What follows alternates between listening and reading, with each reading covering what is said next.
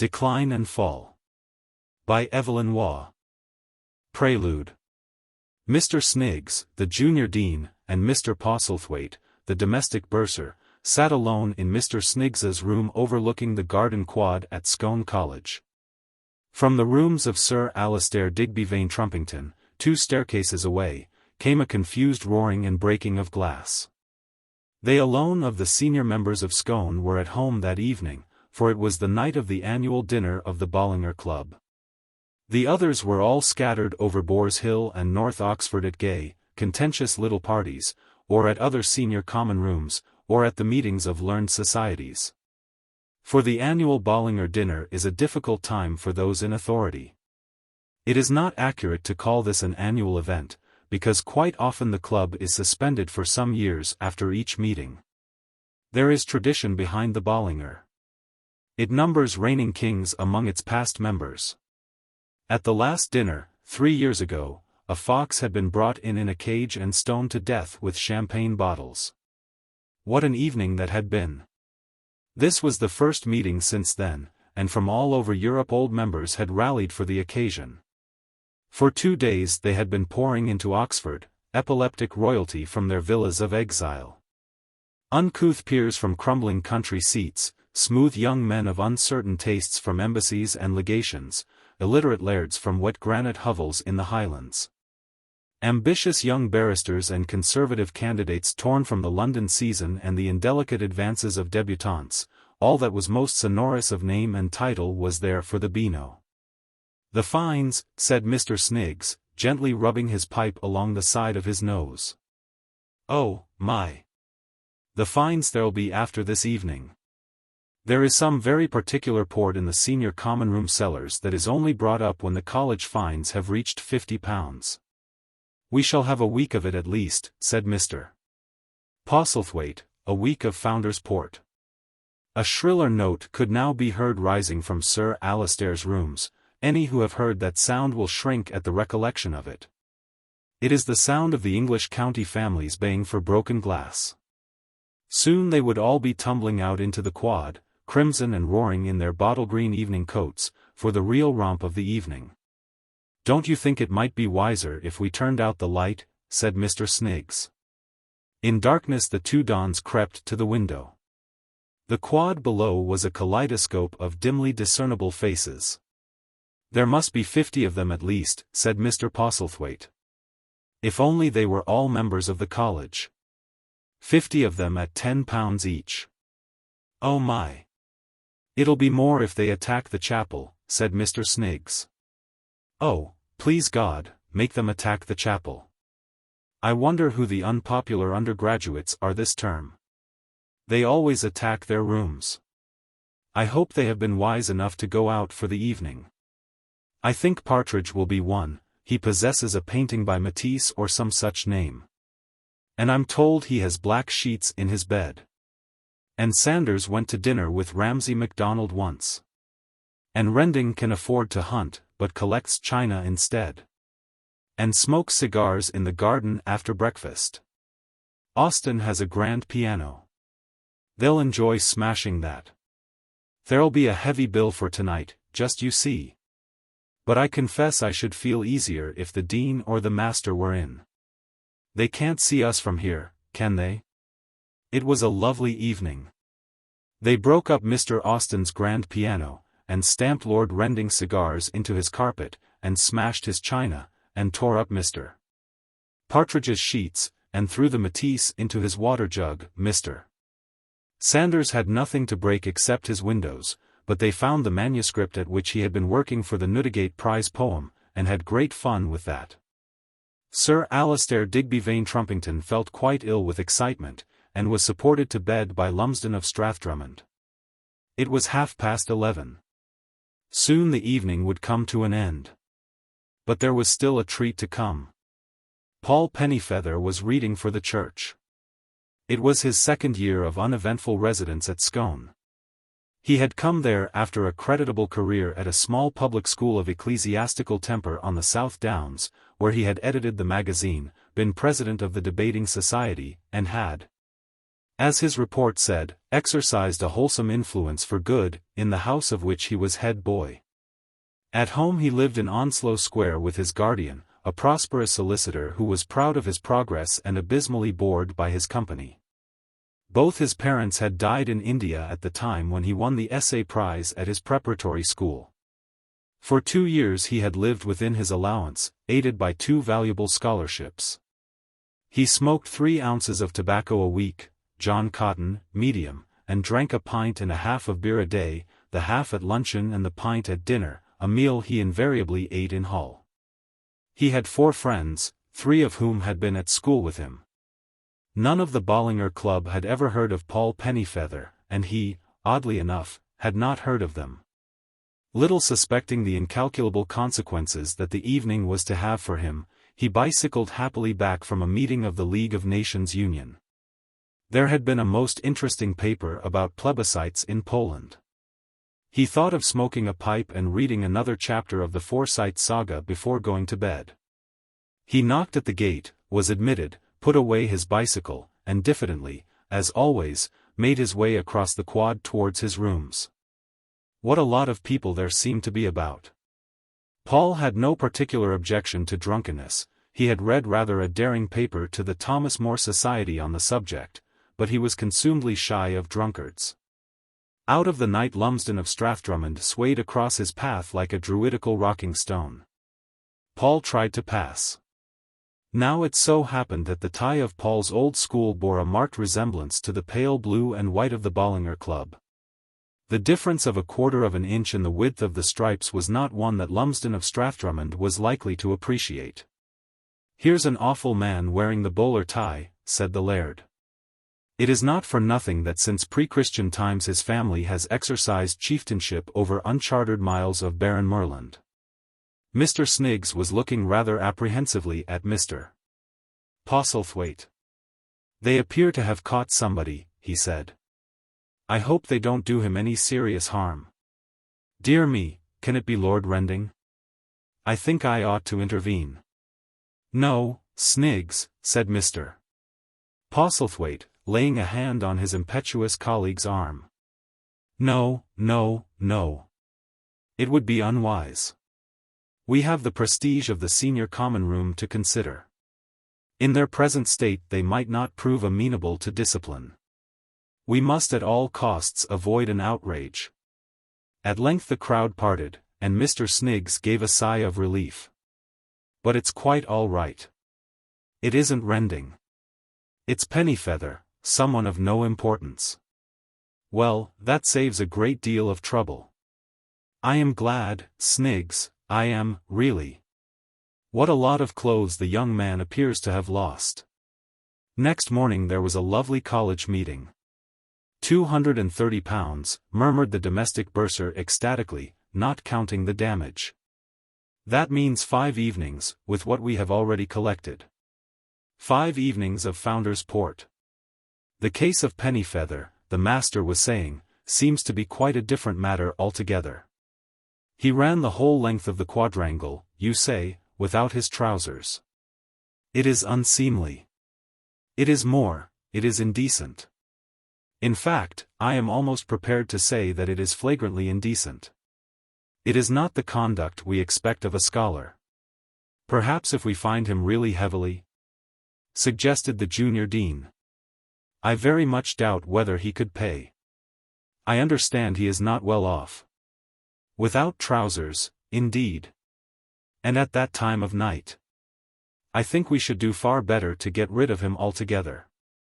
That sort of young man does the college no good." 2 hours later, while Paul was packing his 3 suits in his little leather trunk, the domestic bursar sent a message that he wished to see him.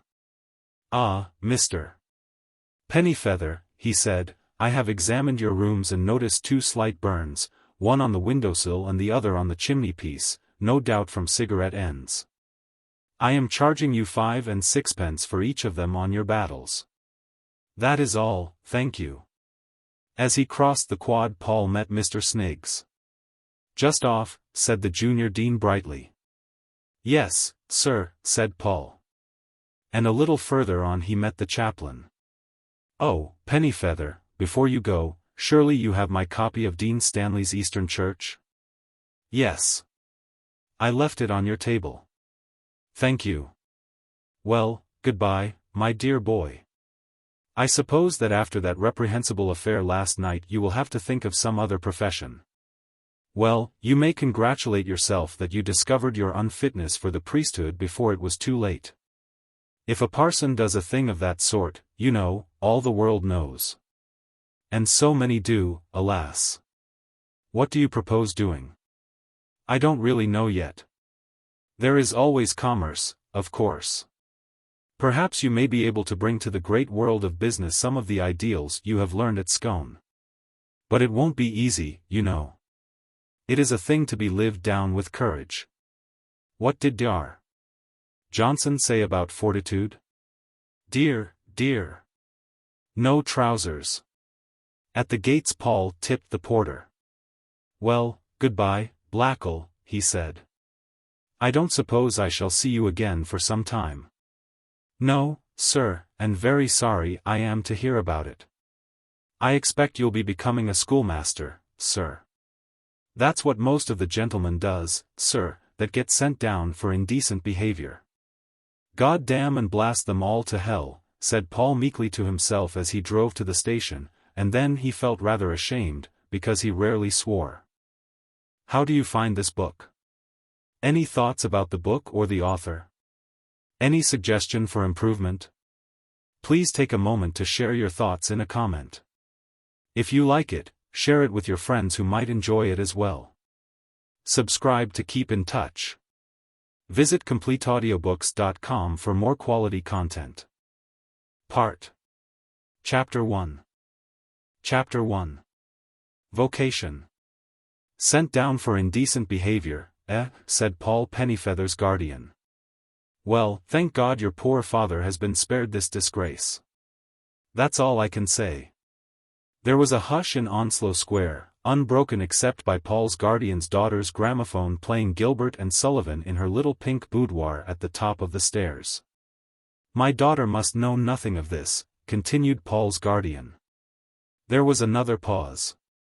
Well, he resumed, you know the terms of your father's will. He left the sum of £5,000, the interest of which was to be devoted to your education and the sum to be absolutely yours on your 21st birthday. That, if I am right, falls in 11 months' time. In the event of your education being finished before that time, he left me with complete discretion to withhold this allowance should I not consider your course of life satisfactory. I do not think that I should be fulfilling the trust which your poor father placed in me if, in the present circumstances, I continued any allowance. Moreover, you will be the first to realize how impossible it would be for me to ask you to share the same home with my daughter. But what is to happen to me, said Paul. I think you ought to find some work, said his guardian thoughtfully. Nothing like it for taking the mind off nasty subjects. But what kind of work? Just work, good healthy toil. You have led too sheltered a life, Paul. Perhaps I am to blame. It will do you the world of good to face facts for a bit, look at life in the raw, you know. See things steadily and see them whole, And Paul's guardian lit another cigar. Have I no legal right to any money at all? Asked Paul. None whatever, my dear boy, said his guardian quite cheerfully. That spring Paul's guardian's daughter had 2 new evening frocks and, thus glorified, became engaged to a well-conducted young man in the office of works. Sent down for indecent behavior, said Mr. Levy, of Church and Gargoyle, scholastic agents. Well, I don't think we'll say anything about that. In fact, officially, mind, you haven't told me. We call that sort of thing education discontinued for personal reasons, you understand. He picked up the telephone. Mr. Sampson, have we any education discontinued posts, mail, on hand? Right. Bring it up, will you? I think, he added, turning again to Paul, we have just the thing for you. A young man brought in a slip of paper. What about that? Paul read it. Private and confidential notice of vacancy. Augustus Fagan, Esquire, Ph.D., Llanabba Castle, N. Wales, requires immediately junior assistant master to teach classics and English to university standard with subsidiary mathematics, German and French. Experience essential. First-class games essential. Status of school, school. Salary offered, £120 resident post. Reply promptly but carefully to Dr. Fagan, Esq., Ph.D. On envelope, enclosing copies of testimonials and photograph, if considered advisable, mentioning that you have heard of the vacancy through us. Might have been made for you, said Mr. Levy. But I don't know a word of German, I've had no experience, I've got no testimonials, and I can't play cricket. It doesn't do to be too modest, said Mr. Levy. It's wonderful what one can teach when one tries. Why, only last term we sent a man who had never been in a laboratory in his life as senior science master to one of our leading public schools. He came wanting to do private coaching in music. He's doing very well, I believe. Besides, Dr. Fagan can't expect all that for the salary he's offering. Between ourselves, Llanabba hasn't a good name in the profession. We class schools, you see, into 4 grades: leading school, first-rate school, good school, and school. Frankly, said Mr. Levy, school is pretty bad. I think you'll find it a very suitable post. So far as I know, there are only 2 other candidates, and one of them is totally deaf, poor fellow. Next day Paul went to church and gargoyle to interview Dr. Fagan. He had not long to wait. Dr. Fagan was already there interviewing the other candidates. After a few minutes Mr. Levy led Paul into the room, introduced him, and left them together. A most exhaustive interview, said Dr. Fagan. I am sure he was a very nice young man, but I could not make him understand a word I said. Can you hear me quite clearly? Perfectly, thank you. Good, then let us get to business. Paul eyed him shyly across the table. He was very tall and very old and very well dressed. He had sunken eyes and rather long white hair over jet-black eyebrows.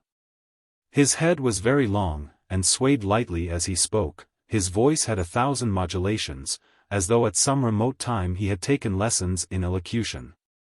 The backs of his hands were hairy, and his fingers were crooked like claws. I understand you have had no previous experience? No, sir, I am afraid not. Well, of course, that is in many ways an advantage. One too easily acquires the professional tone and loses vision. But of course we must be practical. I am offering a salary of £120, but only to a man with experience. I have a letter here from a young man who holds a diploma in forestry. He wants an extra £10 a year on the strength of it, but it is vision I need, Mr. Pennyfeather, not diplomas. I understand, too, that you left your university rather suddenly. Now, why was that? This was the question that Paul had been dreading, and, true to his training, he had resolved upon honesty. I was sent down, sir, for indecent behavior. Indeed, indeed? Well, I shall not ask for details. I have been in the scholastic profession long enough to know that nobody enters it unless he has some very good reason which he is anxious to conceal. But, again to be practical, Mr. Pennyfeather, I can hardly pay £120 to anyone who has been sent down for indecent behavior. Suppose that we fix your salary at £90 a year to begin with? I have to return to Llanabba tonight. There are 6 more weeks of term, you see, and I have lost a master rather suddenly. I shall expect you tomorrow evening. There is an excellent train from Euston that leaves at about 10. I think you will like your work, he continued dreamily. You will find that my school is built upon an ideal of service and fellowship. Many of the boys come from the very best families. Little Lord Tangent has come to us this term, the Earl of Circumference's son, you know.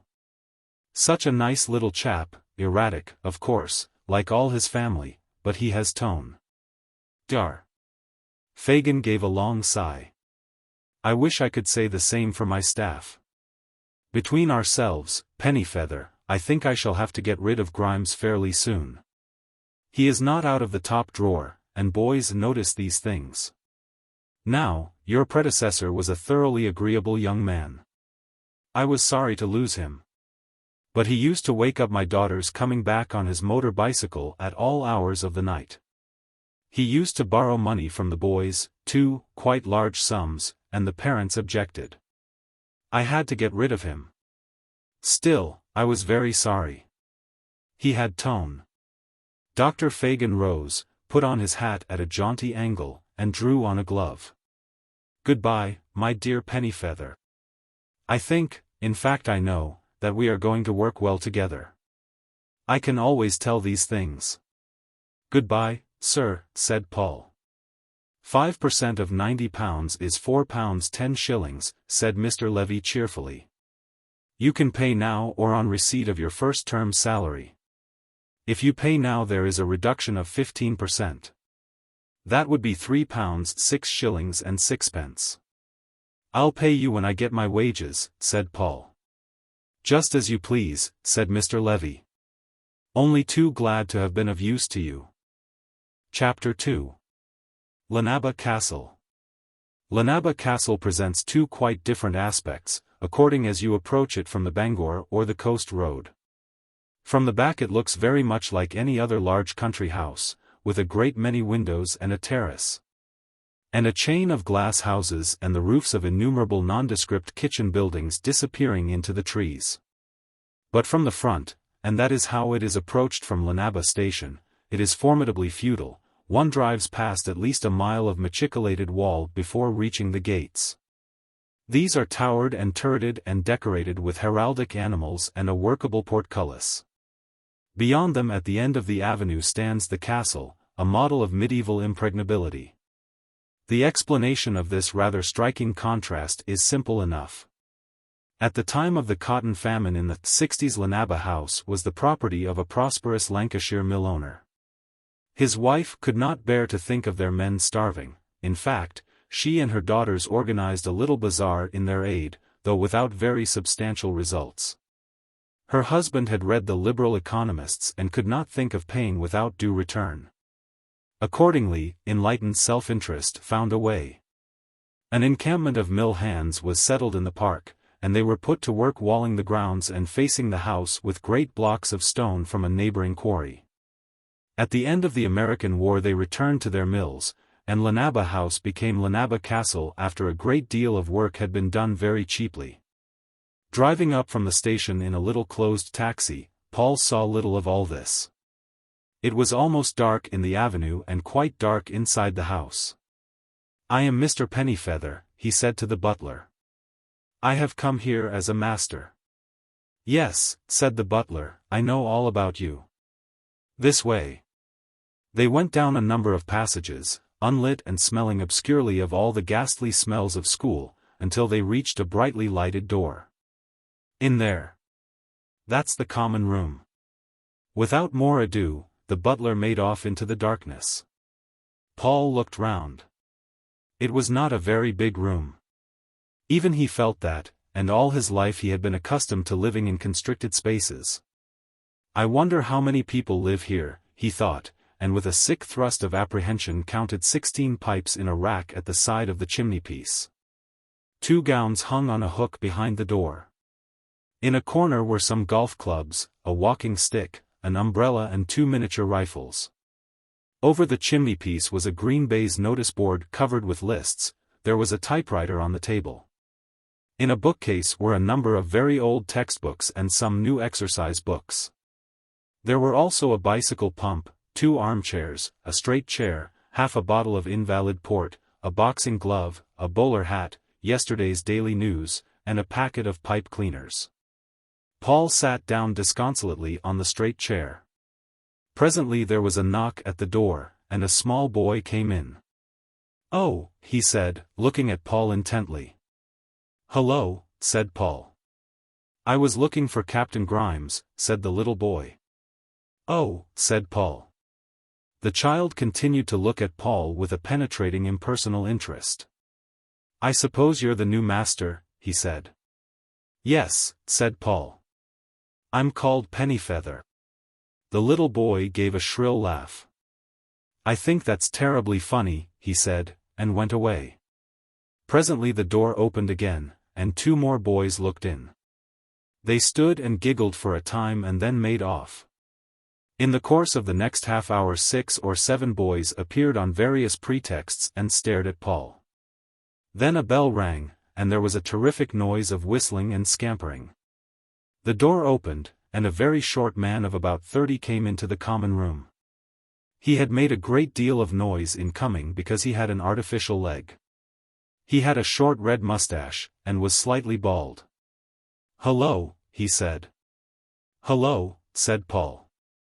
"I'm Captain Grimes," said the newcomer, and, "Come in, you," he added to someone outside.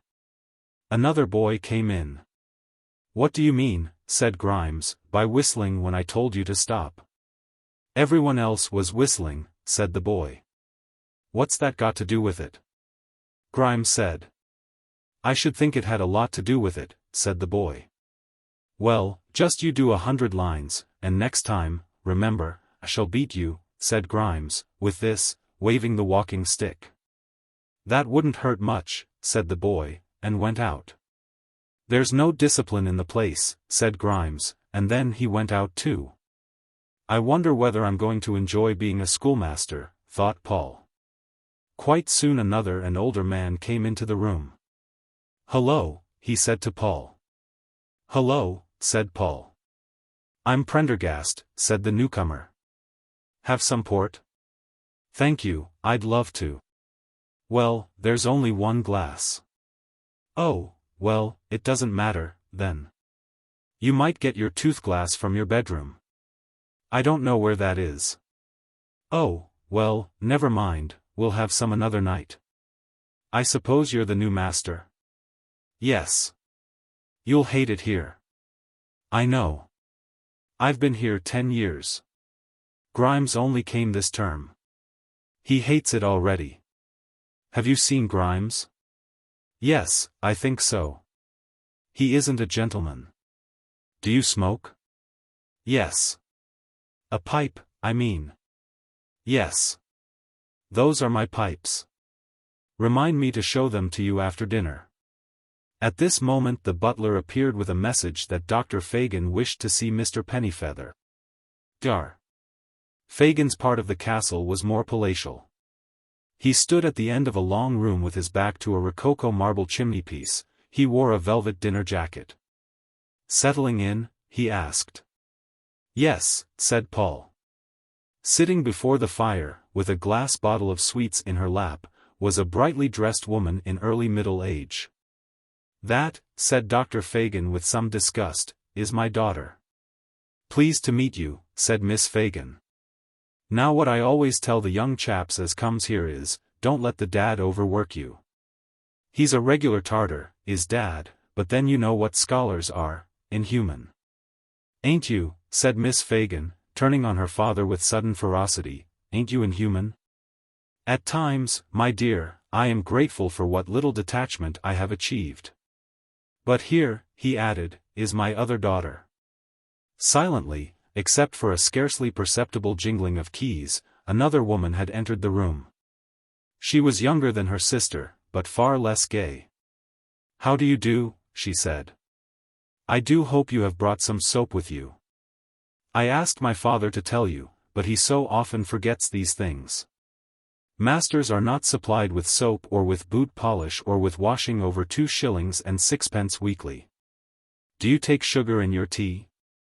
"Yes, usually." "I will make a note of that and have 2 extra lumps put out for you. Don't let the boys get them, though. I have put you in charge of the 5th form for the rest of this term," said Dr. Fagan. "You will find them delightful boys, quite delightful.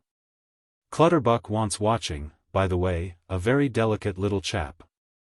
I have also put you in charge of the games, the carpentering class and the fire drill. And I forget, do you teach music?" "No, I'm afraid not." "Unfortunate, most unfortunate. I understood from Mr. Levy that you did." I have arranged for you to take Beste-Chetwynde in organ lessons twice a week. Well, you must do the best you can. There goes the bell for dinner. I won't detain you. Oh, one other thing. Not a word to the boys, please, about the reasons for your leaving Oxford. We schoolmasters must temper discretion with deceit. There, I fancy I have said something for you to think about. Good night. Toodle-oo, said the elder Miss Fagan. Chapter 3. Captain Grimes. Paul had very little difficulty in finding the dining hall. He was guided there by the smell of cooking and the sound of voices. It was a large, panelled room, far from disagreeable, with 50 or 60 boys of ages ranging from 10 to 18 settled along 4 long tables. The smaller ones wore Eton suits, the elder ones dinner jackets. He was led to a place at the head of one of the tables. The boys on either side of him stood up very politely until he sat down. One of them was the boy who had whistled at Captain Grimes. Paul thought he rather liked him. I'm called Beste-Chetwynde, he said. I've got to teach you the organ, I believe. Yes, it's great fun, we play in the village church. Do you play terribly well? Paul felt this was not a moment for candor, and so, tempering discretion with deceit, he said, yes, remarkably well. I say, do you really, or are you rotting? Indeed, I'm not. I used to give lessons to the master of Scone. Well, you won't be able to teach me much, said Beste-Chetwynde cheerfully. I only do it to get off Jim. I say, they haven't given you a napkin. These servants are too awful. Philbrick, he shouted to the butler, why haven't you given Mr. Pennyfeather a napkin? Forgot, said Philbrick, and it's too late now because Miss Fagan's locked the linen up. Nonsense, said Beste-Chetwynde, go and get one at once. That man's all right, really, he added, only he wants watching. In a few minutes Philbrick returned with the napkin. It seems to me that you're a remarkably intelligent boy, said Paul. Captain Grimes doesn't think so. He says I'm half-witted. I'm glad you're not like Captain Grimes. He's so common, don't you think? You mustn't talk about the other masters like that in front of me. Well, that's what we all think about him, anyway. What's more, he wears combinations. I saw it in his washing book one day when I was fetching him his hat. I think combinations are rather awful, don't you? There was a commotion at the end of the hall. I expect that's Clutterbuck being sick, said Beste-Chetwynde. He's usually sick when we have mutton. The boy on Paul's other side now spoke for the first time. Mr. Prendergast wears a wig, he said, and then became very confused and subsided into a giggle. That's Briggs, said Beste-Chetwynde, only everyone calls him Brawley, because of the shop, you know. They're silly rotters, said Briggs. All this was a great deal easier than Paul had expected. It didn't seem so very hard to get on with boys, after all. After a time they all stood up, and amid considerable noise Mr. Prendergast said grace. Someone called out, Prendy, very loudly just by Paul's ear. Per Christum Dominum Nostrum. Amen, said Mr. Prendergast. Beste-Chetwynde, was that you who made that noise? Me, sir? No, sir. Pennyfeather, did Beste-Chetwynde make that noise? No, I don't think so, said Paul, and Beste-Chetwynde gave him a friendly look, because, as a matter of fact, he had. Captain Grimes linked arms with him outside the dining hall. Filthy meal, isn't it, old boy? He said. Pretty bad, said Paul. Prendy's on duty tonight. I'm off to the pub. How about you? All right, said Paul. Prendy's not so bad in his way, said Grimes, but he can't keep order. Of course, you know he wears a wig. Very hard for a man with a wig to keep order. I've got a false leg, but that's different. Boys respect that. Think I lost it in the war. Actually, said the captain, and strictly between ourselves, mind, I was run over by a tram in Stoke-on-Trent when I was 1/8. Still, it doesn't do to let that out to everyone. Funny thing, but I feel I can trust you. I think we're going to be pals. I hope so, said Paul. I've been feeling the need of a pal for some time. The bloke before you wasn't bad, a bit standoffish, though. He had a motorbike, you see. The daughters of the house didn't care for him. Have you met Miss Fagan? I've met two.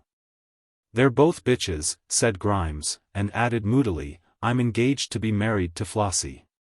Good God. Which is she? The elder. The boys call them Flossie and Dingy. We haven't told the old boy yet. I'm waiting till I land in the soup again. Then I shall play that as my last card. I generally get into the soup sooner or later. Here's the pub. Not such a bad little place in its way. Clutterbuck's father makes all the beer round here. Not bad stuff, either. 2 pints, please, Mrs. Roberts. In the further corner sat Philbrick, talking volubly in Welsh to a shady-looking old man. Damned cheek his coming in here, said Grimes. Mrs. Roberts brought them their beer. Grimes took a long draught and sighed happily. This looks like being the first end of term I've seen for 2 years, he said dreamily. Funny thing, I can always get on all right for about 6 weeks, and then I land in the soup. I don't believe I was ever meant by nature to be a schoolmaster. Temperament, said Grimes, with a faraway look in his eyes, that's been my trouble, temperament and sex. Is it quite easy to get another job after you've been in the soup? Asked Paul. Not at first, it isn't, but there are ways. Besides, you see, I'm a public school man. That means everything. There's a blessed equity in the English social system, said Grimes, that ensures the public school man against starvation. One goes through 4 or 5 years of perfect hell at an age when life is bound to be hell anyway, and after that the social system never lets one down. Not that I stood 4 or 5 years of it, mind, I got the push soon after my 16th birthday. But my housemaster was a public school man. He knew the system. Grimes, he said, I can't keep you in the house after what has happened. I have the other boys to consider. But I don't want to be too hard on you. I want you to start again. So he sat down there and then and wrote me a letter of recommendation to any future employer, a corking good letter, too. I've got it still. It's been very useful at one time or another. That's the public school system all over. They may kick you out, but they never let you down. I subscribed a guinea to the War Memorial Fund. I felt I owed it to them. I was really sorry, said Grimes, that check never got through. After that I went into business. Uncle of mine had a brush factory at Edmonton. Doing pretty well before the war. That put the lid on the brush trade for me. You're too young to have been in the war, I suppose? Those were days, old boy. We shan't see the like of them again. I don't suppose I was really sober for more than a few hours for the whole of that war. Then I got into the soup again, pretty badly that time. Happened over in France. They said, now, Grimes, you've got to behave like a gentleman. We don't want a court-martial in this regiment. We're going to leave you alone for half an hour. There's your revolver. You know what to do. Goodbye, old man, they said quite affectionately. Well, I sat there for some time looking at that revolver. I put it up to my head twice, but each time I brought it down again. Public school men don't end like this, I said to myself. It was a long half hour, but luckily they had left a decanter of whiskey in there with me. They'd all had a few, I think. That's what made them all so solemn. There wasn't much whiskey left when they came back, and, what with that and the strain of the situation, I could only laugh when they came in. Silly thing to do, but they looked so surprised, seeing me there alive and drunk. The man's a cad, said the colonel, but even then I couldn't stop laughing, so they put me under arrest and called a court-martial. I must say I felt pretty low next day. A major came over from another battalion to try my case. He came to see me first, and bless me if it wasn't a cove I'd known at school. God bless my soul, he said, if it isn't Grimes of Podgers. What's all this nonsense about a court-martial? So I told him. He said, pretty bad. Still it's out of the question to shoot an old Harrovian. I'll see what I can do about it. And next day I was sent to Ireland on a pretty cushy job connected with postal service. That saw me out as far as the war was concerned. You can't get into the soup in Ireland, do what you like. I don't know if all this bores you. Not at all, said Paul. I think it's most encouraging. I've been in the soup pretty often since then, but never quite so badly. Someone always turns up and says, I can't see a public school man down and out. Let me put you on your feet again. I should think, said Grimes, I've been put on my feet more often than any living man. Philbrick came across the bar parlour towards them. Feeling lonely? He said. I've been talking to the station master here, and if either of you ever wants an introduction to a young lady. Certainly not, said Paul. Oh, all right, said Philbrick, making off. Women are an enigma, said Grimes, as far as Grimes is concerned. Chapter 4. Mr. Prendergast. Paul was awakened next morning by a loud bang on his door, and Beste-Chetwynde looked in. He was wearing a very expensive-looking Charvet dressing gown. Good morning, sir, he said. I thought I'd come and tell you, as you wouldn't know, there's only one bathroom for the masters. If you want to get there before Mr. Prendergast, you ought to go now. Captain Grimes doesn't wash much, he added, and then disappeared. Paul went to the bath and was rewarded some minutes later by hearing the shuffling of slippers down the passage and the door furiously rattled. As he was dressing, Philbrick appeared. Oh, I forgot to call you. Breakfast is in 10 minutes. After breakfast Paul went up to the common room. Mr. Prendergast was there polishing his pipes, one by one, with a chamois leather. He looked reproachfully at Paul. We must come to some arrangement about the bathroom, he said. Grimes very rarely has a bath. I have one before breakfast. So do I, said Paul defiantly.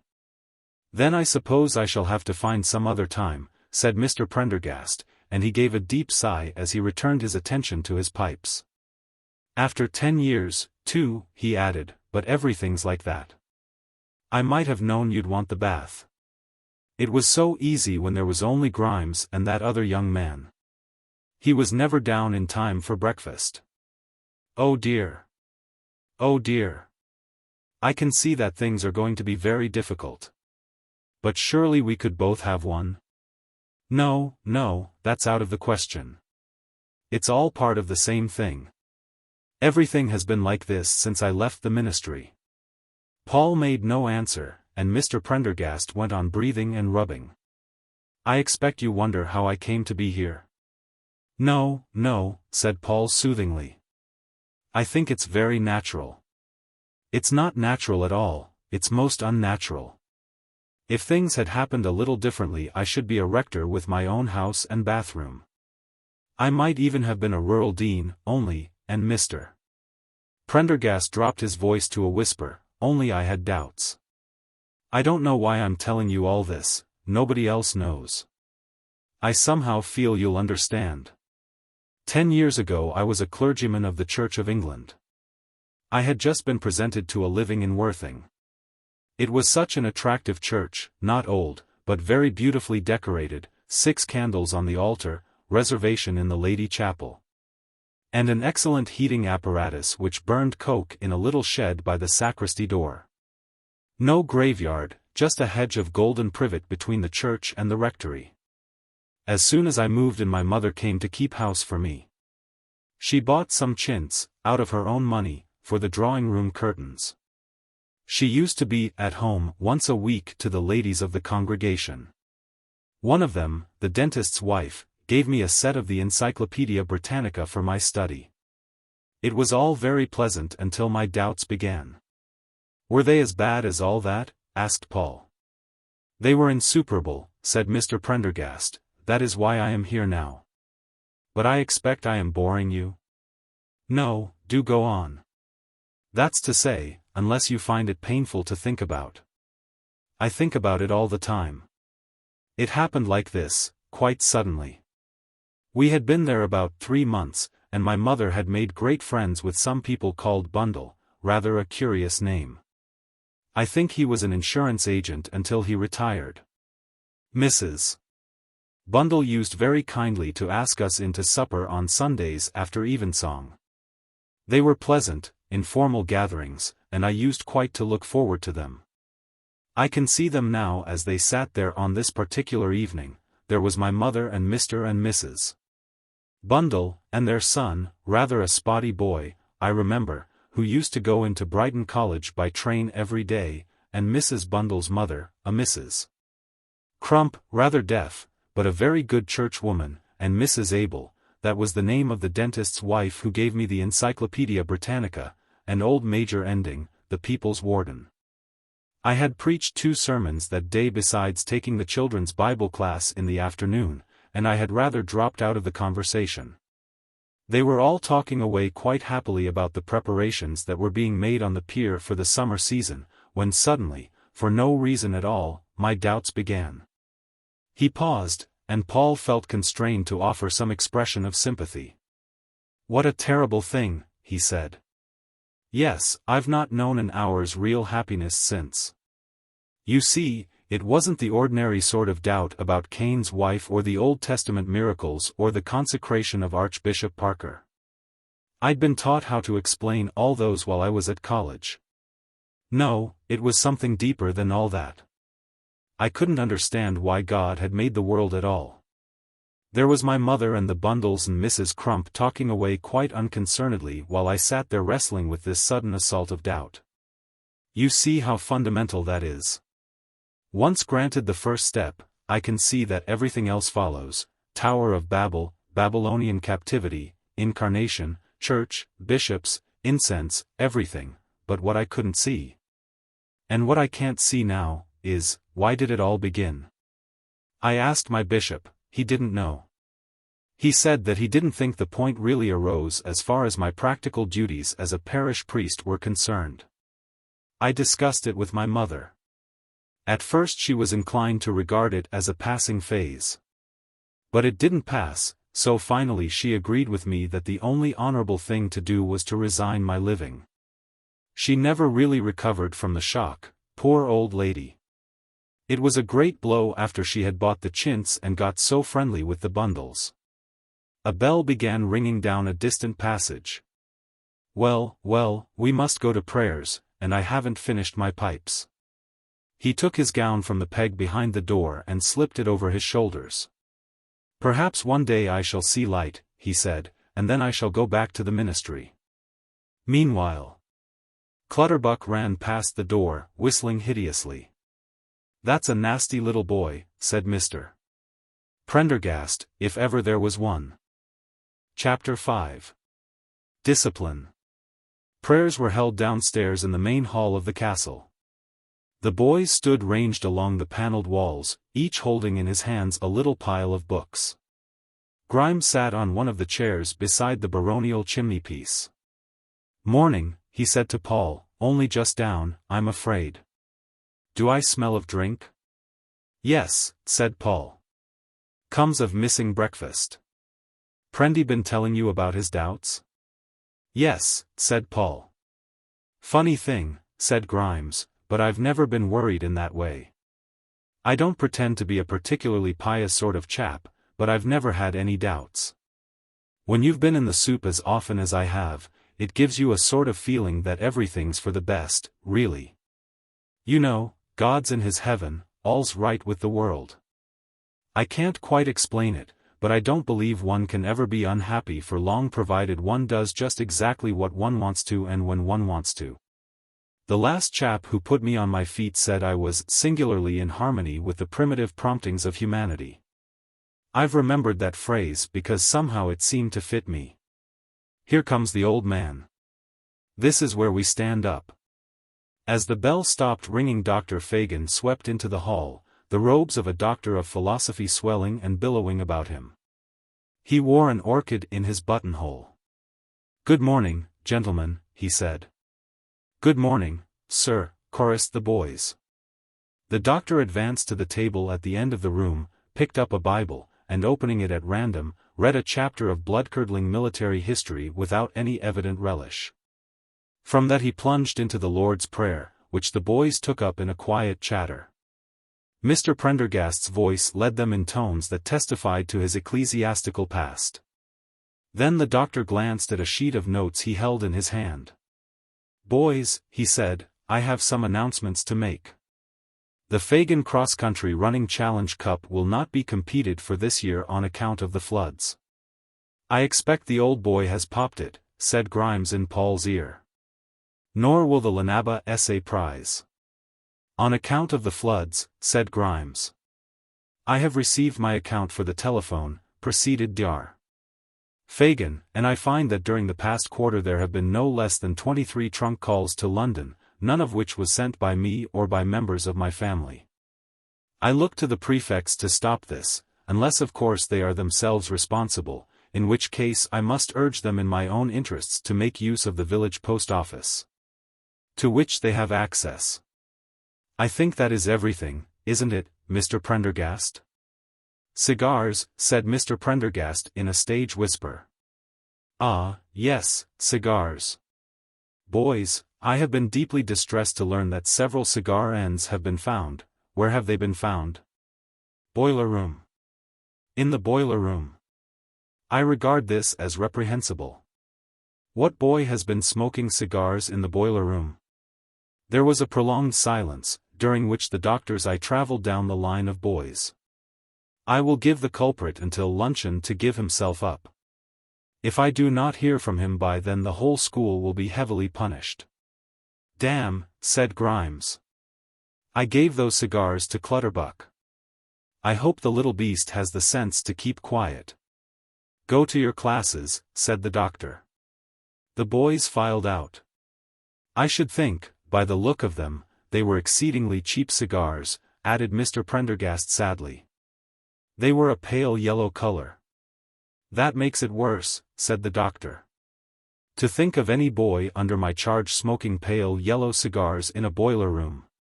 It is not a gentlemanly fault." The masters went upstairs. "That's your little mob in there," said Grimes. "You let them out at 11.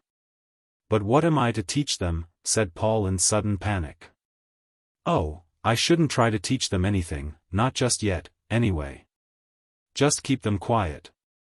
"Now that's a thing I've never learned to do," sighed Mr. Prendergast. Paul watched him amble into his classroom at the end of the passage, where a burst of applause greeted his arrival. Dumb with terror, he went into his own classroom. 10 boys sat before him, their hands folded, their eyes bright with expectation. "Good morning, sir," said the one nearest him. "Good morning," said Paul. "Good morning, sir," said the next. "Good morning," said Paul. "Good morning, sir," said the next.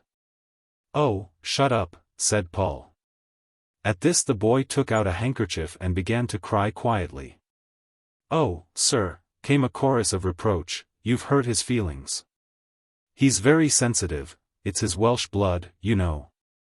It makes people very emotional. Say good morning to him, sir, or he won't be happy all day.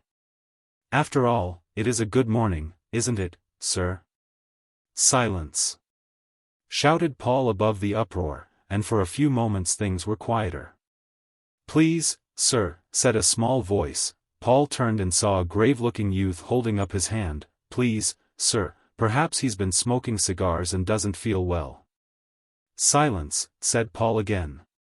The 10 boys stopped talking and sat perfectly still, staring at him. He felt himself getting hot and red under their scrutiny. "I suppose the first thing I ought to do is to get your names clear." "What is your name?" he asked, turning to the first boy. "Tangent," sir. And yours? Tangent, sir, said the next boy. Paul's heart sank. But you can't both be called Tangent. No, sir, I'm Tangent. He's just trying to be funny. I like that. Me trying to be funny. Please, sir, I'm Tangent, sir, really I am. If it comes to that, said Clutterbuck from the back of the room, there is only one Tangent here, and that is me. Anyone else can jolly well go to blazes. Paul felt desperate. Well, is there anyone who isn't Tangent? 4 or 5 voices instantly arose. I'm not, sir, I'm not Tangent. I wouldn't be called Tangent, not on the end of a barge pole. In a few seconds the room had become divided into 2 parties, those who were Tangent and those who were not. Blows were already being exchanged, when the door opened and Grimes came in. There was a slight hush. I thought you might want this, he said, handing Paul a walking stick. And if you take my advice, you'll set them something to do. He went out. And Paul, firmly grasping the walking stick, faced his form. Listen, he said. I don't care a damn what any of you are called, but if there's another word from anyone I shall keep you all in this afternoon. You can't keep me in, said Clutterbuck. I'm going for a walk with Captain Grimes. Then I shall very nearly kill you with this stick. Meanwhile you will all write an essay on self-indulgence. There will be a prize of half a crown for the longest essay, irrespective of any possible merit. From then onwards all was silence until break. Paul, still holding the stick, gazed despondently out of the window. Now and then there rose from below the shrill voices of the servants scolding each other in Welsh. By the time the bell rang Clutterbuck had covered 16 pages, and was awarded the half-crown. Did you find those boys difficult to manage? Asked Mr. Prendergast, filling his pipe. Not at all, said Paul. Ah, you're lucky. I find all boys utterly intractable. I don't know why it is. Of course my wig has a lot to do with it. Have you noticed that I wear a wig? No, of course not. Well, the boys did as soon as they saw it. It was a great mistake my ever getting one. I thought when I left Worthing that I looked too old to get a job easily. I was only 41. It was very expensive, even though I chose the cheapest quality. Perhaps that's why it looks so like a wig. I don't know. I knew from the first that it was a mistake, but once they had seen it, it was too late to go back. They make all sorts of jokes about it. I expect they'd laugh at something else if it wasn't that. Yes, no doubt they would. I dare say it's a good thing to localize their ridicule as far as possible. Oh dear. Oh dear. If it wasn't for my pipes, I don't know how I should manage to keep on. What made you come here? I was sent down from Scone for indecent behavior. Oh, yes, like Grimes? No, said Paul firmly, not like Grimes. Oh, well, it's all much the same really. And there's the bell. Oh dear. Oh dear. I believe that loathsome little man's taken my gown. 2 days later Beste-Chetwynde pulled out the Vox Humana and played Pop Goes the Weasel. Juno, sir, you've made rather a hit with the 5th form. He and Paul were seated in the organ loft of the village church. It was their second music lesson. For goodness sake, leave the organ alone. How d'you mean, hit? Well, Clutterbuck was in the matron's room this morning. He'd just got a tin of pineapple chunks. Tangent said, are you going to take that into hall? And he said, no, I'm going to eat them in Mr. Pennyfeather's hour. Oh, no, you're not, said Tangent. Sweets and biscuits are one thing, but pineapple chunks are going too far. It's little stinkers like you, he said, who turn decent masters savage. Do you think that's so very complimentary? I think it's one of the most complimentary things I ever heard said about a master, said Beste-Chetwynde. Would you like me to try that him again? No, said Paul decisively. Well, then, I'll tell you another thing, said Beste-Chetwynde. You know that man Philbrick? Well, I think there's something odd about him. I've no doubt of it. It's not just that he's such a bad butler. The servants are always ghastly here.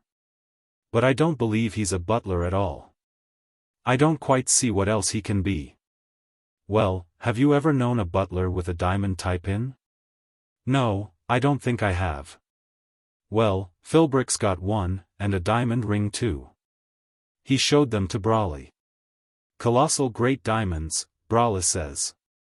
Philbrick said he used to have bushels of diamonds and emeralds before the war, and that he used to eat off gold plate.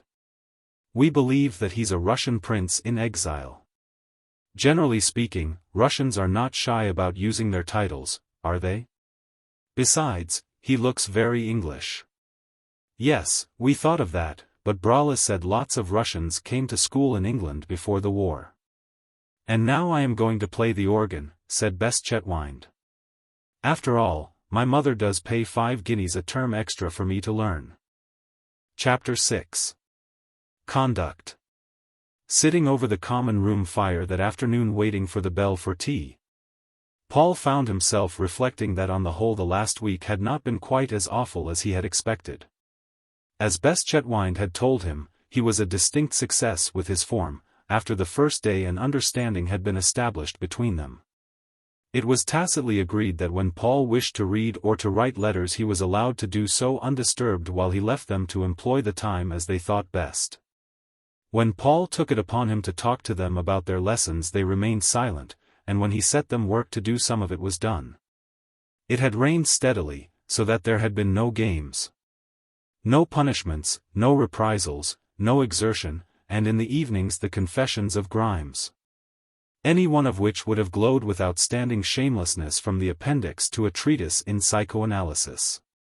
Mr. Prendergast came in with the post. "A letter for you, 2 for Grimes, nothing for me," he said. "No one ever writes to me. There was a time when I used to get 5 or 6 letters a day, not counting circulars. My mother used to file them for me to answer, one heap of charity appeals, another for personal letters, another for marriages and funerals, another for baptisms and churchings, and another for anonymous abuse. I wonder why it is the clergy always get so many letters of that sort, sometimes from quite educated people.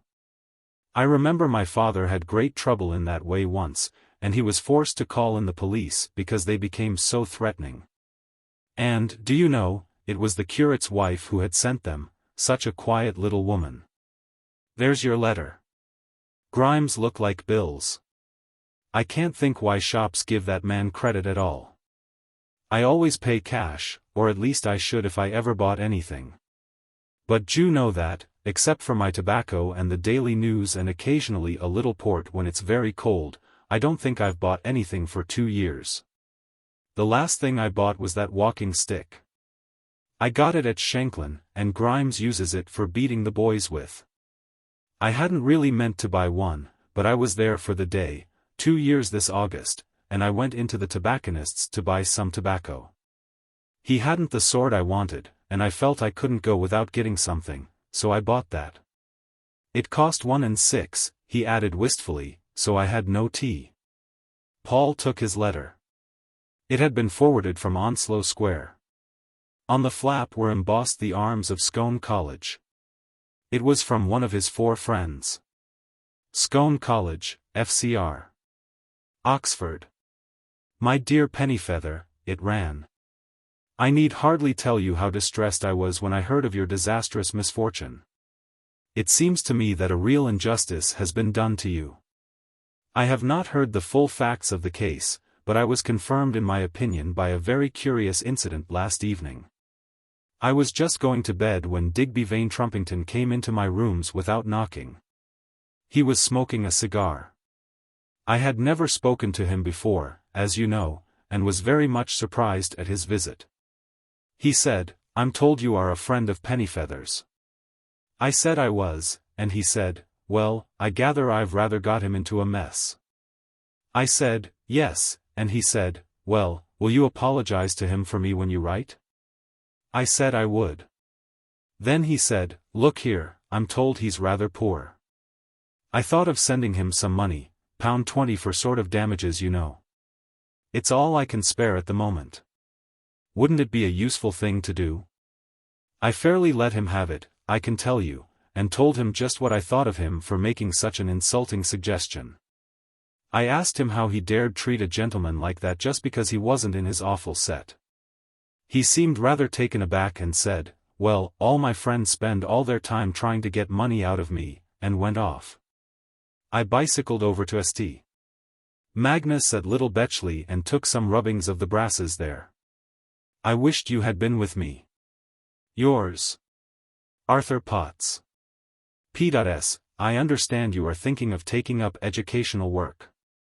It seems to me that the great problem of education is to train the moral perceptions, not merely to discipline the appetites. I cannot help thinking that it is in greater fastidiousness rather than in greater self-control that the future progress of the race lies. I shall be interested to hear what your experience has been over the matter. The chaplain does not agree with me in this. He says great sensibility usually leads to enervation of will. Let me know what you think. What do you think about that? Asked Paul, handing Mr. Prendergast the letter. Well, he said after studying it carefully, I think your friend is wrong about sensibility. It doesn't do to rely on one's own feelings, does it, not in anything? No, I mean about the money. Good gracious, Pennyfeather. I hope you are in no doubt about that. Accept it at once, of course. It's a temptation. My dear boy, it would be a sin to refuse. £20. Why, it takes me half a term to earn that. The bell rang for tea. In the dining hall Paul gave the letter to Grimes. Shall I take that £20? He asked. Take it? My God! I should think you would. Well, I'm not sure, said Paul. He thought about it all through afternoon school, all the time he was dressing for dinner, and all through dinner. It was a severe struggle, but his early training was victorious. If I take that money, he said to himself, I shall never know whether I have acted rightly or not. It would always be on my mind. If I refuse, I shall be sure of having done right. I shall look back upon my self-denial with exquisite self-approval. By refusing I can convince myself that, in spite of the unbelievable things that have been happening to me during the last 10 days, I am still the same Paul Pennyfeather I have respected so long. It is a test case of the durability of my ideals. He tried to explain something of what he felt to Grimes as they sat in Mrs. Roberts' bar parlour that evening. I'm afraid you'll find my attitude rather difficult to understand, he said. I suppose it's largely a matter of upbringing. There is every reason why I should take this money. Digby Vane Trumpington is exceedingly rich, and if he keeps it, it will undoubtedly be spent on betting or on some deplorable debauch. Owing to his party I have suffered irreparable harm. My whole future is shattered, and I have directly lost £120 a year in scholarships and £250 a year allowance from my guardian. By any ordinary process of thought, the money is justly mine. But, said Paul Pennyfeather, there is my honour. For generations the British bourgeoisie have spoken of themselves as gentlemen, and by that they have meant, among other things, a self-respecting scorn of irregular perquisites. It is the quality that distinguishes the gentleman from both the artist and the aristocrat. Now I am a gentleman. I can't help it, it's born in me. I just can't take that money. Well, I'm a gentleman too, old boy, said Grimes, and I was afraid you might feel like that, so I did my best for you and saved you from yourself. What do you mean by that? Dear old boy, don't be angry, but immediately after tea I sent off a wire to your friend Potts, tell Trumpington send money quick, and signed it, Pennyfeather. I don't mind lending you the bob till it comes, either. Grimes, you wretch, said Paul, but, in spite of himself, he felt a great wave of satisfaction surge up within him. We must have another drink on that. Good for you, said Grimes, and it's on me this round. To the durability of ideals, said Paul as he got his pint. My word, what a mouthful. Said Grimes, I can't say that. Cheerio. 2 days later came another letter from Arthur Potts. Dear Pennyfeather. I enclose Trumpington's cheque for £20. I am glad that my dealings with him are at an end. I cannot pretend to understand your attitude in this matter, but no doubt you are the best judge. Stiggins is reading a paper to the OSCU on sex repression and religious experience. Everyone expects rather a row, because you know how keen Walton is on the mystical element, which I think Stiggins is inclined to discount. Yours, Arthur Potts. There is a most interesting article in the Educational Review on the new methods that are being tried at the Innsborough High School to induce coordination of the senses. They put small objects into the children's mouths and make them draw the shapes in red chalk. Have you tried this with your boys? I must say I envy you your opportunities. Are your colleagues enlightened? This same Potts, said Grimes as he read the letter, would appear to be something of a stinker. Still, we've got the doings. How about a binge? Yes, said Paul, I think we ought to do something about one. I should like to ask Prendy too. Why, of course. It's just what Prendy needs. He's been looking awfully down in the mouth lately. Why shouldn't we all go over to the Metropole at CWMPRYDDYG for dinner one night? We shall have to wait until the old boy goes away, otherwise he'll notice that there's no one on duty. Later in the day Paul suggested the plan to Mr. Prendergast. Really, Pennyfeather, he said, I think that's uncommonly kind of you. I hardly know what to say. Of course, I should love it. I can't remember when I dined at an hotel last. Certainly not since the war. It will be a treat. My dear boy, I'm quite overcome. And, much to Paul's embarrassment, a tear welled up in each of Mr. Prendergast's eyes, and coursed down his cheeks. Chapter 7. Philbrick. That morning just before luncheon the weather began to show signs of clearing, and by 1:30 the sun was shining. The doctor made one of his rare visits to the school dining hall.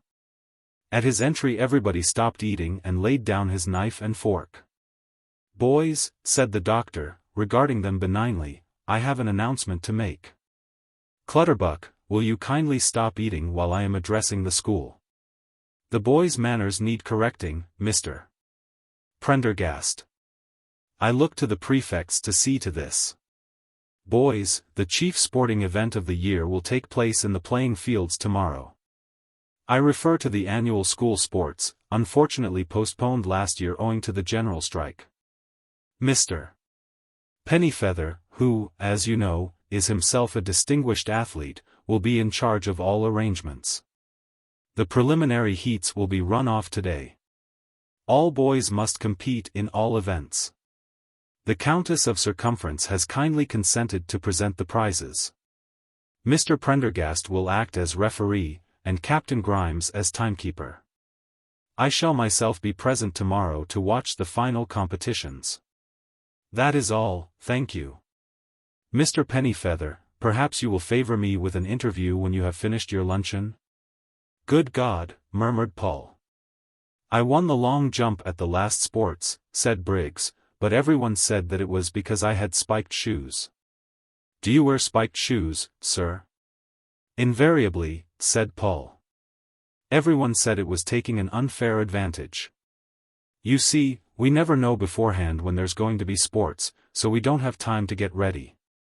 My mamma's coming down to see me tomorrow, said Beste-Chetwynde, just my luck. Now I shall have to stay here all the afternoon. After luncheon Paul went to the morning room, where he found the doctor pacing up and down in evident high excitement. Ah, come in, Pennyfeather. I am just making the arrangements for tomorrow's fete. Florence, will you get on to the Clutterbucks on the telephone and ask them to come over, and the Hope Browns? I think the Warringtons are too far away, but you might ask them, and of course the vicar and old Major Sidebotham. The more guests the better, Florence. And, Diana, you must arrange the tea. Sandwiches, foie gras sandwiches. Last time, you remember, the liver sausage you bought made Lady Bunyan ill, and cakes, plenty of cakes, with coloured sugar. You had better take the car into Llandudno and get them there. Philbrick, there must be champagne cup, and will you help the men putting up the marquee? And flags, Diana. There should be flags left over from last time. I made them into dusters, said Dingy. Well, we must buy more. No expense must be spared. Pennyfeather, I want you to get the results of the first heats out by 4 o'clock. Then you can telephone them to the printers, and we shall have the programs by tomorrow. Tell them that 50 will be enough. They must be decorated with the school colors and crest in gold. And there must be flowers, Diana, banks of flowers, said the doctor, with an expansive gesture. The prizes shall stand among banks of flowers. Do you think there ought to be a bouquet for Lady Circumference? No, said Dingy. Nonsense, said the doctor. Of course there must be a bouquet. It is rarely that the scholarly calm of Llanabba gives place to festival, but when it does, taste and dignity shall go unhampered. It shall be an enormous bouquet, redolent of hospitality. You are to procure the most expensive bouquet that Wales can offer, do you understand? Flowers, youth, wisdom, the glitter of jewels, music, said the doctor, his imagination soaring to dizzy heights under the stimulus of the words, music. There must be a band. I never heard of such a thing, said Dingy. A band, indeed. You'll be having fireworks next. And fireworks, said the doctor, and do you think it would be a good thing to buy Mr. Prendergast a new tie? I noticed how shabby he looked this morning. No, said Dingy with finality, that is going too far. Flowers and fireworks are one thing, but I insist on drawing a line somewhere. It would be sinful to buy Mr. Prendergast a tie. Perhaps you are right, said the doctor. But there shall be music. I understand that the Llanabba Silver Band was third at the North Wales Eisteddfod last month. Will you get on to them, Florence? I think Mr. Davies at the station is the bandmaster. Can the Clutterbucks come? Yes, said Flossie, 6 of them. Admirable. And then there is the press. We must ring up the Flint and Denby Herald and get them to send a photographer. That means whiskey. Will you see to that, Philbrick? I remember at one of our sports I omitted to offer whiskey to the press, and the result was a most unfortunate photograph. Boys do get into such indelicate positions during the obstacle race, don't they? Then there are the prizes. I think you had better take Grimes into Llandudno with you to help with the prizes. I don't think there is any need for undue extravagance with the prizes. It gives boys a wrong idea of sport. I wonder whether Lady Circumference would think it odd if we asked her to present parsley crowns. Perhaps she would. Utility, economy and apparent durability are the qualities to be sought for, I think. And, Pennyfeather, I hope you will see that they are distributed fairly evenly about the school. It doesn't do to let any boy win more than 2 events, I leave you to arrange that. I think it would be only right if little Lord Tangent won something, and Beste-Chetwynde, yes, his mother is coming down, too. I am afraid all this has been thrown upon your shoulders rather suddenly. I only learned this morning that Lady Circumference proposed to visit us, and as Mrs. Beste-Chetwynde was coming too, it seemed too good an opportunity to be missed.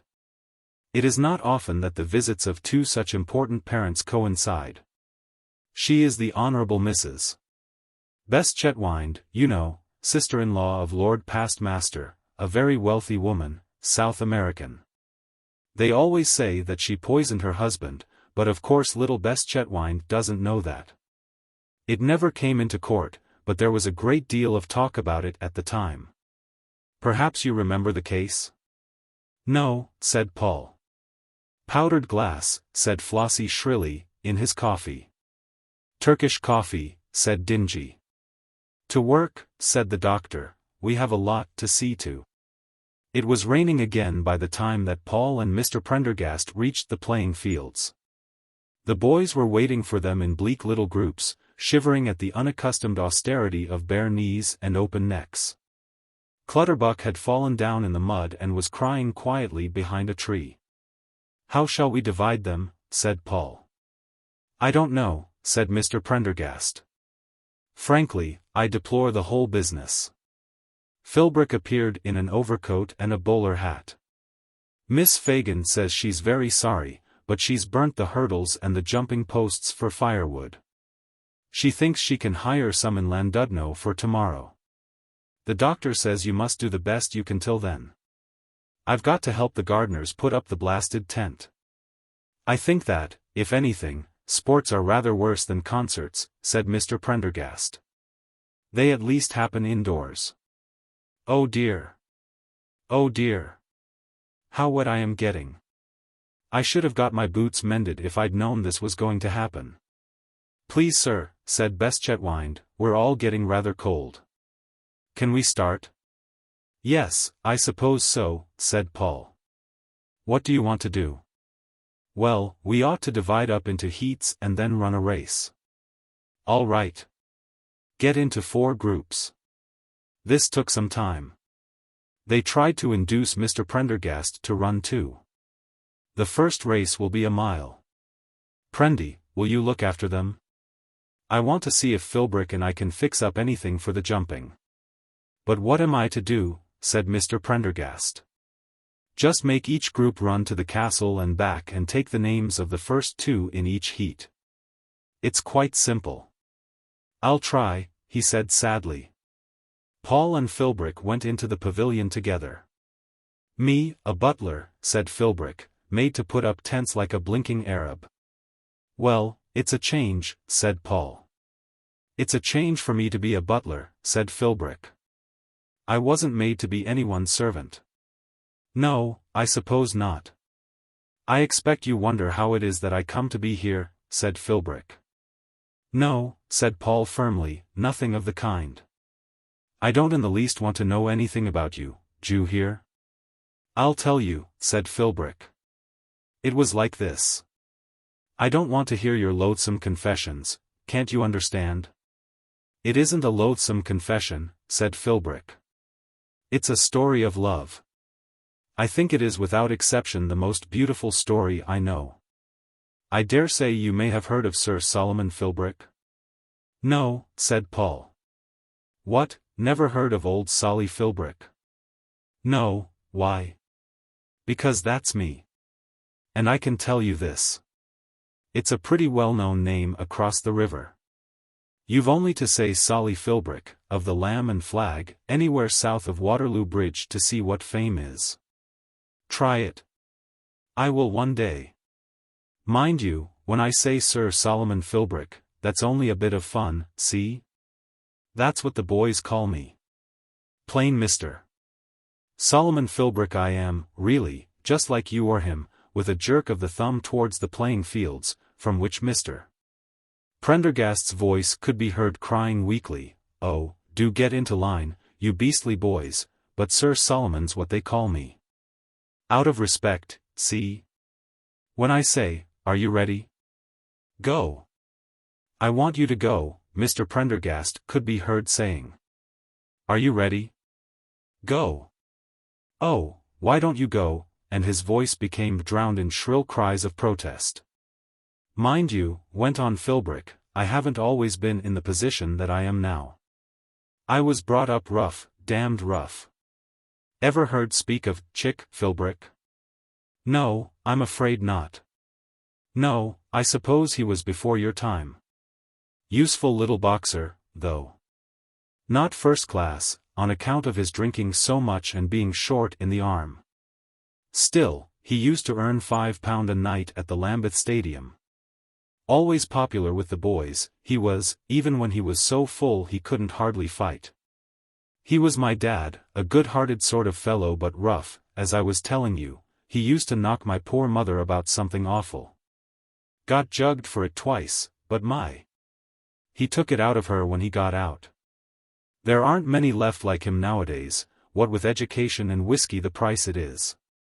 Chick was all for getting me on in the sporting world, and before I left school I was earning a few shillings a week holding the sponge at the stadium on Saturday nights. It was there I met Toby Crutwell. Perhaps you ain't never heard of him, neither? No, I am terribly afraid I haven't. I'm not very well up in sporting characters. Sporting? What, Toby Crutwell a sporting character? You make me laugh. Toby Crutwell, said Philbrick with renewed emphasis, what brought off the Buller Diamond robbery of 1912, and the Amalgamated Steel Trust robbery of 1910, and the Isle of Wight burglaries in 1914. He wasn't no sporting character, Toby wasn't. Sporting character. D'you know what he done to Alf Larrigan, what tried to put it over on one of his girls? I'll tell you. Toby had a doctor in tow at the time, name of Peterfield, lives in Harley Street, with a swell lot of patients. Well, Toby knew a thing about him. He'd done in one of Toby's girls what went to him because she was going to have a kid. Well, Toby knew that, so he had to do what Toby told him, see? Toby didn't kill Alf, that wasn't his way. Toby never killed no one except a lot of blinking Turks the time they gave him the VC. But he got hold of him and took him to Dr. Peterfield, and, Philbrick's voice sank to a whisper. Second heat, get ready. Now, if you don't go when I say go, I shall disqualify you all, d'you hear? Are you ready? Go. He hadn't no use for girls after that. Ha, ha, ha. Sporting characters good. Well, me and Toby worked together for 5 years. I was with him in the Steel Trust and the Buller Diamonds, and we cleared a nice little profit. Toby took 75%, him being the older man, but even with that I did pretty well. Just before the war we split. He stuck to safe cracking, and I settled down comfortable at the Lamb and Flag, Camberwell Green. A very fine house that was before the war, and it's the best in the locality now, though I says it. Things aren't quite so easy as they was, but I can't complain. I've got the picture house next to it, too. Just mention my name there any day you like to have a free seat. That's very kind of you. You're welcome. Well, then there was the war. Toby got the VC in the Dardanelles and turned respectable. He's in Parliament now, Major Crutwell, MP. Conservative member for some potty town on the south coast. My old woman ran the pub for me. Didn't tell you I was married, did I? Pretty enough bit of goods when we was spliced, but she ran to fat. Women do in the public house business. After the war things were a bit slow, and then my old woman kicked the bucket. I didn't think I'd mind much, her having got so fat and all, nor I didn't not at first, but after a time.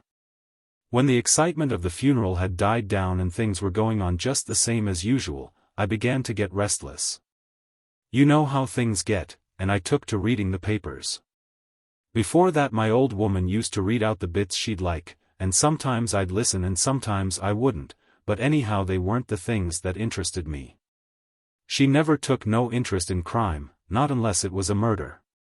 But I took to reading the police news, and I took to dropping in at the pictures whenever they sent me a crook film.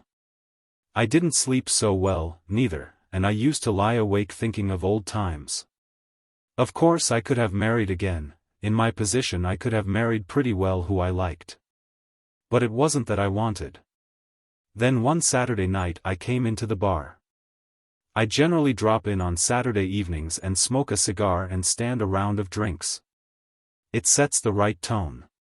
I wear a buttonhole in the summer, too, and a diamond ring. Well, I was in the saloon when who did I see in the corner but Jimmy Drage, cove I used to know when I was working with Toby Crutwell. I never see a man look more discouraged. "Hello, Jimmy," I says. "We don't see each other as often as we used. How are things with you?" I says it cordial, but careful like, because I didn't know what Jimmy was up to. "Pretty bad," says Jimmy. "Just fooled a job." "What sort of job?" I says. Nobbling, he says, meaning kidnapping. It was like this, he says. You know a toff called Lord Utteridge? The bloke what had them electric burglar alarms, I says, Utteridge House, Belgrave Square? That's the blinking bastard. Well, he's got a son, nasty little kid about 12, just going off to college for the first time. I'd had my eye on him, Jimmy said, for a long time, him being the only son and his father so rich, so when I'd finished the last job I was on I had a go at him. Everything went as easy as drinking, Jimmy said. There was a garage just round the corner behind Belgrave Square where he used to go every morning to watch them messing about with the cars. Crazy about cars the kid was. Jimmy comes in one day with his motorbike and sidecar and asks for some petrol. He comes up and looks at it in the way he had. That bike's no good, he says. No good, says Jimmy. I wouldn't sell it not for 100 quid, I wouldn't. This bike, he says, won the Grand Prix at Boulogne. Nonsense, the kid says, it wouldn't do 30, not downhill. Well, just you see, Jimmy says. Come for a run? I bet you I'll do 80 on the road. In he got, and away they went till they got to a place Jimmy knew. Then Jimmy shuts him up safe and writes to the father. The kid was happy as blazes taking down the engine of Jimmy's bike. It's never been the same since, Jimmy told me, but then it wasn't much to talk of before. Everything had gone through splendid till Jimmy got his answer from Lord Utteridge.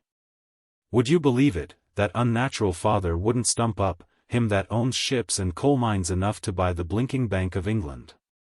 Said he was much obliged to Jimmy for the trouble he had taken, that the dearest wish of his life had been gratified and the one barrier to his complete happiness removed, but that, as the matter had been taken up without his instructions, he did not feel called upon to make any payment in respect of it, and remained his sincerely, Utteridge. That was a nasty one for Jimmy. He wrote once or twice after that, but got no answer, so by the time the kid had spread bits of the bike all over the room Jimmy let him go. Did you try pulling out his teeth and sending them to his pa? I asks. No, says Jimmy. I didn't do that. Did you make the kid write pathetic, asking to be let out? No, says Jimmy, I didn't do that. Did you cut off one of his fingers and put it in the letterbox? No, he says. Well, man alive, I says, you don't deserve to succeed, you just don't know your job. Oh, cut that out, he says, it's easy to talk. You've been out of the business 10 years. You don't know what things are like nowadays. Well, that rather set me thinking. As I say, I'd been getting restless doing nothing but just pottering round the pub all day. Look here, I says, I bet you I can bring off a job like that any day with any kid you like to mention. Done, says Jimmy. So he opens a newspaper. The first toff we find what's got a only son, he says. Right, says I. Well, about the first thing we found was a picture of Lady Circumference with her only son, Lord Tangent, at Warwick races. There's your man, says Jimmy. And that's what brought me here. But, good gracious, said Paul, why have you told me this monstrous story? I shall certainly inform the police. I never heard of such a thing. That's all right, said Philbrick. The job's off. Jimmy's won his bet. All this was before I met Dina, see? Dina? Miss Diana.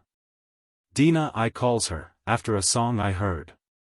The moment I saw that girl I knew the game was up. My heart just stood still. There's a song about that, too. That girl, said Philbrick, could bring a man up from the depths of hell itself. You feel as strongly as that about her? I'd go through fire and water for that girl. She's not happy here. I don't think her dad treats her proper. Sometimes, said Philbrick, I think she's only marrying me to get away from here. Good heavens. Are you going to get married? We fixed it up last Thursday. We've been going together for some time. It's bad for a girl being shut away like that, never seeing a man. She was in a state she'd have gone with anybody until I come along, just housekeeping day in, day out. The only pleasure she ever got was cutting down the bills and dismissing the servants. Most of them leave before their month is up, anyway, they're that hungry. She's got a head on her shoulders, she has. Real business woman, just what I need at the Lamb. Then she heard me on the phone one day giving instructions to our manager at the picture theatre. That made her think a bit. A prince in disguise, as you might say. It was she who actually suggested our getting married. I shouldn't have had the face to, not while I was butler. What I'd meant to do was to hire a car one day and come down with my diamond ring and buttonhole and pop the question. But there wasn't any need for that. Love's a wonderful thing. Philbrick stopped speaking and was evidently deeply moved by his recital. The door of the pavilion opened, and Mr. Prendergast came in. "Well," asked Paul, "how are the sports going?" "Not very well," said Mr. Prendergast, "in fact, they've gone." "All over?" "Yes. You see, none of the boys came back from the first race. They just disappeared behind the trees at the top of the drive. I expect they've gone to change. I don't blame them, I'm sure. It's terribly cold. Still, it was discouraging launching heat after heat and none coming back. Like sending troops into battle, you know. The best thing for us to do is to go back and change too." "Yes, I suppose so." "Oh, what a day." Grimes was in the common room. "Just back from the gay metropolis of Llandudno," he said. "Shopping with Dingy is not a seemly occupation for a public school man." "How did the heats go?" "There weren't any," said Paul. "Quite right," said Grimes, "you leave this to me. I've been in the trade some time. These things are best done over the fire. We can make out the results in peace. We'd better hurry. The old boy wants them sent to be printed this evening." And taking a sheet of paper and a small stub of pencil, Grimes made out the program. "How about that?" he said. "Clutterbuck seems to have done pretty well," said Paul. "Yes, he's a splendid little athlete," said Grimes. "Now just you telephone that through to the printers, and they'll get it done tonight. I wonder if we ought to have a hurdle race?" "No," said Mr. Prendergast. Chapter 8. The Sports. Happily enough, it did not rain next day, and after morning school everybody dressed up to the nines. Dr. Fagan appeared in a pale grey morning coat and sponge-bag trousers, looking more than ever jeune premier. There was a spring in his step and a pronounced sprightliness of bearing that Paul had not observed before. Flossie wore a violet frock of knitted wool made for her during the preceding autumn by her sister. It was the color of indelible ink on blotting paper, and was ornamented at the waist with flowers of emerald green and pink. Her hat, also homemade, was the outcome of many winter evenings of ungrudged labor. All the trimmings of all her previous hats had gone to its adornment. Dingy wore a little steel brooch made in the shape of a bulldog. Grimes wore a stiff evening collar of celluloid. "Had to do something to celebrate the occasion," he said, "so I put on a choker. Phew, though, it's tight. Have you seen my fiancé's latest creation? Ascot ain't in it. Let's get down to Mrs. Roberts for a quick one before the happy throng rolls up. I wish I could, but I've got to go round the ground with the doctor." "Righto, old boy. See you later. Here comes Prendy in his coat of many colors." Mr. Prendergast wore a blazer of faded stripes, which smelt strongly of camphor. "I think Dr. Fagan encourages a certain amount of display on these occasions," he said. "I used to keep wicket for my college, you know, but I was too short-sighted to be much good. Still, I am entitled to the blazer," he said with a note of defiance in his voice, "and it is more appropriate to a sporting occasion than a stiff collar." "Good old Prendy," said Grimes. "Nothing like a change of clothes to bring out latent pep. I felt like that my first week in khaki. Well, so long. Me for Mrs. Roberts." why don't you come too, Prendy? "Ju no," said Mr. Prendergast, "I think I will." Paul watched them disappear down the drive in amazement. Then he went off to find the doctor.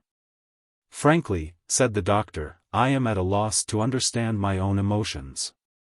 I can think of no entertainment that fills me with greater detestation than a display of competitive athletics, none, except possibly folk dancing. If there are 2 women in the world whose company I abominate, and there are very many more than 2, they are Mrs. Beste-Chetwynde and Lady Circumference. I have, moreover, had an extremely difficult encounter with my butler, who, will you believe it? Waited at luncheon in a mustard-colored suit of +4s and a diamond tie-pin, and when I reprimanded him, attempted to tell me some ridiculous story about his being the proprietor of a circus or swimming bath or some such concern. And yet, said the doctor, I am filled with a wholly delightful exhilaration. I can't understand it. It is not as though this was the first occasion of the kind. During the 14 years that I have been at Llanabba there have been 6 sports days and 2 concerts, all of them, in one way or another, utterly disastrous. Once Lady Bunyan was taken ill. Another time it was the matter of the press photographers and the obstacle race. Another time some quite unimportant parents brought a dog with them which bit 2 of the boys very severely and one of the masters, who swore terribly in front of everyone. I could hardly blame him, but of course he had to go. Then there was the concert when the boys refused to sing God Save the King, because of the pudding they had had for luncheon. One way and another, I have been consistently unfortunate in my efforts at festivity. And yet I look forward to each new fiasco with the utmost relish. Perhaps, Pennyfeather, you will bring luck to Llanabba. In fact, I feel confident you have already done so. Look at the sun. Picking their way carefully among the dry patches in the waterlogged drive, they reached the playing fields. Here the haphazard organization of the last 24 hours seemed to have been fairly successful. A large marquee was already in position, and Philbrick, still in +4s, and 3 gardeners were at work putting up a smaller tent. That's for the Llanabba Silver Band, said the doctor. Philbrick, I required you to take off those loathsome garments. They were new when I bought them, said Philbrick, and they cost £8.15. Anyhow, I can't do 2 things at once, can I? If I go back to change, who's going to manage all this, I'd like to know. All right. Finish what you are doing first. Let us just review the arrangements. The marquee is for the visitors' tea. That is Diana's province. I expect we shall find her at work. Sure enough, there was Dingy helping 2 servants to arrange plates of highly colored cakes down a trestle table. 2 other servants in the background were cutting sandwiches. Dingy, too, was obviously enjoying herself. Jane, Emily, remember that butter has to do for 3 loaves. Spread it thoroughly, but don't waste it, and cut the crusts as thin as possible. Father, will you see to it that the boys who come in with their parents come in alone? You remember last time how Briggs brought in 4 boys with him, and they ate all the jam sandwiches before Colonel Loder had had any. Mr. Pennyfeather, the champagne cup is not for the masters. In fact, I expect you will find yourselves too much occupied helping the visitors to have any tea until they have left the tent. You had better tell Captain Grimes that, too. I am sure Mr. Prendergast would not think of pushing himself forward. Outside the marquee were assembled several seats and tubs of palms and flowering shrubs. All this must be set in order, said the doctor. Our guests may arrive in less than an hour. He passed on. The cars shall turn aside from the drive here and come right into the ground. It will give a pleasant background to the photographs, and, Pennyfeather, if you would with tact direct the photographer so that more prominence was given to Mrs. Beste-Chetwynde's Hispano-Suiza than to Lady Circumference's little motor car, I think it would be all to the good. All these things count, you know. Nothing seems to have been done about marking out the ground, said Paul. No, said the doctor, turning his attention to the field for the first time, nothing. Well, you must do the best you can. They can't do everything. I wonder if any hurdles have come? They were ordered, said the doctor. I am certain of it. Philbrick, have any hurdles come? Yes, said Philbrick with a low chuckle. Why, pray, do you laugh at the mention of hurdles? Just you look at them, said Philbrick. They're behind the tea-house there. Paul and the doctor went to look and found a pile of spiked iron railings in sections heaped up at the back of the marquee. They were each about 5 feet high and were painted green with gilt spikes. It seems to me that they have sent the wrong sort, said the doctor. Yes. Well, we must do the best we can. What other things ought there to be? Weight, hammer, javelin, long jump pit, high jump posts, low hurdles, eggs, spoons and greasy pole, said Philbrick. Previously competed for, said the doctor imperturbably. What else? Somewhere to run, suggested Paul. Why, God bless my soul, they've got the whole park. How did you manage yesterday for the heats? We judged the distance by eye. Then that is what we shall have to do today. Really, my dear Pennyfeather, it is quite unlike you to fabricate difficulties in this way. I am afraid you are getting unnerved. Let them go on racing until it is time for tea. And remember, he added sagely, the longer the race the more time it takes. I leave the details to you. I am concerned with style. I wish, for instance, we had a starting pistol. Would this be any use? Said Philbrick, producing an enormous service revolver. Only take care, it's loaded. The very thing, said the doctor. Only fire into the ground, mind. We must do everything we can to avoid an accident. Do you always carry that about with you? Only when I'm wearing my diamonds, said Philbrick. Well, I hope that is not often. Good gracious! Who are these extraordinary-looking people? 10 men of revolting appearance were approaching from the drive. They were low of brow, crafty of eye and crooked of limb. They advanced huddled together with the loping tread of wolves, peering about them furtively as they came, as though in constant terror of ambush. They slavered at their mouths, which hung loosely over their receding chins, while each clutched under his ape-like arm a burden of curious and unaccountable shape. On seeing the doctor they halted and edged back, those behind squinting and mouthing over their companions' shoulders. Crikey, said Philbrick. Loonies. This is where I shoot. I refuse to believe the evidence of my eyes, said the doctor. These creatures simply do not exist. After brief preliminary shuffling and nudging, an elderly man emerged from the back of the group. He had a rough black beard and wore on his uneven shoulders a druidical wreath of brass mistletoe berries. Why, it's my friend the station master, said Philbrick. We are the silver band, the Lord bless and keep you, said the station master in one breath. The band that no one could beat whatever but two indeed in the Eisteddfod that for all North Wales was look you. I see, said the doctor, I see. That's splendid. Well, will you please go into your tent, the little tent over there? To march about you would not like us, suggested the station master. We have a fine yellow flag look you that embroidered for us was in silks. No, no. Into the tent. The station master went back to consult with his fellow musicians. There was a baying and growling and yapping as of the jungle at moonrise, and presently he came forward again with an obsequious, sidelong shuffle. £3 you pay us would you said indeed to at the sports play. Yes, yes, that's right, £3. Into the tent. Nothing whatever we can play without the money first, said the station master firmly. How would it be, said Philbrick, if I gave him a clout on the ear? No, no, I beg you to do nothing of the kind.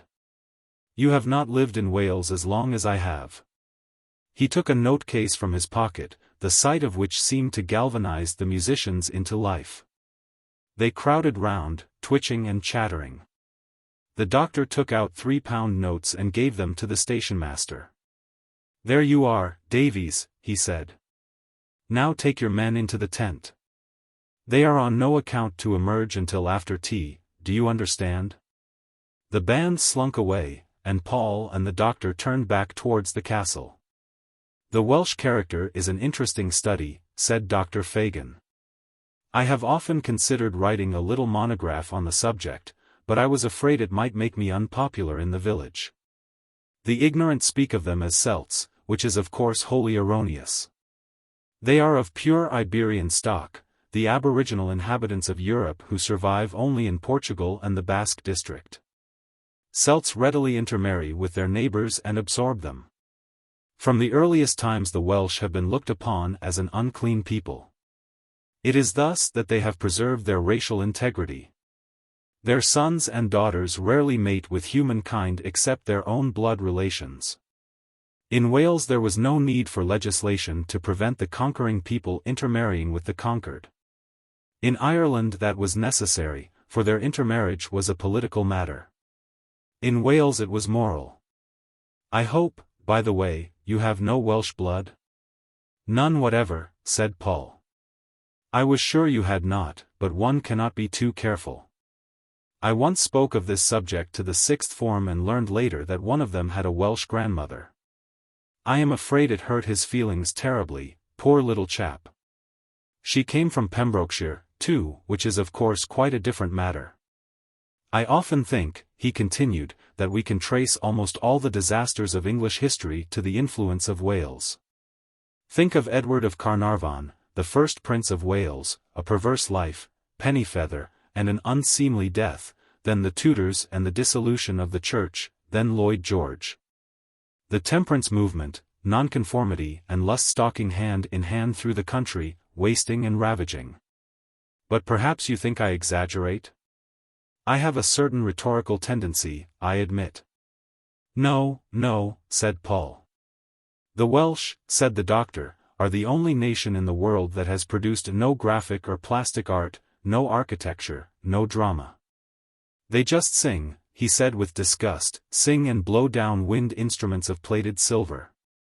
They are deceitful because they cannot discern truth from falsehood, depraved because they cannot discern the consequences of their indulgence.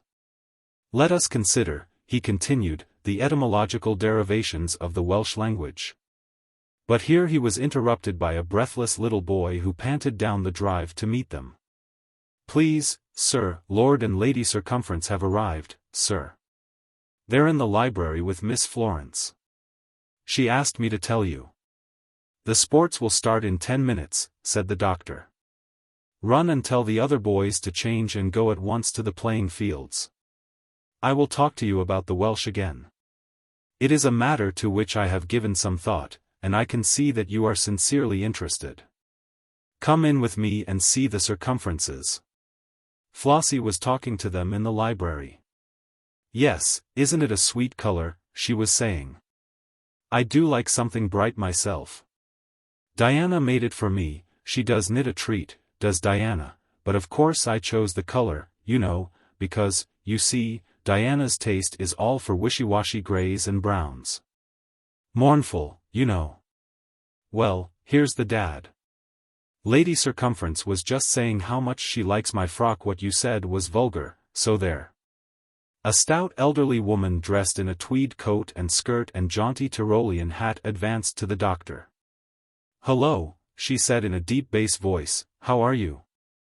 Sorry if we're late. Circumference ran over a fool of a boy. I've just been chaffing your daughter here about her frock. Wish I was young enough to wear that kind of thing. Older I get the more I like color. We're both pretty long in the tooth, eh? She gave Dr. Fagan a hearty shake of the hand that obviously caused him acute pain. Then she turned to Paul. So you're the doctor's hired assassin, eh? Well, I hope you keep a firm hand on my toad of a son. How's he doin'? Quite well, said Paul. Nonsense, said Lady Circumference. The boy's a dunderhead. If he wasn't he wouldn't be here. He wants beaten and hitten and knockin' about generally, and then he'll be no good. That grass is shockin' bad on the terrace, doctor. You ought to sand it down and re-sow it, but you'll have to take that cedar down if ever you want it to grow properly at the side. I hate cuttin' down a tree, like losin' a tooth, but you have to choose, tree or grass, you can't keep 'em both. What you pay your head man?" As she was talking, Lord Circumference emerged from the shadows and shook Paul's hand. He had a long fair mustache and large watery eyes which reminded Paul a little of Mr. Prendergast. "How do you do?" he said. "How do you do?" said Paul.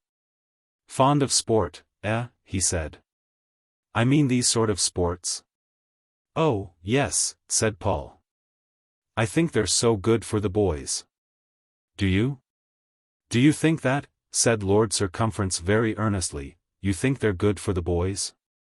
"Yes," said Paul, "don't you?" "Me? Yes, oh, yes. I think so, too. Very good for the boys.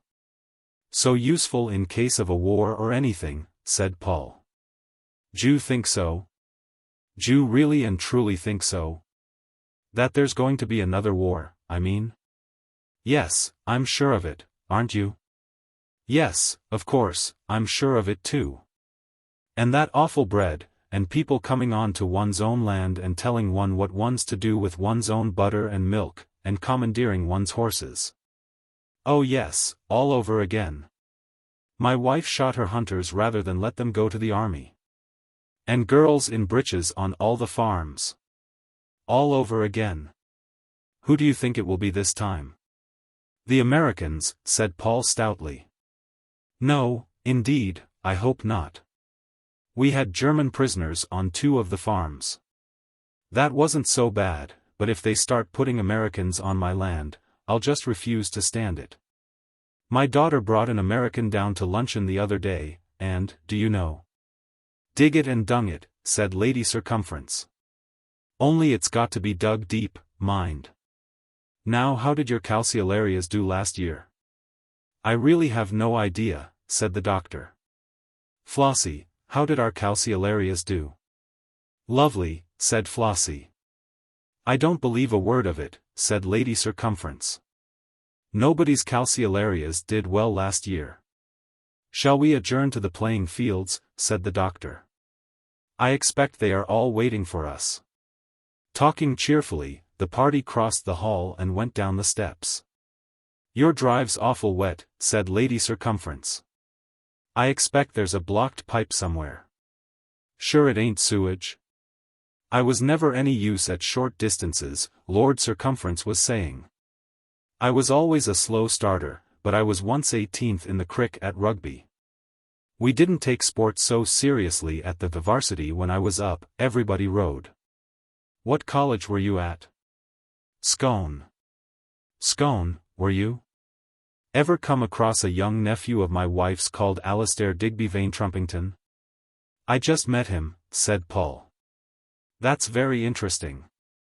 Greta, Mr. Pennyfoot knows Alastair." "Does he? Well, that boy's doing no good for himself. Got fined £20 the other day, his mother told me. Seemed proud of it. If my brother had been alive he'd have licked all that out of the young cub. It takes a man to bring up a man." "Yes," said Lord Circumference meekly. "Who else do you know at Oxford? Do you know Freddie Frenchwise?" "No." "Or Tom Obblethwaite or that youngest Castleton boy?" "No, I'm afraid not. I had a great friend called Potts." "Potts," said Lady Circumference, and left it at that. All the school and several local visitors were assembled in the field. Grimes stood by himself, looking depressed. Mr. Prendergast, flushed and unusually vivacious, was talking to the vicar. As the headmaster's party came into sight the Llanabba silver band struck up Men of Harlech. "Shock and noise," commented Lady Circumference graciously. The head prefect came forward and presented her with a program, beribboned and embossed in gold. Another prefect set a chair for her. She sat down with the doctor next to her and Lord Circumference on the other side of him. "Pennyfeather," cried the doctor above the band, "start them racing." Philbrick gave Paul a megaphone. "I found this in the pavilion," he said. "I thought it might be useful." "Who's that extraordinary man?" asked Lady Circumference. "He is the boxing coach and swimming professional," said the doctor. "A finely developed figure, don't you think?" "First race," said Paul through the megaphone, "under 16, quarter mile." He read out Grimes's list of starters. "What's Tangent doin' in this race?" said Lady Circumference. "The boy can't run an inch." The silver band stopped playing. "The course," said Paul, "starts from the pavilion, goes round that clump of elms." "Beeches," corrected Lady Circumference loudly. "And ends in front of the bandstand." "Starter, Mr. Prendergast, timekeeper, Captain Grimes." "I shall say, are you ready?"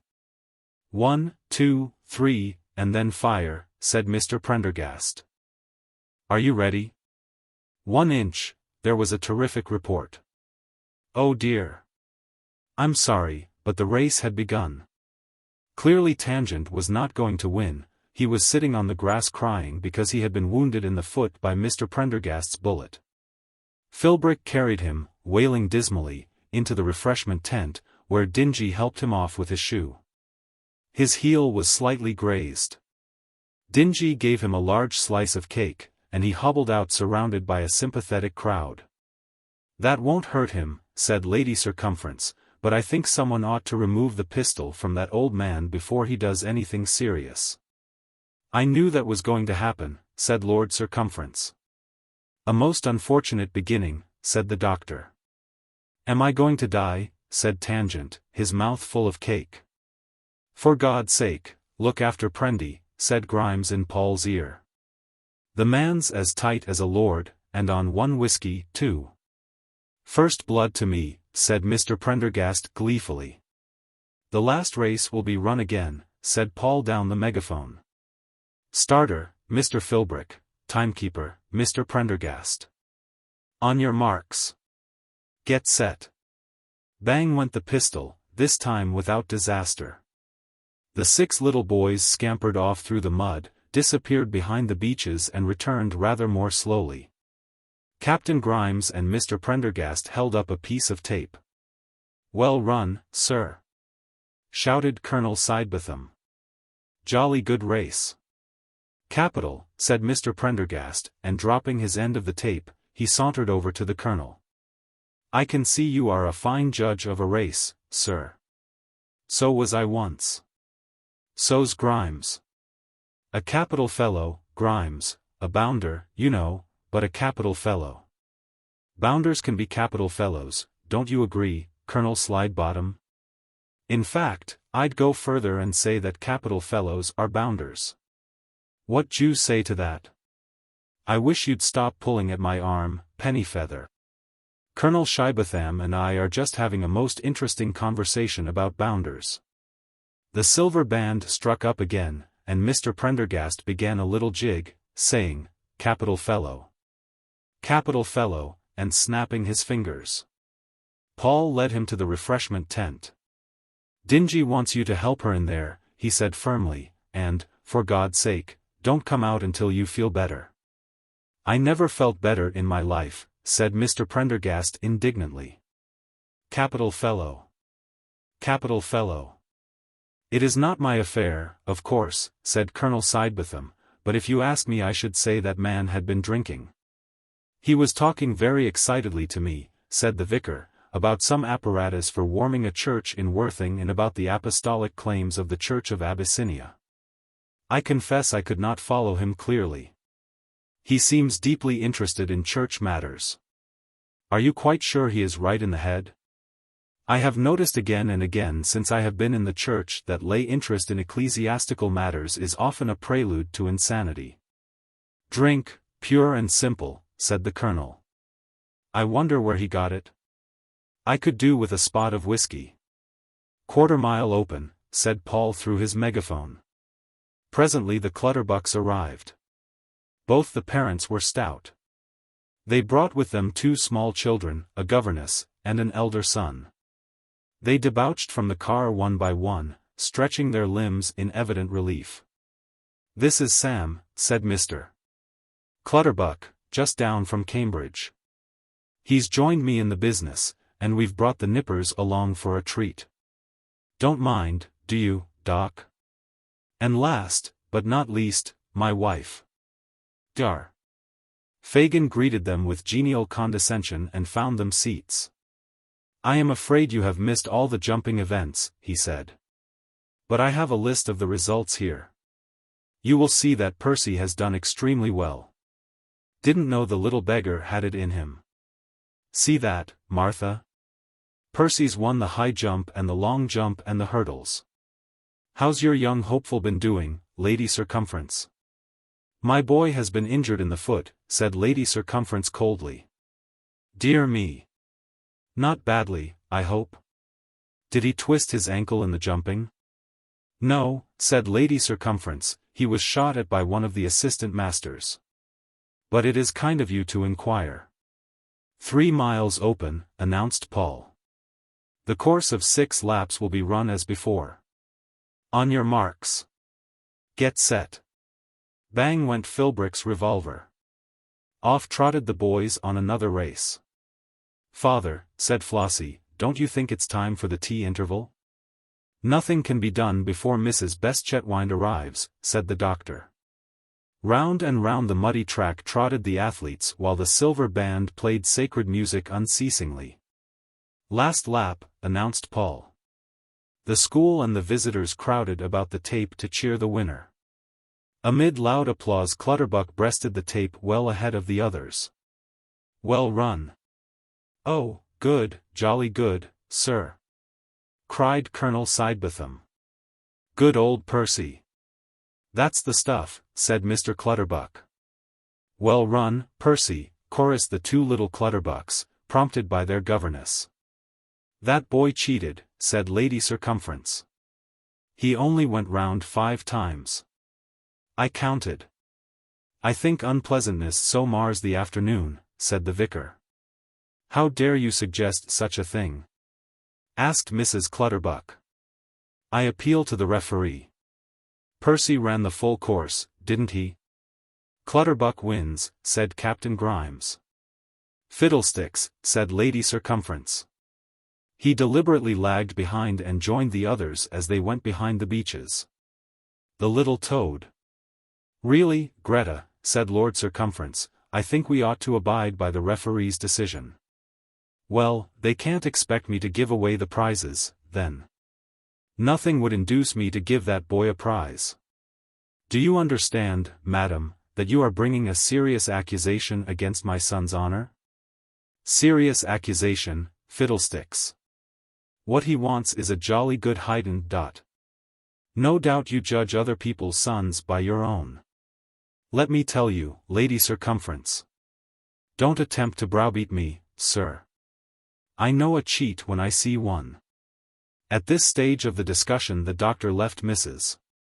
Hope Brown's side, where he had been remarking upon her son's progress in geometry, and joined the group round the winning post. "If there is a disputed decision," he said genially, "they shall race again." "Percy has won already," said Mr. Clutterbuck. "He has been adjudged the winner." "Splendid. Splendid. A promising little athlete. I congratulate you, Clutterbuck." "But he only ran 5 laps," said Lady Circumference. "Then clearly he has won the 5 furlongs race, a very exacting length." "But the other boys," said Lady Circumference, almost beside herself with rage, "have run 6 lengths. "Then they," said the doctor imperturbably, "are 1st, 2nd, 3rd, 4th and 5th respectively in the 3 miles. Clearly there has been some confusion. Diana, I think we might now serve tea." Things were not easy, but there was fortunately a distraction, for as he spoke an enormous limousine of dove-grey and silver stole soundlessly on to the field. But what could be more opportune? "Here is Mrs. Beste-Chetwynde." 3 light skips brought him to the side of the car, but the footman was there before him. The door opened, and from the cushions within emerged a tall young man in a clinging dove-grey overcoat. After him, like the first breath of spring in the Champs-Élysées, came Mrs. Beste-Chetwynde, 2 lizard-skin feet, silk legs, chinchilla body, a tight little black hat, pinned with platinum and diamonds. And the high invariable voice that may be heard in any Ritz hotel from New York to Budapest. "I hope you don't mind my bringing Choki, Dr. Fagan," she said. "He's just crazy about sport." "I sure am that," said Choki. "Dear Mrs. Beste-Chetwynde," said Dr. Fagan, "dear, dear, Mrs. Beste-Chetwynde." He pressed her glove, and for the moment was at a loss for words of welcome, for Choki, though graceful of bearing and irreproachably dressed, was a Negro. Chapter 9. The sports, continued. The refreshment tent looked very nice. The long table across the center was covered with a white cloth. Bowls of flowers were ranged down it at regular intervals, and between them plates of sandwiches and cakes and jugs of lemonade and champagne cup.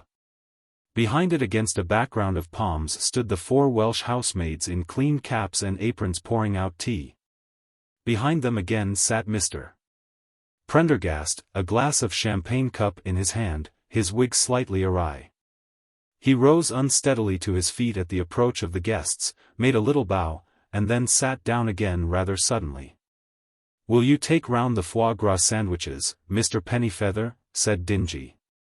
"They are not for the boys or Captain Grimes." "One for little me," said Flossie as he passed her.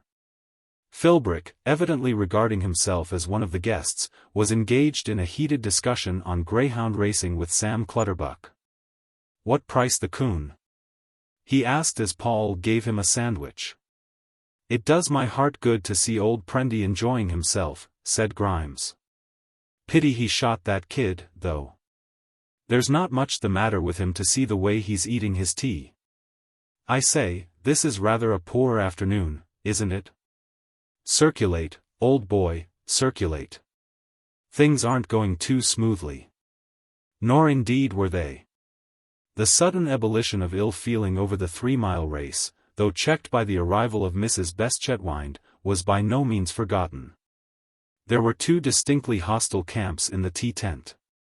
On one side stood the Circumferences, Tangent, the Vicar, Colonel Sidebotham and the Hope Browns, on the other the 7 Clutterbucks, Philbrick, Flossie and 2 or 3 parents who had been snubbed already that afternoon by Lady Circumference.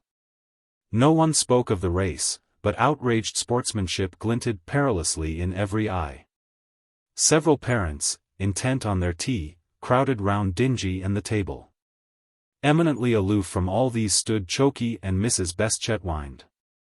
Clearly the social balance was delicately poised, and the issue depended upon them. With or without her nigger, Mrs. Beste-Chetwynde was a woman of vital importance. "Why, Dr. Fagan," she was saying, "it is too disappointing that we've missed the sports.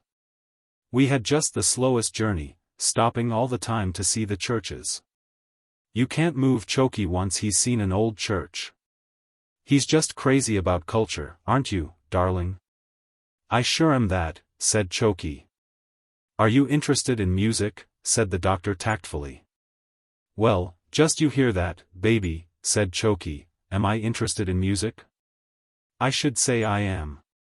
"He plays just too divinely," said Mrs. Beste-Chetwynde. "Has he heard my new records, would you say?" "No, darling, I don't expect he has." "Well, just you hear them, sir, and then you'll know, am I interested in music? Now, darling, don't get discouraged. I'll take you over and introduce you to Lady Circumference. It's his inferiority complex, the angel. He's just crazy to meet the aristocracy, aren't you, my sweet?"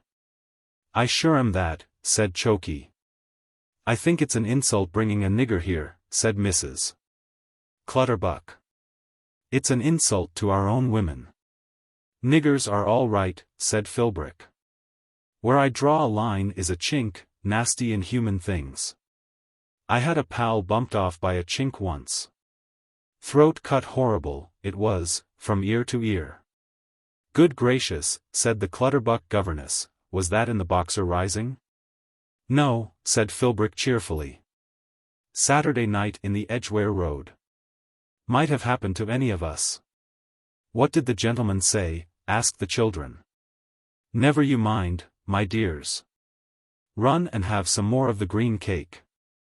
They ran off obediently, but the little boy was later heard whispering to his sister as she knelt at prayers, cut horrible from ear to ear.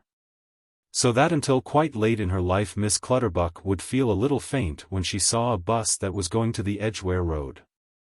I've got a friend lives in Savannah, said Sam, and he's told me a thing or two about niggers. Of course it's hardly a thing to talk about before the ladies, but, to put it bluntly, they have uncontrollable passions. See what I mean? What a terrible thing, said Grimes. You can't blame 'em, mind, it's just their nature. Animal, you know.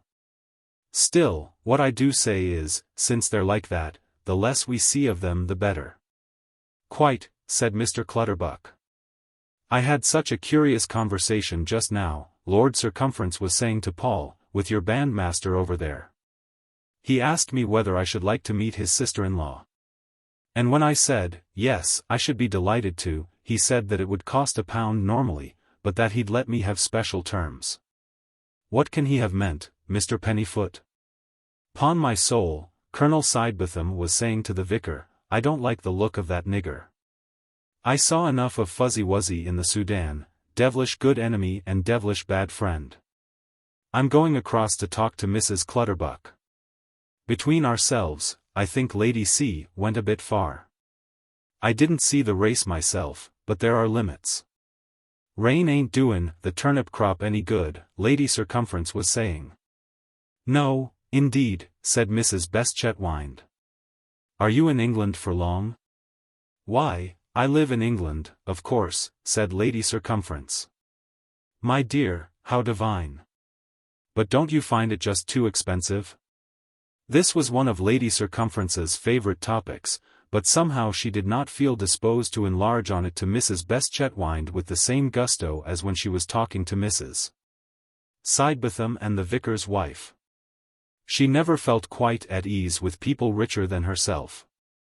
Well, we all feel the wind a bit since the war, she said briefly. How's Bobby past master?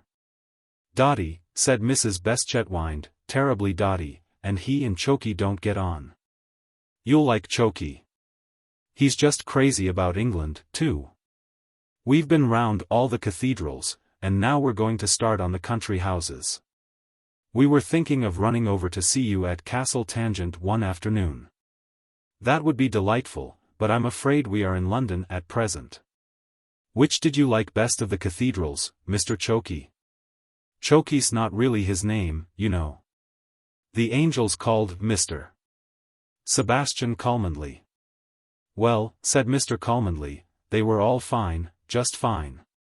When I saw the cathedrals my heart just rose up and sang within me. I sure am crazy about culture. You folk think because we're colored we don't care about nothing but jazz. Why, I'd give all the jazz in the world for just one little stone from one of your cathedrals. It's quite true. He would.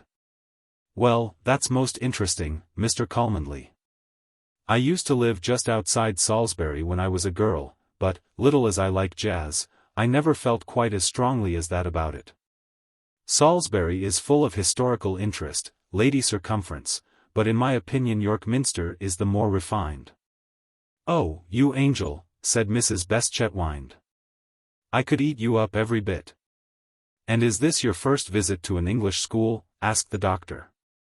I should say not. Will you tell the doctor the schools I've seen? He's been to them all, even the quite new ones. In fact, he liked the new ones best. They were more spacious. Have you ever seen Oxford? Yes, in fact, I was educated there. Were you, now? I've seen Oxford and Cambridge and Eton and Harrow. That's me all over. That's what I like, see? I appreciate art. There's plenty colored people come over here and don't see nothing but a few nightclubs. I read Shakespeare, said Chokey, Hamlet, Macbeth, King Lear. Ever read them? Yes, said the doctor. As a matter of fact, I have. My race, said Chokey, is essentially an artistic race. We have the child's love of song and color and the child's natural good taste. All you white folks despise the poor colored man. No, no, said the doctor. Let him say his piece, the darling, said Mrs. Beste-Chetwynde. Isn't he divine? You folks all think the colored man hasn't got a soul. Anything's good enough for the poor colored man. Beat him, put him in chains, load him with burdens. Here Paul observed a responsive glitter in Lady Circumference's eye. But all the time that poor colored man has a soul same as you have. Don't he breathe the same as you? Don't he eat and drink? Don't he love Shakespeare and cathedrals and the paintings of the old masters same as you? Isn't he just asking for your love and help to raise him from the servitude into which your forefathers plunged him? Oh, say, white folks, why don't you stretch out a helping hand to the poor colored man, that's as good as you are, if you'll only let him be. My sweet, said Mrs. Beste-Chetwynde, you mustn't get discouraged. They're all friends here. Is that so? Said Chokey. Should I sing them a song? No, don't do that, darling. Have some tea. I had a friend in Paris, said the Clutterbuck governess, whose sister knew a girl who married one of the black soldiers during the war, and you wouldn't believe what he did to her. Joan and Peter, run and see if Daddy wants some more tea. He tied her up with a razor strop and left her on the stone floor for the night without food or covering. And then it was over a year before she could get a divorce. Used to cut the tent ropes, Colonel Sidebotham was saying, and then knife the poor beggars through the canvas. You can see M in Shaftesbury Avenue and Charing Cross Road any night of the week, Sam Clutterbuck was saying. The women just hanging on to M. The mistake was ever giving them their freedom, said the vicar. They were far happier and better looked after before. It's queer, said Flossie, that a woman with as much money as Mrs. Beste-Chetwynde should wear such dull clothes. That ring didn't cost less than 500, said Philbrick. Let's go and talk to the vicar about God, said Mrs. Beste-Chetwynde. Chokey thinks religion is just divine.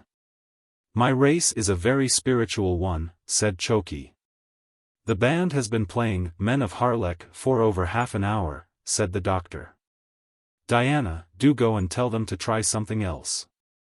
I sometimes think I'm getting rather bored with colored people, Mrs. Beste-Chetwynde said to Lady Circumference. Are you? I have never had the opportunity. I dare say you'd be good with them. They take a lot of living up to, they are so earnest. Who's that dear, dim, drunk little man? That is the person who shot my son. My dear, how too shattering for you. Not dead, I hope? Chokey shot a man at a party the other night. He gets gay at times, you know. It's only when he's on his best behavior that he's so class-conscious.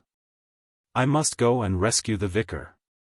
The station-master came into the tent, crab-like and obsequious. Well, my good man? Said the doctor. The young lady I have been telling that no other tunes can we play whatever with the lady smoking at her cigarette look you. God bless my soul. Why not? The other tunes are all holy tunes look you. Blasphemy, it would be to play the songs of Zion while the lady at a cigarette smokes whatever. Men of Harlech is good music look you. This is most unfortunate. I can hardly ask Mrs. Beste-Chetwynde to stop smoking. Frankly, I regard this as impertinence. But no man can you ask against his maker to blaspheme whatever unless him to pay more you were. £3 for the music is good and 1 for the blasphemy look you. Dr. Fagan gave him another £1. The stationmaster retired, and in a few minutes the silver band began a singularly emotional rendering of, In thy courts no more are needed sun by day and moon by night. Chapter 10. Post-mortem. As the last car drove away the doctor and his daughters and Paul and Grimes walked up the drive together towards the castle. Frankly, the day has been rather a disappointment to me, said the doctor. Nothing seemed to go quite right in spite of all our preparations.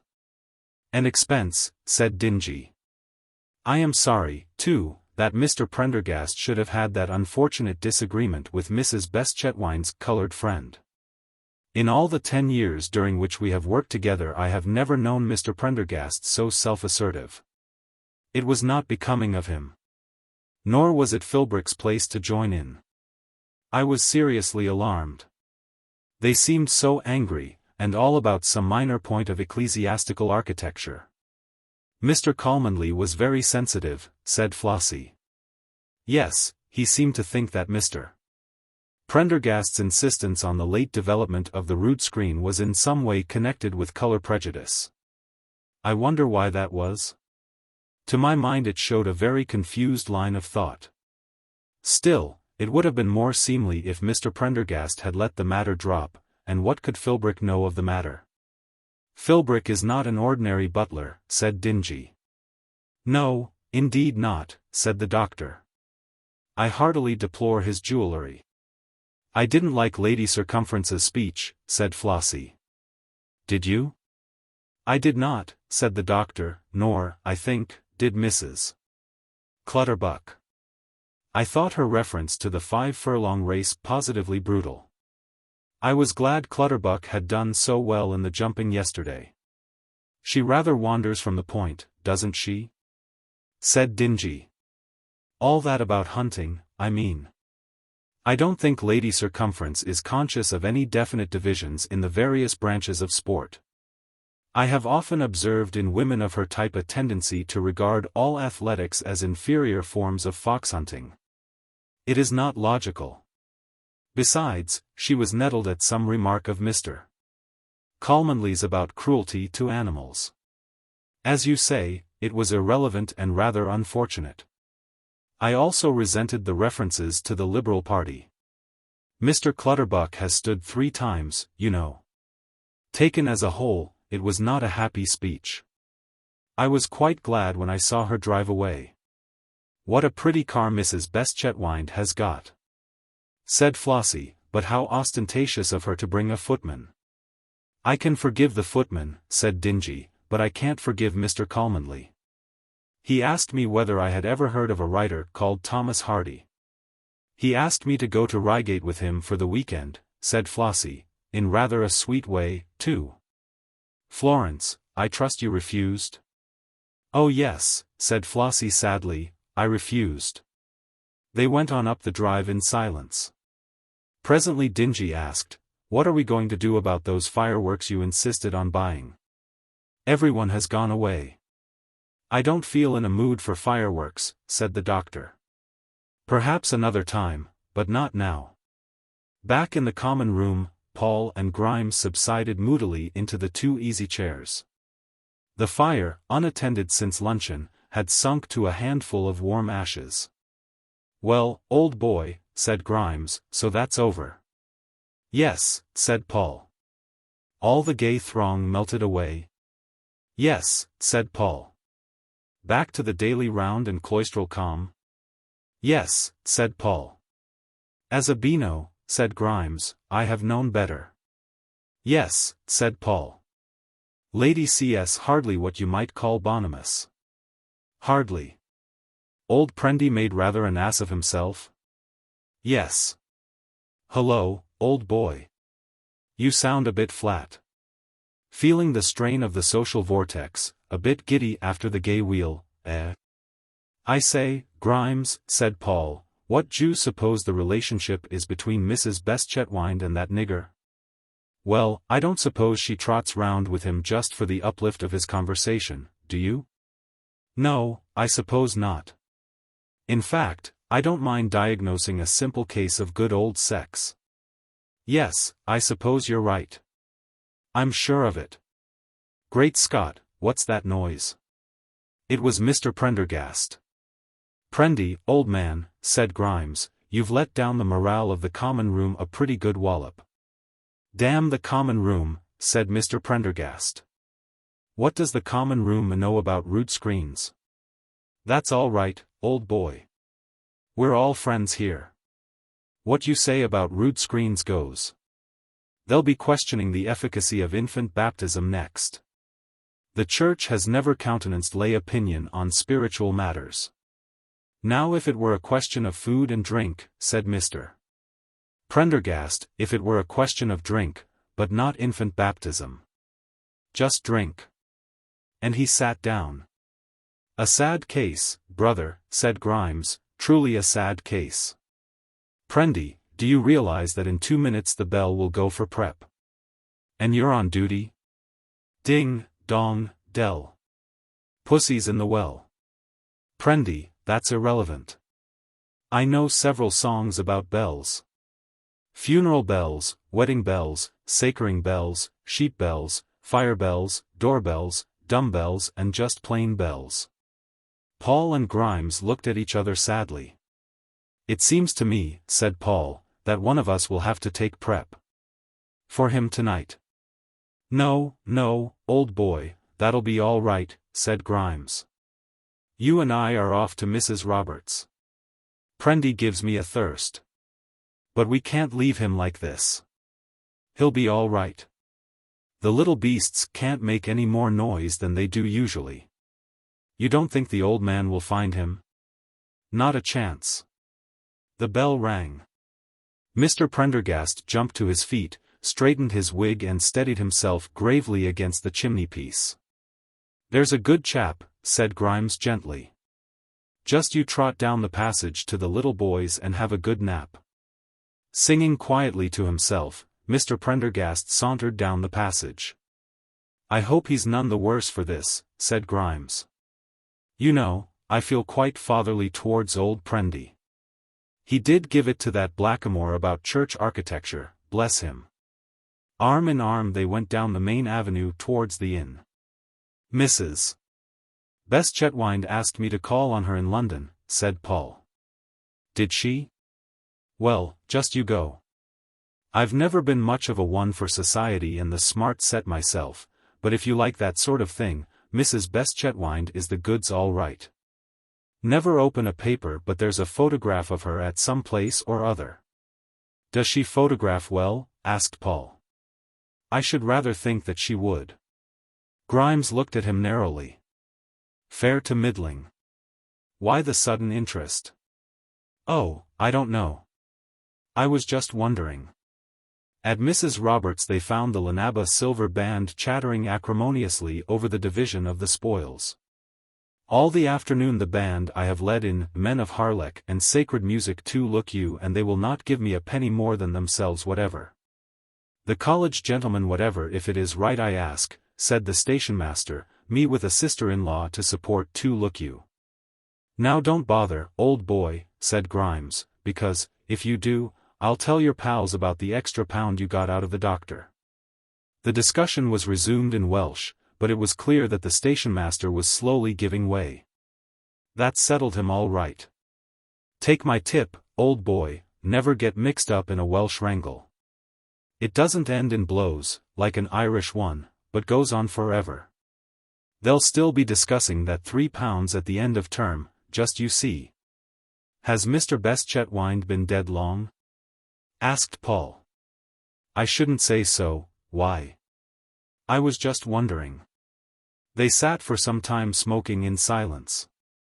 If Beste-Chetwynde is 15, said Paul, that doesn't necessarily make her more than 33, does it? Old boy, said Grimes, you're in love. Nonsense. Smitten, said Grimes. No, no. The tender passion? No. Cupid's jolly little darts? No. Spring fancies, love's young dream? Nonsense. Not even a quickening of the pulse? No. A sweet despair? Certainly not. A trembling hope? No. A frisson? A je ne sais quoi? Nothing of the sort. Liar, said Grimes. There was another long pause. Grimes, said Paul at length, I wonder if you can be right? Sure of it, old boy. Just you go in and win. Here's to the happy pair. May all your troubles be little ones. In a state of mind totally new to him, Paul accompanied Grimes back to the castle. Prep was over. Mr. Prendergast was leaning against the fireplace with a contented smile on his face. "Hullo, Prendy, old wineskin. How are things with you?" "Admirable," said Mr. Prendergast. "I have never known them better. I have just caned 23 boys." Chapter 11. Philbrick, continued. Next day Mr. Prendergast's self-confidence had evaporated. "Head hurting?" asked Grimes. "Well, as a matter of fact, it is rather." "Eyes tired? Thirsty?" "Yes, a little." "Poor old Prendy. Don't I know? Still, it was worth it, wasn't it?"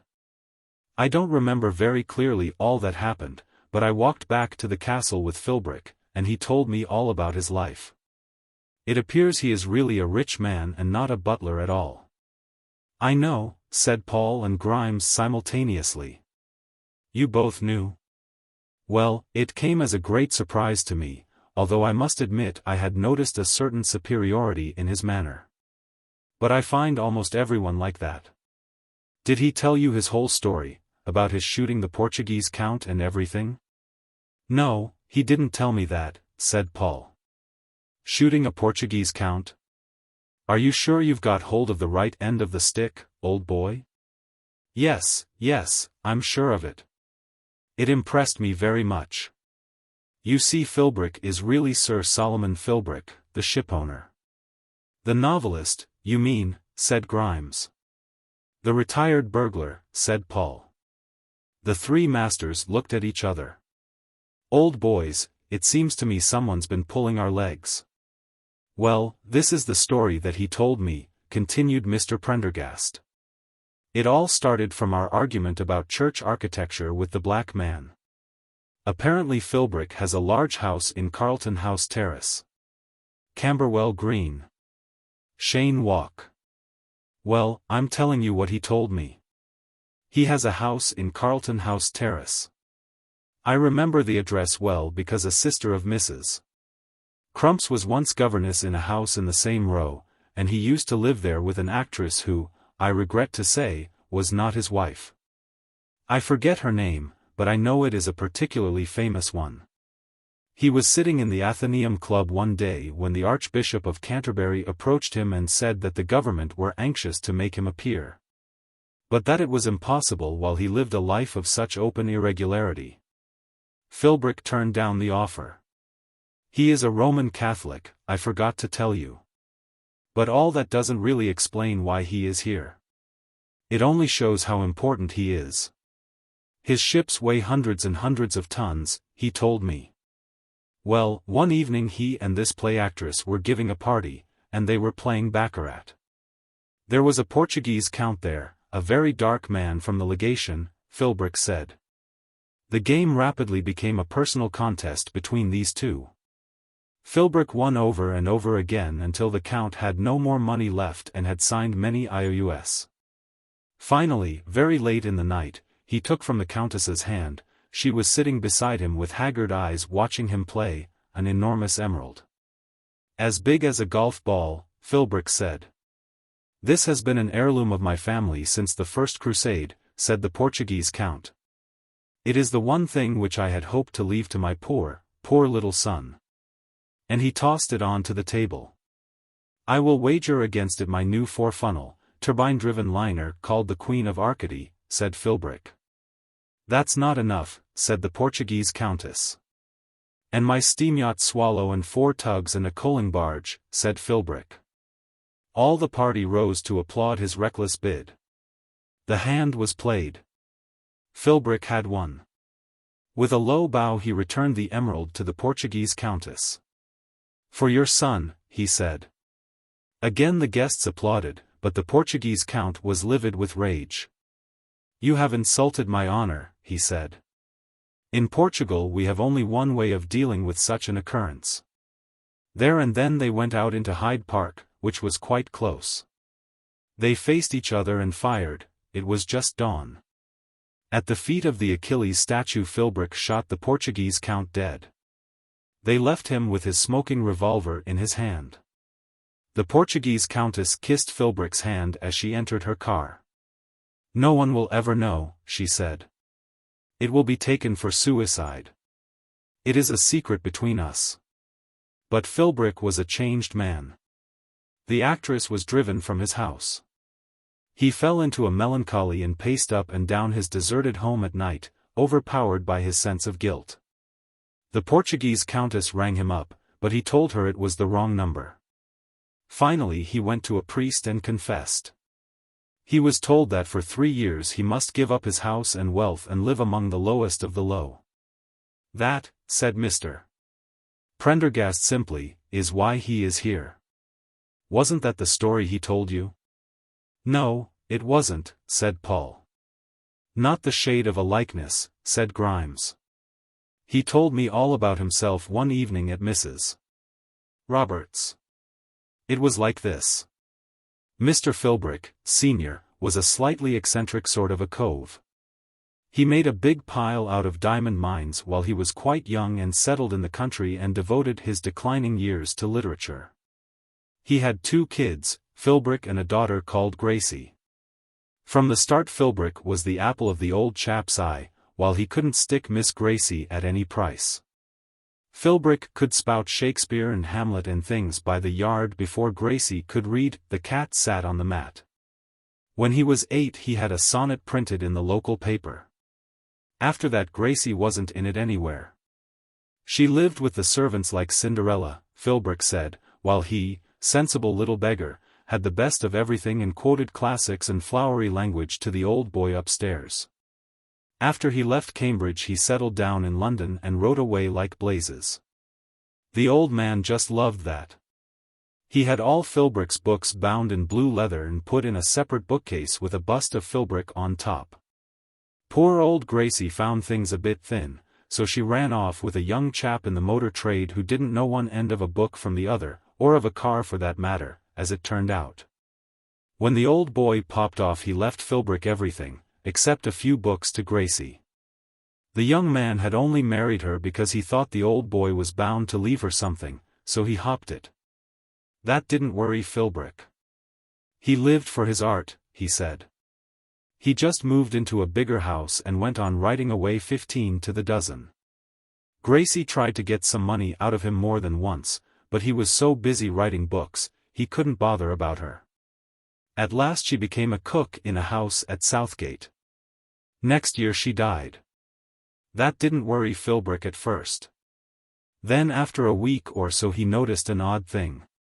There was always a smell of cooking all over the house, in his study, in his bedroom, everywhere. He had an architect in who said he couldn't notice any smell, and rebuilt the kitchen and put in all sorts of ventilators. Still, the smell got worse. It used to hang about his clothes so that he didn't dare go out, a horrible fatty smell. He tried going abroad, but the whole of Paris reeked of English cooking. That was bad enough, but after a time plates began rattling round his bed when he tried to sleep at nights and behind his chair as he wrote his books. He used to wake up in the night and hear the frizzling of fried fish and the singing of kettles. Then he knew what it was Gracie haunting him. He went to the Society for Psychical Research, and they got through a conversation to Gracie. He asked how he could make reparation. She said that he must live among servants for a year and write a book about them that would improve their lot. He tried to go the whole hog at first and started as chef, but of course that wasn't really in his line, and the family he was with got so ill, he had to leave. So he came here. He says the book is most moving, and that he'll read me bits of it some day. Not quite the same story as Prentice. No, it's not. By the way, did he say anything about marrying Dingy? Not a word. He said that as soon as the smell of cooking wore off he was going to be the happiest man in the world. Apparently he's engaged to a female poet in Chelsea. He's not the sort of cove I'd have chosen for a brother-in-law. But then Flossie isn't really the sort of wife I'd have chosen. These things happen, old boy. Paul told them about the lamb and flag at Camberwell Green and about Toby Crutwell. "Do you think that story is true, or yours, or Prendergast's?" he asked. "No," said Mr. Prendergast. Chapter 12. The Agony of Captain Grimes. 2 days later Beste-Chetwynde and Paul were in the organ loft of the Llanabba parish church. "I don't think I played that terribly well, do you, sir?" "No." "Shall I stop for a bit?" "I wish you would." "Tangent's foot has swollen up and turned black," said Beste-Chetwynde with relish. "Poor little brute," said Paul. "I had a letter from my mamma this morning," Beste-Chetwynde went on. "There's a message for you in it. Shall I read you what she says?" He took out a letter written on the thickest possible paper. "The first part is all about racing and a row she's had with Chokey. Apparently he doesn't like the way she's rebuilt our house in the country. I think it was time she dropped that man, don't you?" "What does she say about me?" asked Paul. "She says, 'By the way, dear boy, I must tell you that the spelling in your last letters has been just too shattering for words. You know how terribly anxious I am for you to get on and go to Oxford, and everything, and I have been thinking, don't you think it might be a good thing if we were to have a tutor next holidays? Would you think it too boring? Someone young who would fit in? I thought, would that good-looking young master you said you liked care to come? How much ought I to pay him? I never know these things. I don't mean the drunk one, though he was sweet too. I think that must be you, don't you?" said Beste-Chetwynde. "It can hardly be Captain Grimes." "Well, I must think that over," said Paul. "It sounds rather a good idea." "Well, yes," said Beste-Chetwynde doubtfully, "it might be all right, only there mustn't be too much of the schoolmaster about it. That man Prendergast beat me the other evening. And there'll be no organ lessons, either," said Paul. Grimes did not receive the news as enthusiastically as Paul had hoped. He was sitting over the common room fire despondently biting his nails. "Good, old boy. That's splendid," he said abstractedly. "I'm glad, I am really." "Well, you don't sound exactly gay." "No, I'm not. Fact is, I'm in the soup again." "Badly?" "Up to the neck." "My dear chap, I am sorry. What are you going to do about it?" "I've done the only thing, I've announced my engagement." "That'll please Flossie." "Oh yes, she's as pleased as hell about it all, damn her nasty little eyes." "What did the old man say?" "Baffled him a bit, old boy. He's just thinking things out at the moment." "Well, I expect everything'll be all right." "I don't see why it shouldn't be." "Well, there is a reason. I don't think I told you before, but fact is, I'm married already." That evening Paul received a summons from the doctor. He wore a double-breasted dinner jacket, which he smoothed uneasily over his hips at Paul's approach. He looked worried and old.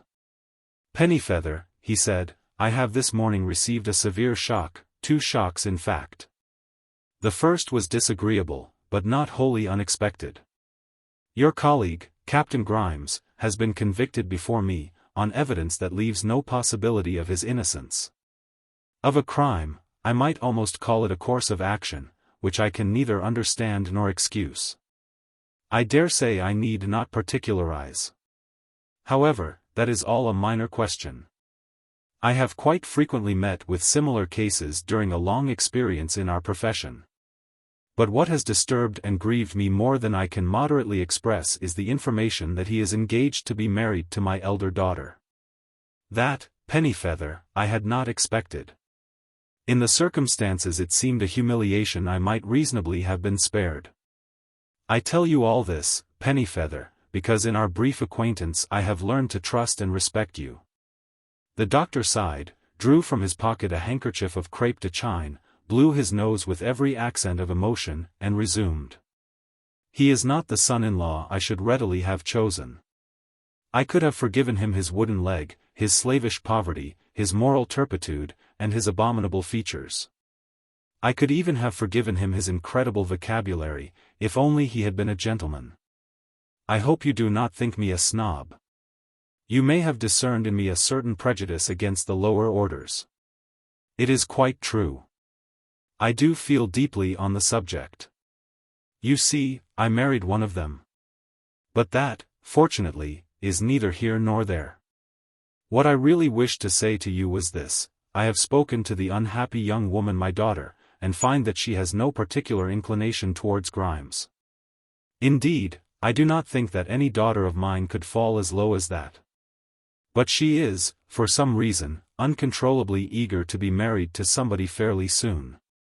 Now, I should be quite prepared to offer a partnership in Llanabba to a son-in-law of whom I approved.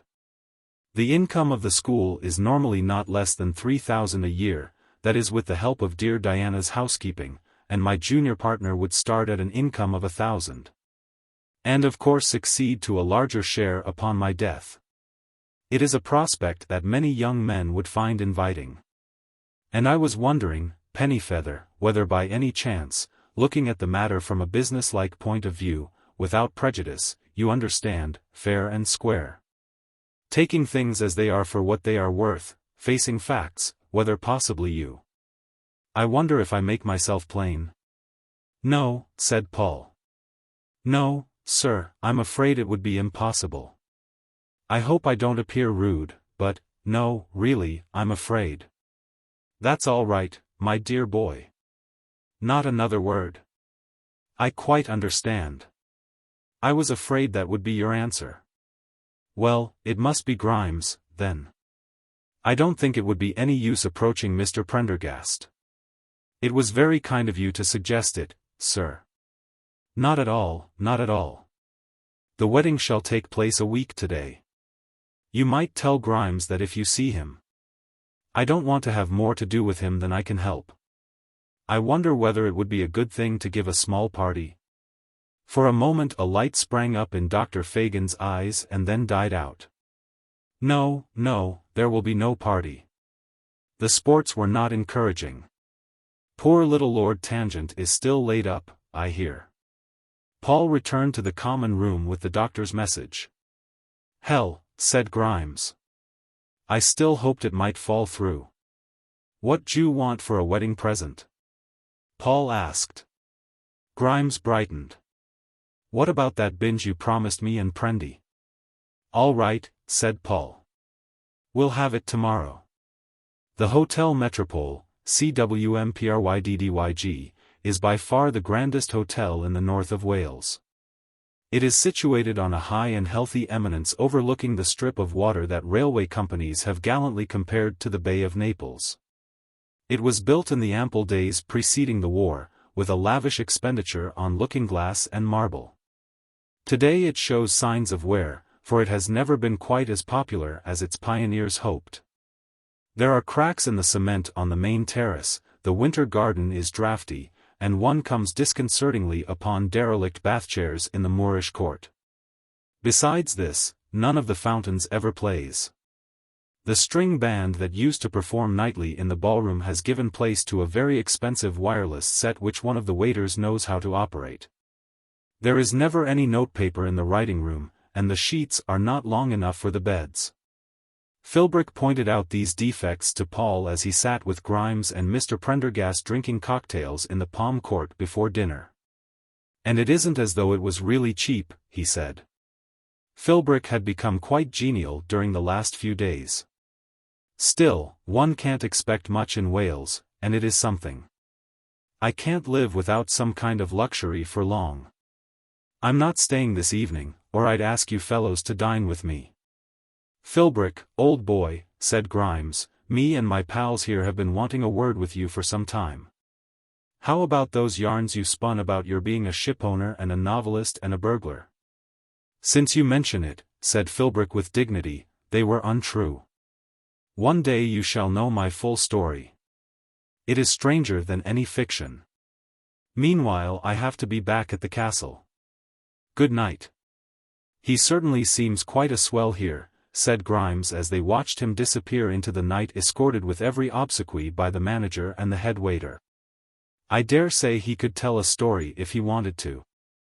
I believe it's their keys, said Mr. Prendergast suddenly. It was the first time that he had spoken.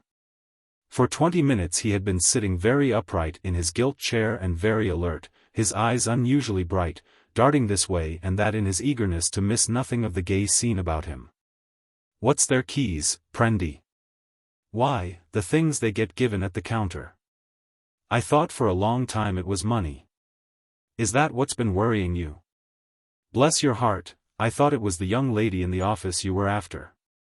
"Oh, Grimes," said Mr. Prendergast, and he blushed warmly and gave a little giggle. Paul led his guests into the dining room. "I haven't taught French for nothing all these years," said Grimes, studying the menu. "I'll start with some jolly old wheatras." Mr. Prendergast ate a grapefruit with some difficulty. "What a big orange," he said when he had finished it. "They do things on a large scale here." The soup came in little aluminium bowls. "What price the ancestral silver?" said Grimes. The Manchester merchants on the spree who sat all round them began to look a little askance at Paul's table. "Someone's doing himself well on bubbly," said Grimes as a waiter advanced staggering under the weight of an ice pail from which emerged a Jeroboam of champagne. "Good egg. It's coming to us. With Sir Solomon Philbrick's compliments to Captain Grimes and congratulations on his approaching marriage, sir." Grimes took the waiter by the sleeve. "See here, old boy, this Sir Solomon Philbrick, know him well?" "He's here quite frequently, sir." "Spends a lot of money, eh?" "He doesn't entertain at all, but he always has the best of everything himself, sir." "Does he pay his bill?" "I really couldn't say, I'm afraid, sir." "Would you be requiring anything else?" "All right, old boy.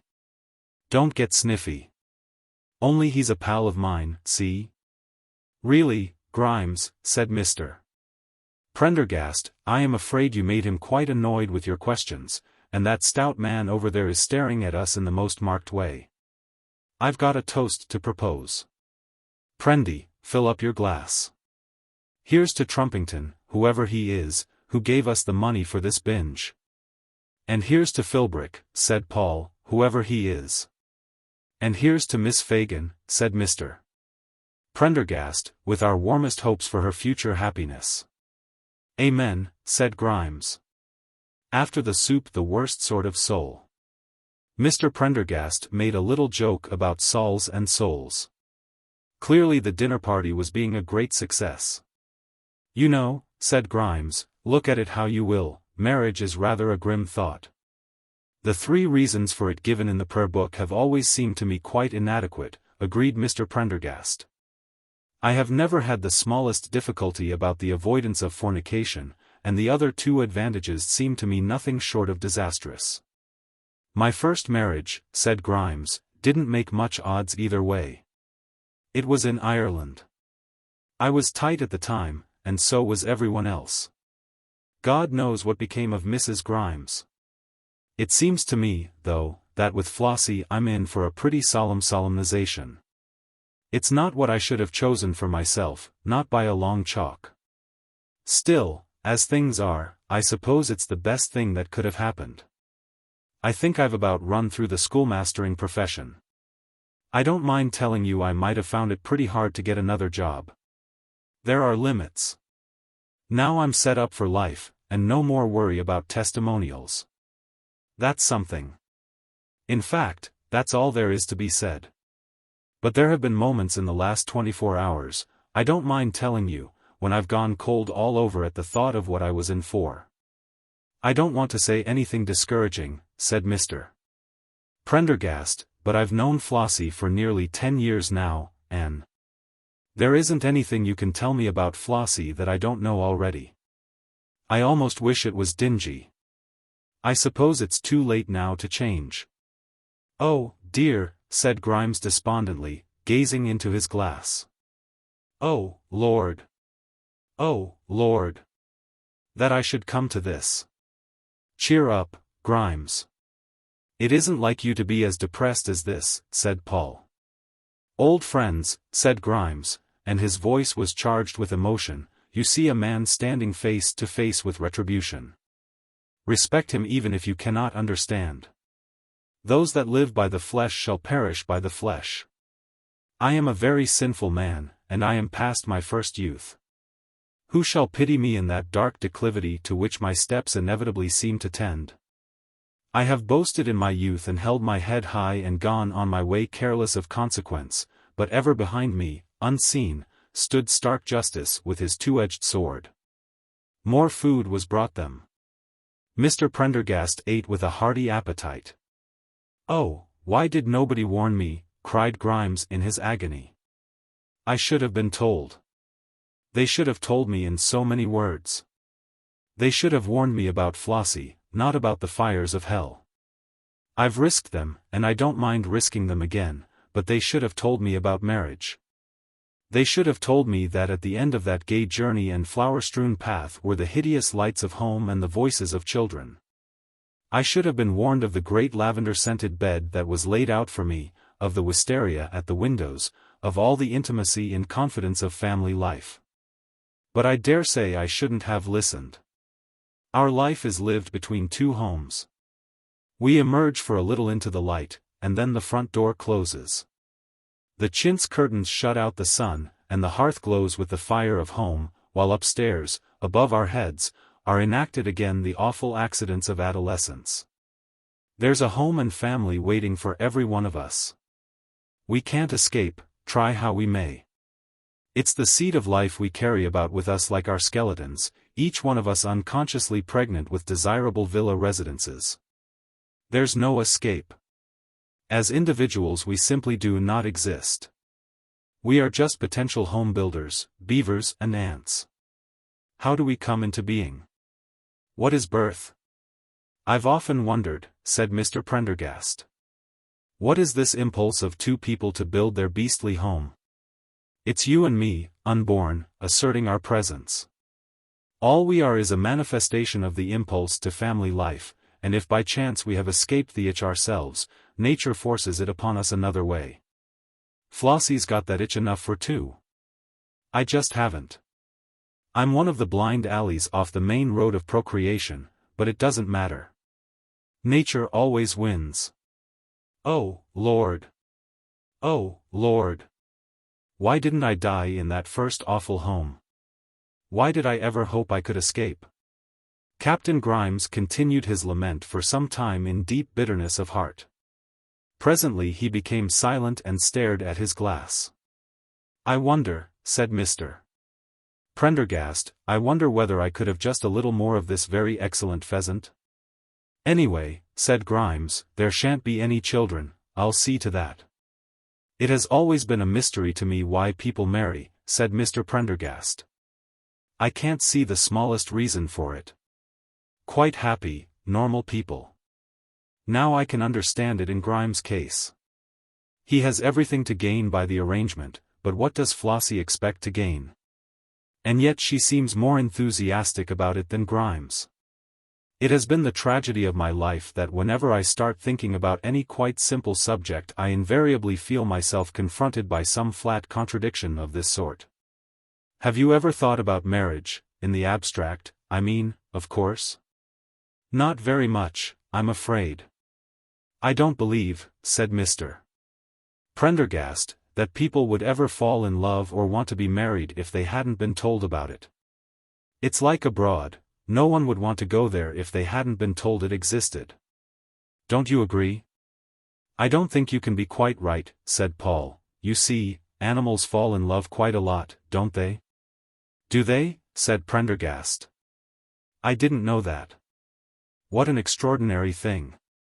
But then I had an aunt whose cat used to put its paw up to its mouth when it yawned. It's wonderful what animals can be taught. There is a sea lion at the circus, I saw in the paper, who juggles with an umbrella and 2 oranges. I know what I'll do, said Grimes. I'll get a motor bicycle. This seemed to cheer him up a little. He took another glass of wine and smiled wanly. I'm afraid I've not been following all you chaps have said. I was thinking. What were we talking about? Prendy was telling me about a sea lion who juggled with an umbrella and 2 oranges. Why, that's nothing. I can juggle with a whacking great bottle and a lump of ice and 2 knives. Look. Grimes, don't. Everyone is looking at you. The head waiter came over to remonstrate. Please remember where you are, sir, he said. I know where I am well enough, said Grimes. I'm in the hotel my pal Sir Solomon Philbrick is talking of buying, and I tell you this, old boy, if he does, the first person to lose his job will be you. See? Nevertheless he stopped juggling, and Mr. Prendergast ate 2 Pecci's Melba undisturbed. The black cloud has passed, said Grimes. Grimes is now going to enjoy his evening. Chapter 13. The Passing of a Public School Man. 6 days later the school was given a half-holiday. And soon after luncheon the bigamous union of Captain Edgar Grimes and Miss Florence Selina Fagan was celebrated at the Llanabba Parish Church. A slight injury to his hand prevented Paul from playing the organ. He walked down the church with Mr. Prendergast, who, greatly to his dismay, had been instructed by Dr. Fagan to give away the bride. I do not intend to be present, said the doctor. The whole business is exceedingly painful to me. Everybody else, however, was there except little Lord Tangent, whose foot was being amputated at a local nursing home. The boys for the most part welcomed the event as a pleasant variation to the rather irregular routine of their day. Clutterbuck alone seemed disposed to sulk. I don't suppose that their children will be terribly attractive, said Beste-Chetwynde. There were few wedding presents. The boys had subscribed a shilling each and had bought at a shop in Llandudno a silver-plated teapot, coyly suggestive of Art Nouveau. The doctor gave them a cheque for £25. Mr. Prendergast gave Grimes a walking stick, because he was always borrowing mine, and Dingy, rather generously, 2 photograph frames, a calendar, and a tray of Benares brassware. Paul was the best man. The service passed off without a hitch, for Grimes' Irish wife did not turn up to forbid the banns. Flossie wore a frock of a rather noticeable velveteen and a hat with 2 pink feathers to match. I was so pleased when I found he didn't want me to wear white, she said, though, of course, it might have been dyed afterwards. Both bride and bridegroom spoke up well in the responses, and afterwards the vicar delivered a very moving address on the subject of home and conjugal love. How beautiful it is, he said, to see 2 young people in the hope of youth setting out with the Church's blessing to face life together. How much more beautiful to see them when they have grown to full manhood and womanhood coming together and saying our experience of life has taught us that one is not enough. The boys lined the path from the church door to the lich gate, and the head prefect said, 3 cheers for Captain and Mrs. Grimes. Then they returned to the castle. The honeymoon had been postponed until the end of term, 10 days later, and the arrangements for the first days of their married life were a little meager. You must do the best you can, the doctor had said. I suppose you will wish to share the same bedroom. I think there would be no objection to your both moving into the large room in the West Tower. It is a little damp, but I dare say Diana will arrange for a fire to be lighted there. You may use the morning room in the evenings, and Captain Grimes will of course have his meals at my table in the dining room, not with the boys. I do not wish to find him sitting about in the drawing room, nor, of course, in my library. He had better keep his books and gown in the common room, as before. Next term I will consider some other arrangement. Perhaps I could hand over one of the lodges to you or fit up some sort of sitting room in the tower. I was not prepared for a domestic upheaval. Diana, who was really coming out of the business rather creditably, put a bowl of flowers in their bedroom, and lit a fire of reckless proportions, in which she consumed the remains of a desk and 2 of the boys' playboxes.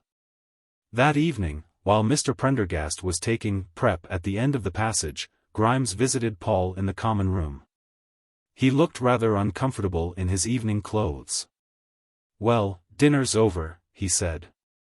The old man does himself pretty well. How are you feeling? Not too well, old boy. The first days are always a strain, they say, even in the most romantic marriages. My father-in-law is not what you might call easy. Needs thawing gently, you know. I suppose as a married man I oughtn't to go down to Mrs. Roberts'? I think it might seem odd on the first evening, don't you? Flossie's playing the piano, Dingy's making up the accounts. The old man's gone off to the library. Don't you think we've time for a quick one? Arm in arm they went down the familiar road. Drinks are on me tonight, said Grimes. The Silver Band were still sitting with their heads together discussing the division of their earnings. They tell me that married this afternoon you were, said the stationmaster. That's right, said Grimes. And my sister never at all you would meet whatever, he continued reproachfully. Look here, old boy, said Grimes, just you shut up. You're not being tactful. See? Just you keep quiet, and I'll give you all some nice beer. When Mrs. Roberts shut her doors for the night, Paul and Grimes turned back up the hill. A light was burning in the west tower. There she is, waiting for me, said Grimes. Now it might be a very romantic sight to some chaps, a light burning in a tower window. I knew a poem about a thing like that once. Forget it now, though. I was no end of a one for poetry when I was a kid, love and all that. Castle towers came in quite a lot. Funny how one grows out of that sort of thing. Inside the castle he turned off down the main corridor. Well, so long, old boy. This is the way I go now. See you in the morning. The baize door swung to behind him, and Paul went up to bed. Paul saw little of Grimes during the next few days. They met at prayers and on the way to and from their classrooms, but the baize door that separated the school from the doctor's wing was also separating them. Mr. Prendergast, now in unchallenged possession of the other easy chair, was smoking away one evening when he suddenly said, You know, I miss Grimes. I didn't think I should, but I do. With all his faults, he was a very cheery person. I think I was beginning to get on better with him. He doesn't look as cheery as he did, said Paul. I don't believe that life above stairs is suiting him very well. As it happened, Grimes chose that evening to visit them. "'D'you chaps mind if I come in for a bit?" he asked with unwonted diffidence. They rose to welcome him. "Sure you don't mind? I won't stay long. My dear man, we were just saying how much we missed you. Come and sit down." "Won't you have some of my tobacco?" said Prendergast. "Thanks, Prendy. I just had to come in and have a chat. I've been feeling pretty fed up lately. Married life is not all beer and skittles, I don't mind telling you. It's not Flossie, mind, she's been hardly any trouble at all. In a way I've got quite to like her. She likes me, anyway, and that's the great thing. The doctor's my trouble. He never lets me alone, that man. It gets on my nerves. Always laughing at me in a nasty kind of way and making me feel small. You know the way Lady Circumference talks to the Clutterbucks, like that. I tell you I simply dread going into meals in that dining room. He's got a sort of air as though he always knew exactly what I was going to say before I said it, and as if it was always a little worse than he'd expected. Flossie says he treats her that way sometimes. He does it to me the whole time, damn him. I don't expect he means it, said Paul, and anyway I shouldn't bother about it. That's the point. I'm beginning to feel he's quite right. I suppose I am a pretty coarse sort of chap. I don't know anything about art, and I haven't met any grand people, and I don't go to a good tailor, and all that. I'm not what he calls, out of the top drawer. I never pretended I was, but the thing is that up till now it hasn't worried me. I don't think I was a conceited sort of chap, but I felt just as good as anyone else, and I didn't care what people thought as long as I had my fun. And I did have fun, too, and, what's more, I enjoyed it. But now I've lived with that man for a week, I feel quite different. I feel half ashamed of myself all the time. And I've come to recognize that supercilious look he gives me in other people's eyes as well. "Ah, how well I know that feeling," sighed Mr. Prendergast. "I used to think I was popular among the boys, but you know I'm not, and at Mrs. Roberts's they only pretended to like me in the hope I'd stand drinks. I did too, but they never gave me one back. I thought it was just because they were Welsh, but I see now it was because they despised me. I don't blame them.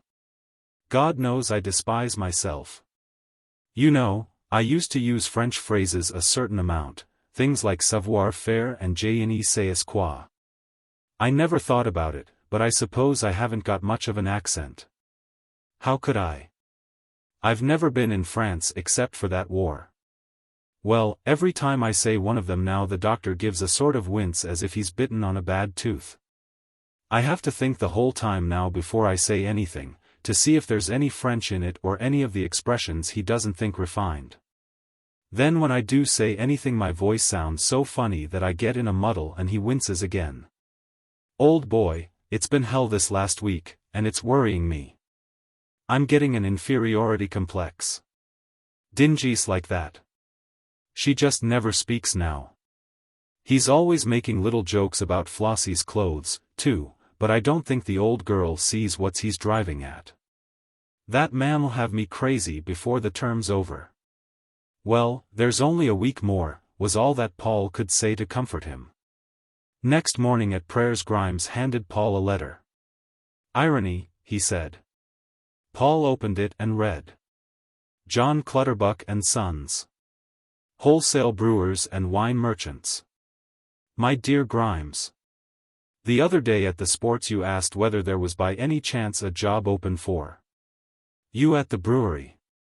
I don't know if you were serious in this, but if you were a post has just fallen vacant which I feel might suit you. I should be glad to offer it to any friend who has been so kind to Percy. We employ a certain number of travelers to go round to various inns and hotels to sample the beer and see that it has not been diluted or in any way adulterated. Our junior traveler, who was a friend of mine from Cambridge, has just developed DTS and has had to be suspended. The salary is $200 a year with car and traveling expenses. Would this attract you at all? If so, will you let me know during the next few days? Yours sincerely, Sam Clutterbuck. Just look at that, said Grimes. God's own job, and mine for the asking.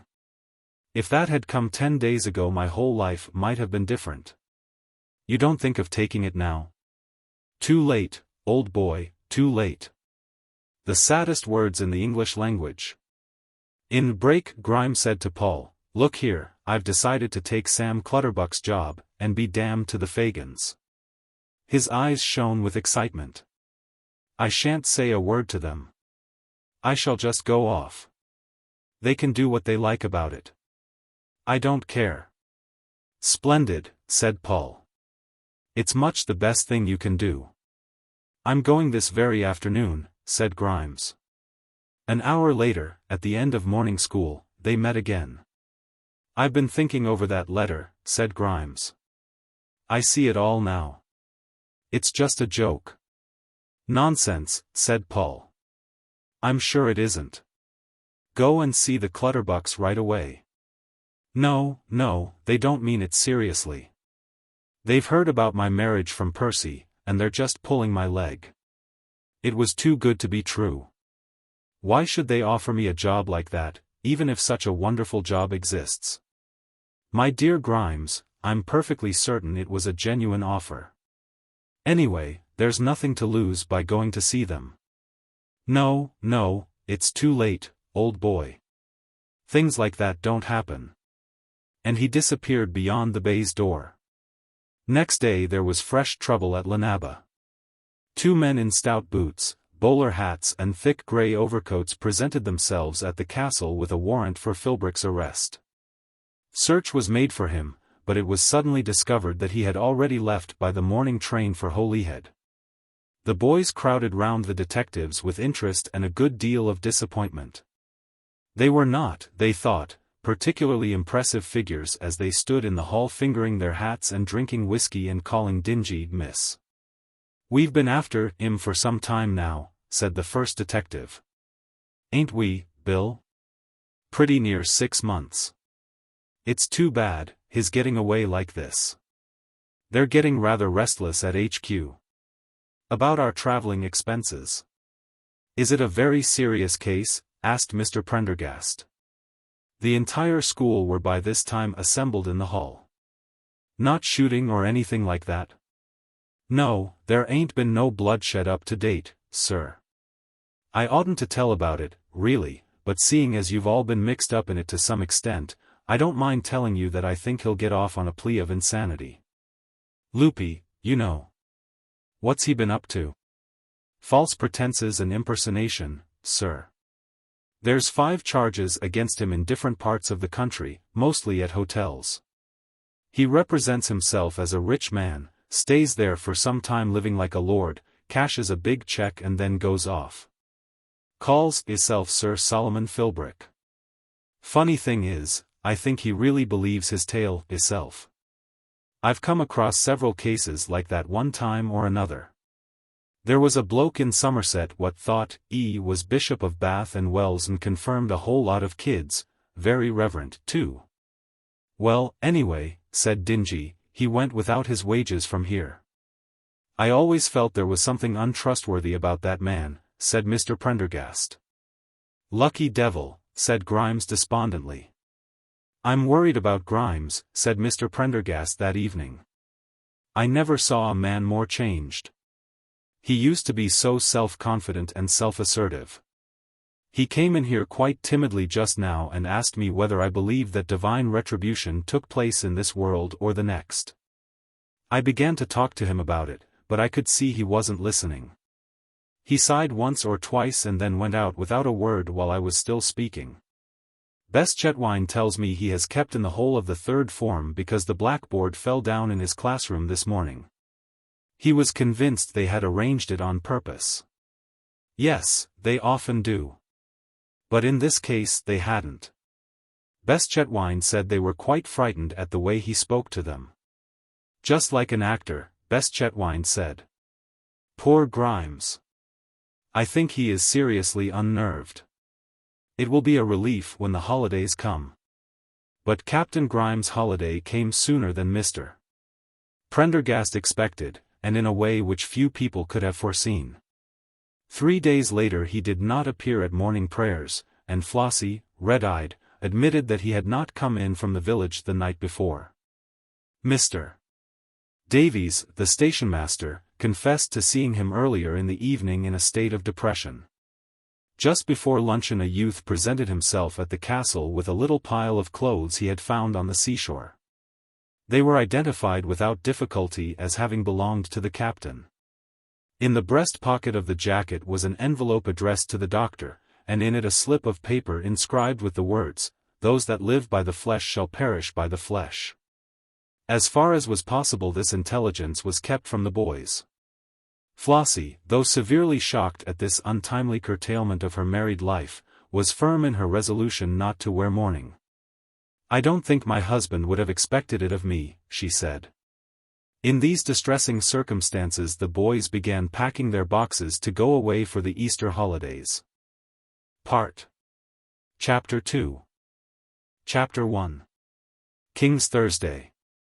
Margot Beste-Chetwynde had 2 houses in England, one in London and the other in Hampshire. Her London house, built in the reign of William and Mary, was, by universal consent, the most beautiful building between Bond Street and Park Lane. But opinion was divided on the subject of her country house. This was very new indeed. In fact, it was scarcely finished when Paul went to stay there at the beginning of the Easter holidays. No single act in Mrs. Beste-Chetwynde's eventful and in many ways disgraceful career had excited quite so much hostile comment as the building, or rather the rebuilding, of this remarkable house. It was called King's Thursday, and stood on the place which since the reign of Bloody Mary had been the seat of the Earls of Pastmaster. For 3 centuries the poverty and inertia of this noble family had preserved its home unmodified by any of the succeeding fashions that fell upon domestic architecture. No wing had been added, no window filled in, no portico, facade, terrace, orangery, tower, or battlement marred its timbered front.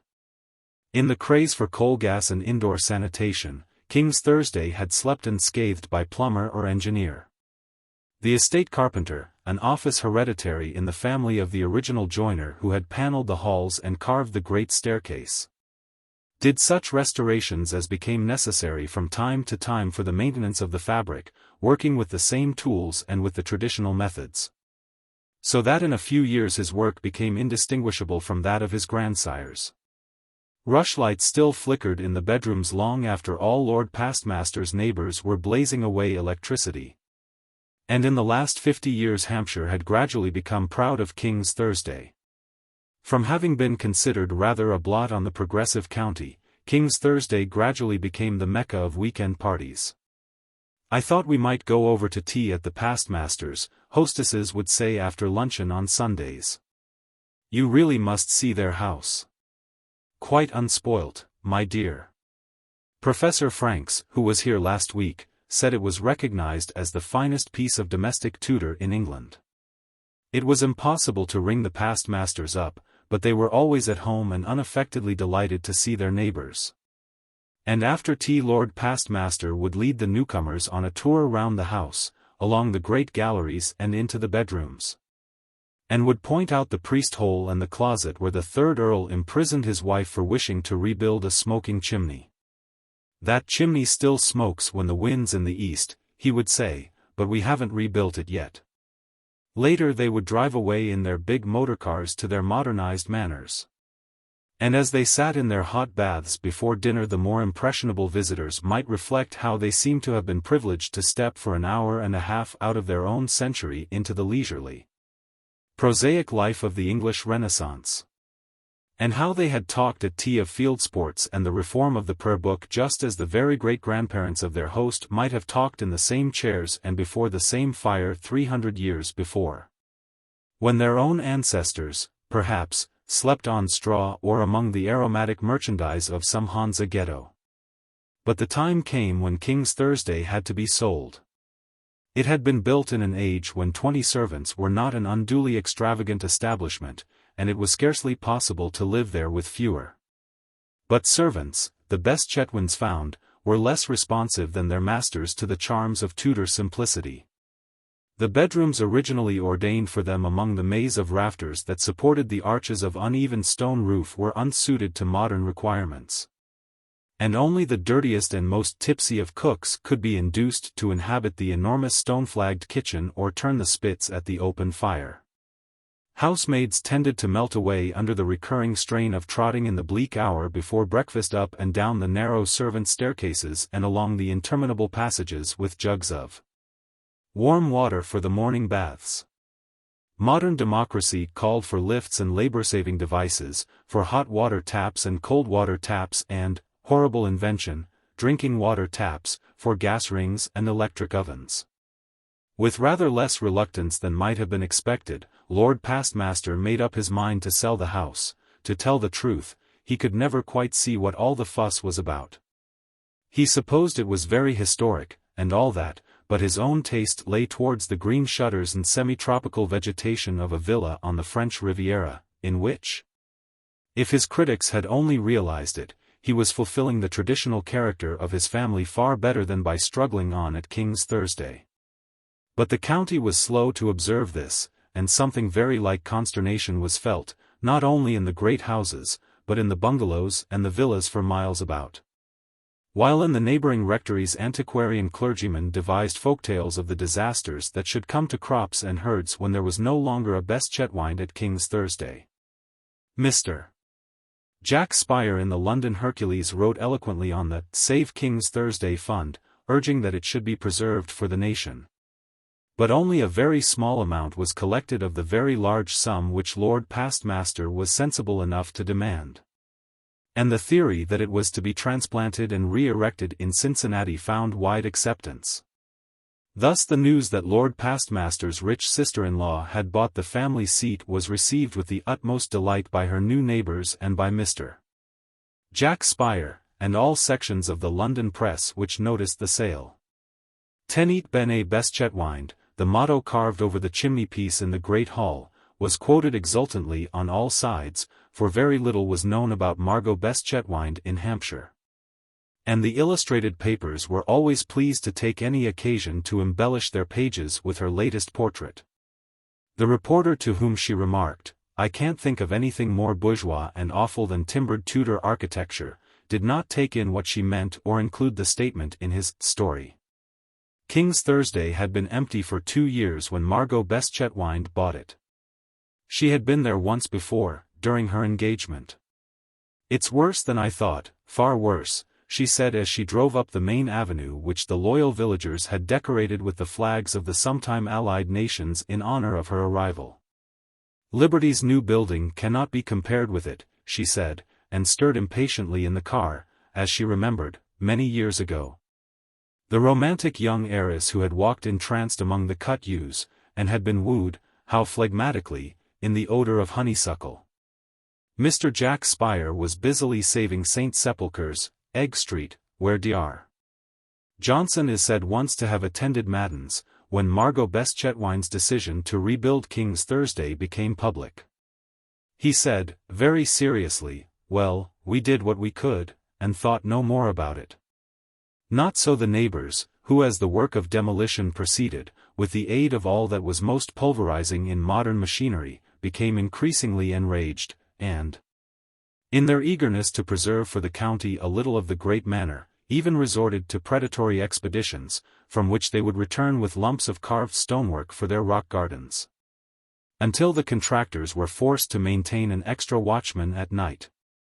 The paneling went to South Kensington, where it has come in for a great deal of admiration from the Indian students. Within 9 months of Mrs. Beste-Chetwynde's taking possession, the new architect was at work on his plans. It was Otto Friedrich Silenus's first important commission. Something clean and square had been Mrs. Beste-Chetwynde's instructions, and then she had disappeared on one of her mysterious world tours, saying as she left, "Please see that it is finished by the spring." Professor Silenus, for that was the title by which this extraordinary young man chose to be called, was a find of Mrs. Beste-Chetwynde's. He was not yet very famous anywhere, though all who met him carried away deep and diverse impressions of his genius. He had first attracted Mrs. Beste-Chetwynde's attention with the rejected design for a chewing gum factory which had been reproduced in a progressive Hungarian quarterly.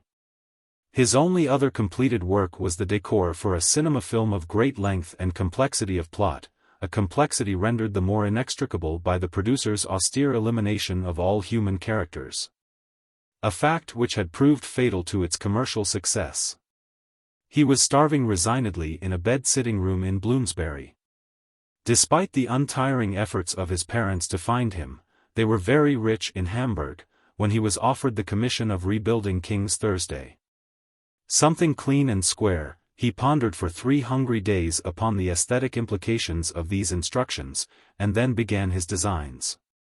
"The problem of architecture as I see it," he told a journalist who had come to report on the progress of his surprising creation of ferro-concrete and aluminium, "is the problem of all art, the elimination of the human element from the consideration of form. The only perfect building must be the factory, because that is built to house machines, not men. I do not think it is possible for domestic architecture to be beautiful, but I am doing my best." "All ill comes from man," he said gloomily. "Please tell your readers that. Man is never beautiful, he is never happy except when he becomes the channel for the distribution of mechanical forces." The journalist looked doubtful. "Now, Professor," he said, "tell me this. Is it a fact that you have refused to take any fee for the work you are doing, if you don't mind my asking?" "It is not," said Professor Silenus. "Pierre's sisters-in-law mansion builder refuses fee on future of architecture," thought the journalist happily. "Will machines live in houses?" Amazing forecast of Professor Architect. Professor Silenus watched the reporter disappear down the drive and then, taking a biscuit from his pocket, began to munch. "I suppose there ought to be a staircase," he said gloomily. "Why can't the creatures stay in one place? Up and down, in and out, round and round. Why can't they sit still and work? Do dynamos require staircases? Do monkeys require houses? What an immature, self-destructive, antiquated mischief is man! How obscure and gross his prancing and chattering on his little stage of evolution! How loathsome and beyond words boring all the thoughts and self-approval of this biological byproduct! This half-formed, ill-conditioned body! This erratic, maladjusted mechanism of his soul, on one side the harmonious instincts and balanced responses of the animal, on the other the inflexible purpose of the engine, and between them man. Equally alien from the being of nature and the doing of the machine, the vile becoming. 2 hours later the foreman in charge of the concrete mixer came to consult with the professor. He had not moved from where the journalist had left him.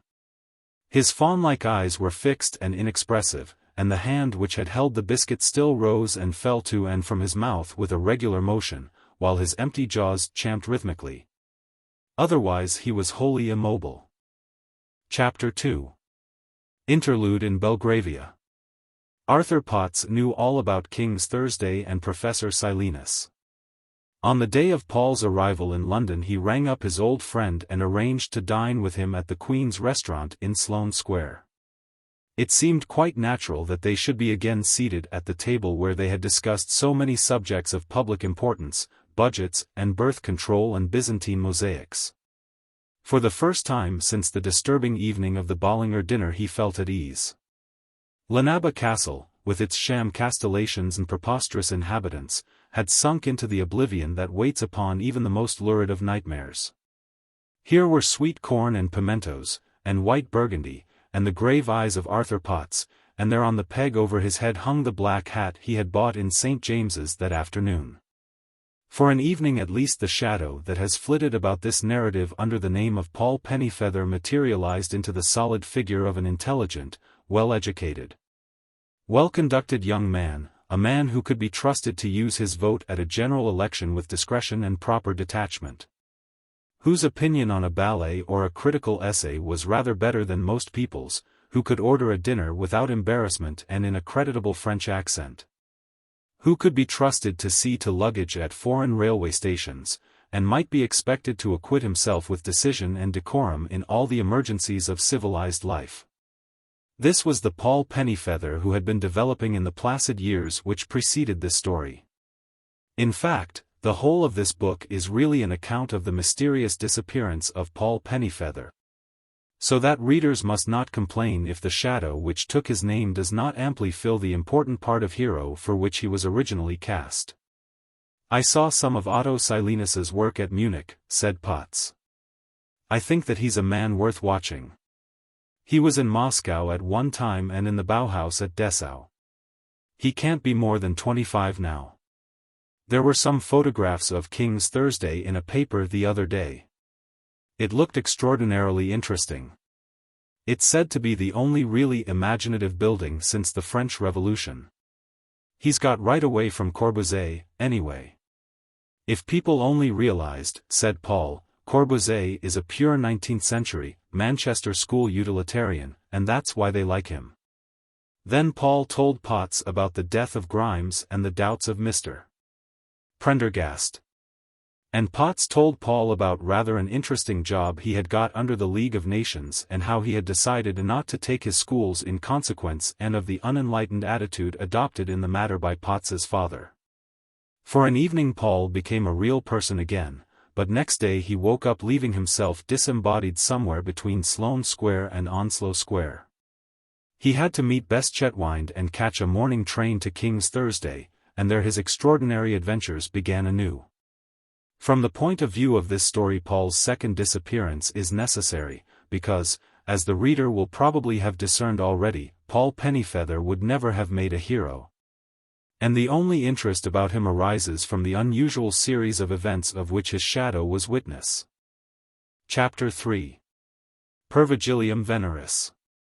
I'm looking forward to seeing our new house, said Beste-Chetwynde as they drove out from the station. Mamma says it may be rather a surprise. The lodges and gates had been left undisturbed, and the lodge-keeper's wife, white-aproned as Mrs. Noah, bobbed at the car as it turned into the avenue.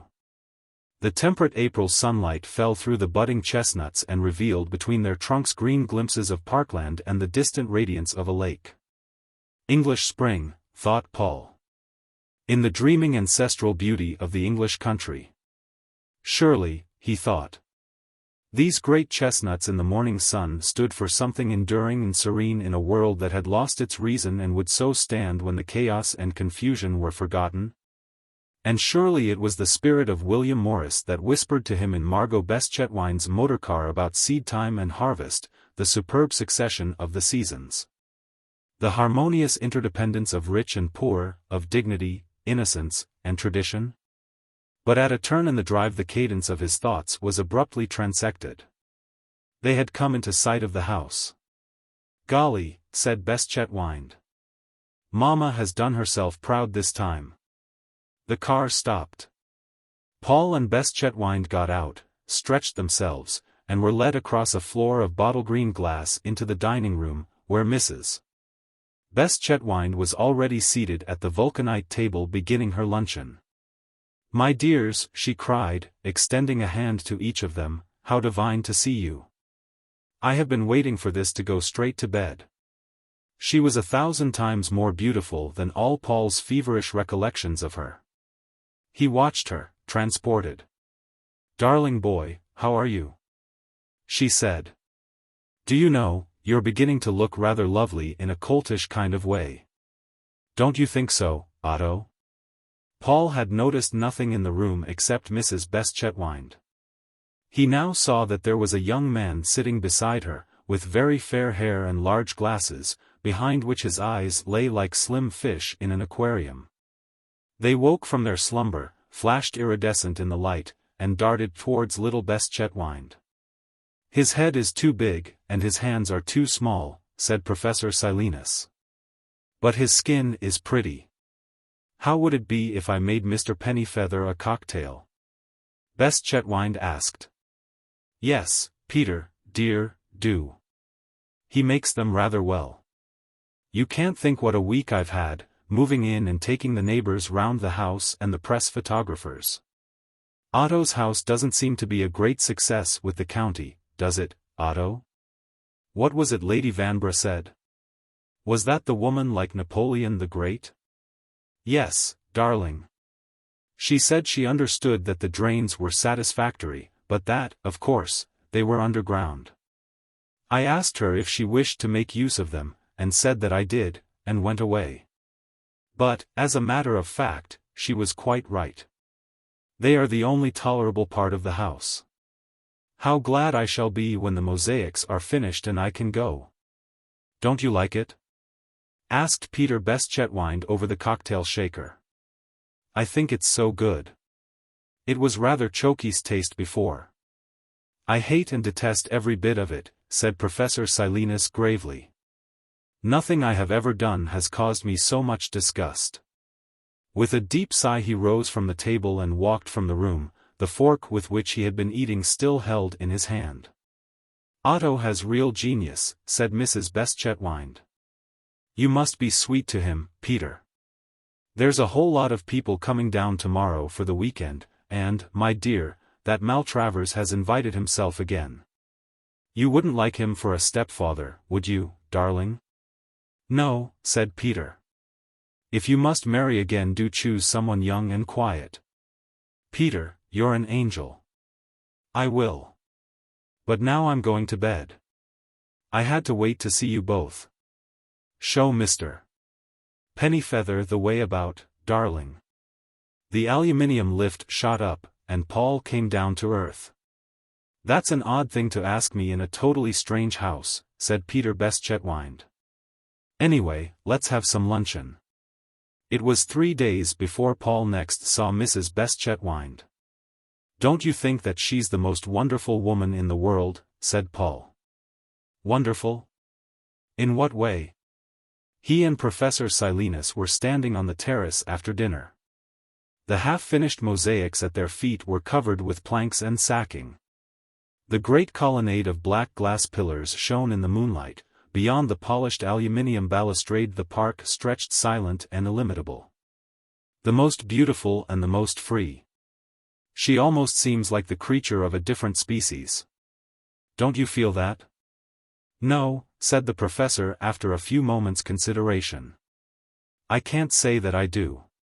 If you compare her with other women of her age, you will see that the particulars in which she differs from them are infinitesimal compared with the points of similarity.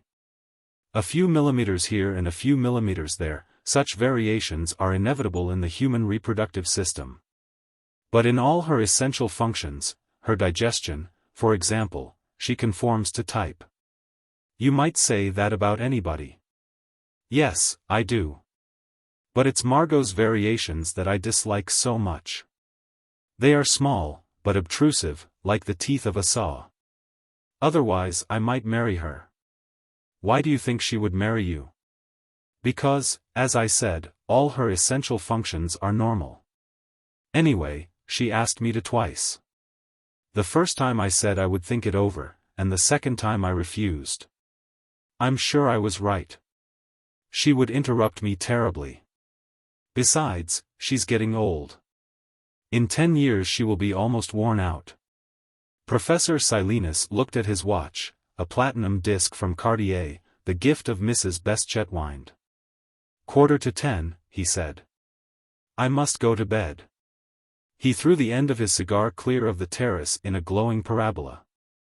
What do you take to make you sleep? I sleep quite easily, said Paul, except on trains. You're lucky. Margot takes Veronal. I haven't been to sleep for over a year. That's why I go to bed early. One needs more rest if one doesn't sleep. That night, as Paul marked his place in the Golden Bough, and, switching off his light, turned over to sleep, he thought of the young man a few bedrooms away, lying motionless in the darkness.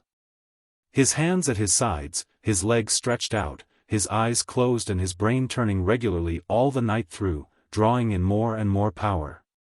Storing it away like honey in its intricate cells and galleries, till the atmosphere about it became exhausted and vitiated and only the brain remained turning and turning in the darkness. So Margot Beste-Chetwynde wanted to marry Otto Silenus, and in another corner of this extraordinary house she lay in a drug trance.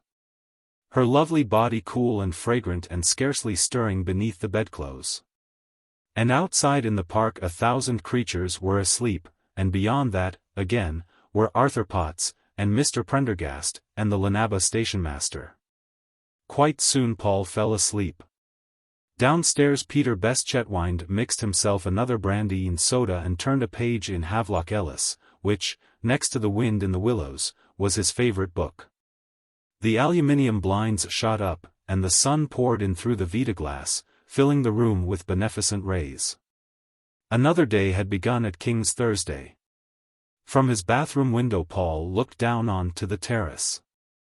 The coverings had been removed, revealing the half-finished pavement of silver and scarlet. Professor Silenus was already out there directing 2 workmen with the aid of a chart. The weekend party arrived at various times in the course of the day, but Mrs. Beste-Chetwynde kept to her room while Peter received them in the prettiest way possible. Paul never learned all their names, nor was he ever sure how many of them there were. He supposed about 8 or 9, but as they all wore so many different clothes of identically the same kind, and spoke in the same voice, and appeared so irregularly at meals, there may have been several more or several less. The first to come were the Honourable Miles Malpractice and David Lennox, the photographer. They emerged with little shrieks from an Edwardian electric brougham and made straight for the nearest looking-glass. In a minute the Panatrope was playing, David and Miles were dancing, and Peter was making cocktails. The party had begun. Throughout the afternoon new guests arrived, drifting in vaguely or running in with cries of welcome just as they thought suited them best. Pamela Popham, square-jawed and resolute as a big game huntress, stared round the room through her spectacles, drank 3 cocktails, said, "My God," twice, cut 2 or 3 of her friends, and stalked off to bed. "Tell Olivia I've arrived when she comes," she said to Peter.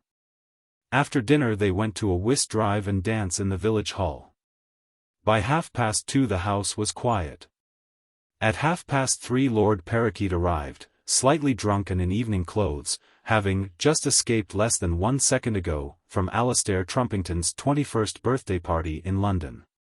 Alastair was with me some of the way, he said, but I think he must have fallen out. The party, or some of it, reassembled in pyjamas to welcome him. Parakeet walked round birdlike and gay, pointing his thin white nose and making rude little jokes at everyone in turn in a shrill, emasculate voice. At 4 the house was again at rest. Only one of the guests appeared to be at all ill at ease, Sir Humphrey Maltravers, the Minister of Transportation. He arrived early in the day with a very large car and 2 very small suitcases. And from the first showed himself as a discordant element in the gay little party by noticing the absence of their hostess. Margot? No, I haven't seen her at all. I don't believe she's terribly well, said one of them, or perhaps she's lost somewhere in the house. Peter will know. Paul found him seated alone in the garden after luncheon, smoking a large cigar, his big red hands folded before him, a soft hat tilted over his eyes, his big red face both defiant and disconsolate. He bore a preternatural resemblance to his caricatures in the evening papers, Paul thought. "Hello, young man," he said. "Where's everybody?" "I think Peter's taking them on a tour around the house. It's much more elaborate than it looks from outside. Would you care to join them?" "No, thank you, not for me. I came here for a rest. These young people tire me. I have enough of the house during the week." Paul laughed politely. "It's the devil of a session. You keen on politics at all?" "Hardly at all," Paul said. "Sensible fellow. I can't think why I keep on at it. It's a dog's life, and there's no money in it either. If I'd stayed at the bar I'd have been a rich man by now." "Rest, rest and riches," he said, "it's only after 41 begins to value things of that kind. And half one's life, perhaps, is lived after 40. Solemn thought that. Bear it in mind, young man, and it will save you from most of the worst mistakes. If everyone at 20 realized that half his life was to be lived after 40. Mrs. Beste-Chetwynde's cooking in Mrs. Beste-Chetwynde's garden, said Sir Humphrey meditatively. What could be desired more except our fair hostess herself? Have you known her long? Only a few weeks, Paul said. There's no one like her, said Sir Humphrey. He drew a deep breath of smoke. Beyond the yew hedges the panatrope could be faintly heard. What did she want to build this house for? He asked. It all comes of this set she's got into. It's not doing her any good.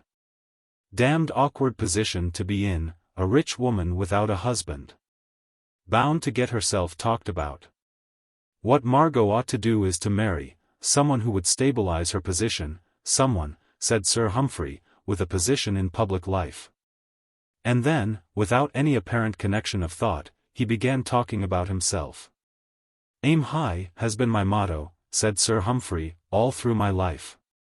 You probably won't get what you want, but you may get something. Aim low, and you get nothing at all. It's like throwing a stone at a cat. When I was a kid that used to be great sport in our yard. I dare say you were throwing cricket balls when you were that age, but it's the same thing. If you throw straight at it, you fall short, aim above, and with luck you score. Every kid knows that.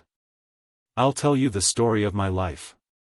Why was it, Paul wondered, that everyone he met seemed to specialize in this form of autobiography? He supposed he must have a sympathetic air. Sir Humphrey told of his early life, of a family of 9 living in 2 rooms, of a father who drank and a mother who had fits, of a sister who went on the streets, of a brother who went to prison. Of another brother who was born a deaf-mute. He told of scholarships and polytechnics, of rebuffs and encouragements, of a university career of brilliant success and unexampled privations. I used to do proofreading for the Holywell Press, he said, then I learned shorthand and took down the university sermons for the local papers.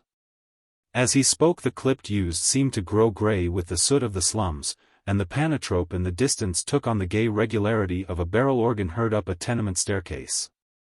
"We were a pretty hot lot at Scone in my time," he said, naming several high officers of state with easy familiarity, "but none of them had so far to go as I had." Paul listened patiently, as was his habit. Sir Humphrey's words flowed easily, because, as a matter of fact, he was rehearsing a series of articles he had dictated the evening before for publication in a Sunday newspaper. He told Paul about his first briefs and his first general election, the historic Liberal campaign of 1906, and of the strenuous days just before the formation of the coalition. "I've nothing to be ashamed of," said Sir Humphrey. "I've gone further than most people. I suppose that, if I keep on, I may one day lead the party. But all this winter I've been feeling that I've got as far as I shall ever get. I've got to the time when I should like to go into the other house and give up work and perhaps keep a racehorse or 2-inch, and his eyes took on the faraway look of a popular actress describing the cottage of her dreams, and a yacht and a villa at Monte. The others can do that when they like, and they know it. It's not till you get to my age that you really feel the disadvantage of having been born poor." On Sunday evening Sir Humphrey suggested a hand of cards. The idea was received without enthusiasm. "Wouldn't that be rather fast?" said Miles. "It is Sunday. I think cards are divine, particularly the king's. Such naughty old faces.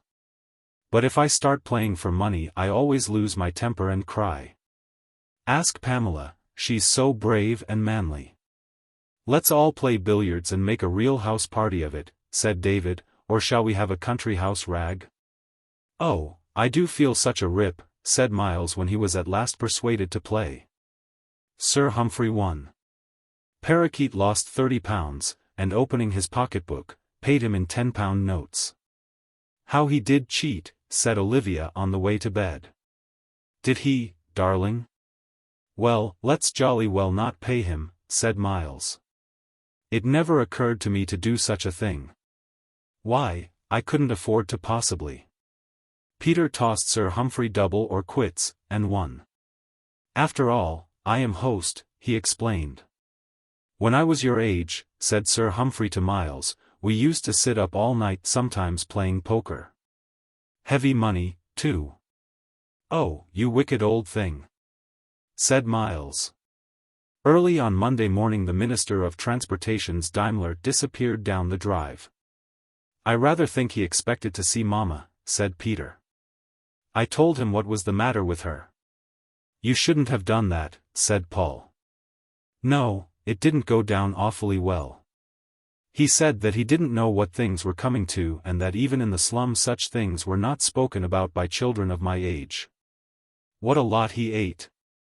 I did my best to make him feel at home, too, by talking about trains. I thought he was a very sensible old man," said Professor Silenus. "He was the only person who didn't think it necessary to say something polite about the house. Besides, he told me about a new method of concrete construction they're trying at one of the government superannuation homes." Peter and Paul went back to their cylindrical study and began another spelling lesson. As the last of the guests departed Mrs. Beste-Chetwynde reappeared from her little bout of veronal, fresh and exquisite as a 17th-century lyric. The meadow of green glass seemed to burst into flower under her feet as she passed from the lift to the cocktail table. "You poor angels," she said. "Did you have the hell of a time with Maltravers? And all those people? I quite forget who asked to come this weekend." "I gave up inviting people long ago," she said, turning to Paul, "but it didn't make a bit of difference." She gazed into the opalescent depths of her absinthe frappé. "More and more I feel the need of a husband, but Peter is horribly fastidious." "Well, your men are so awful," said Peter.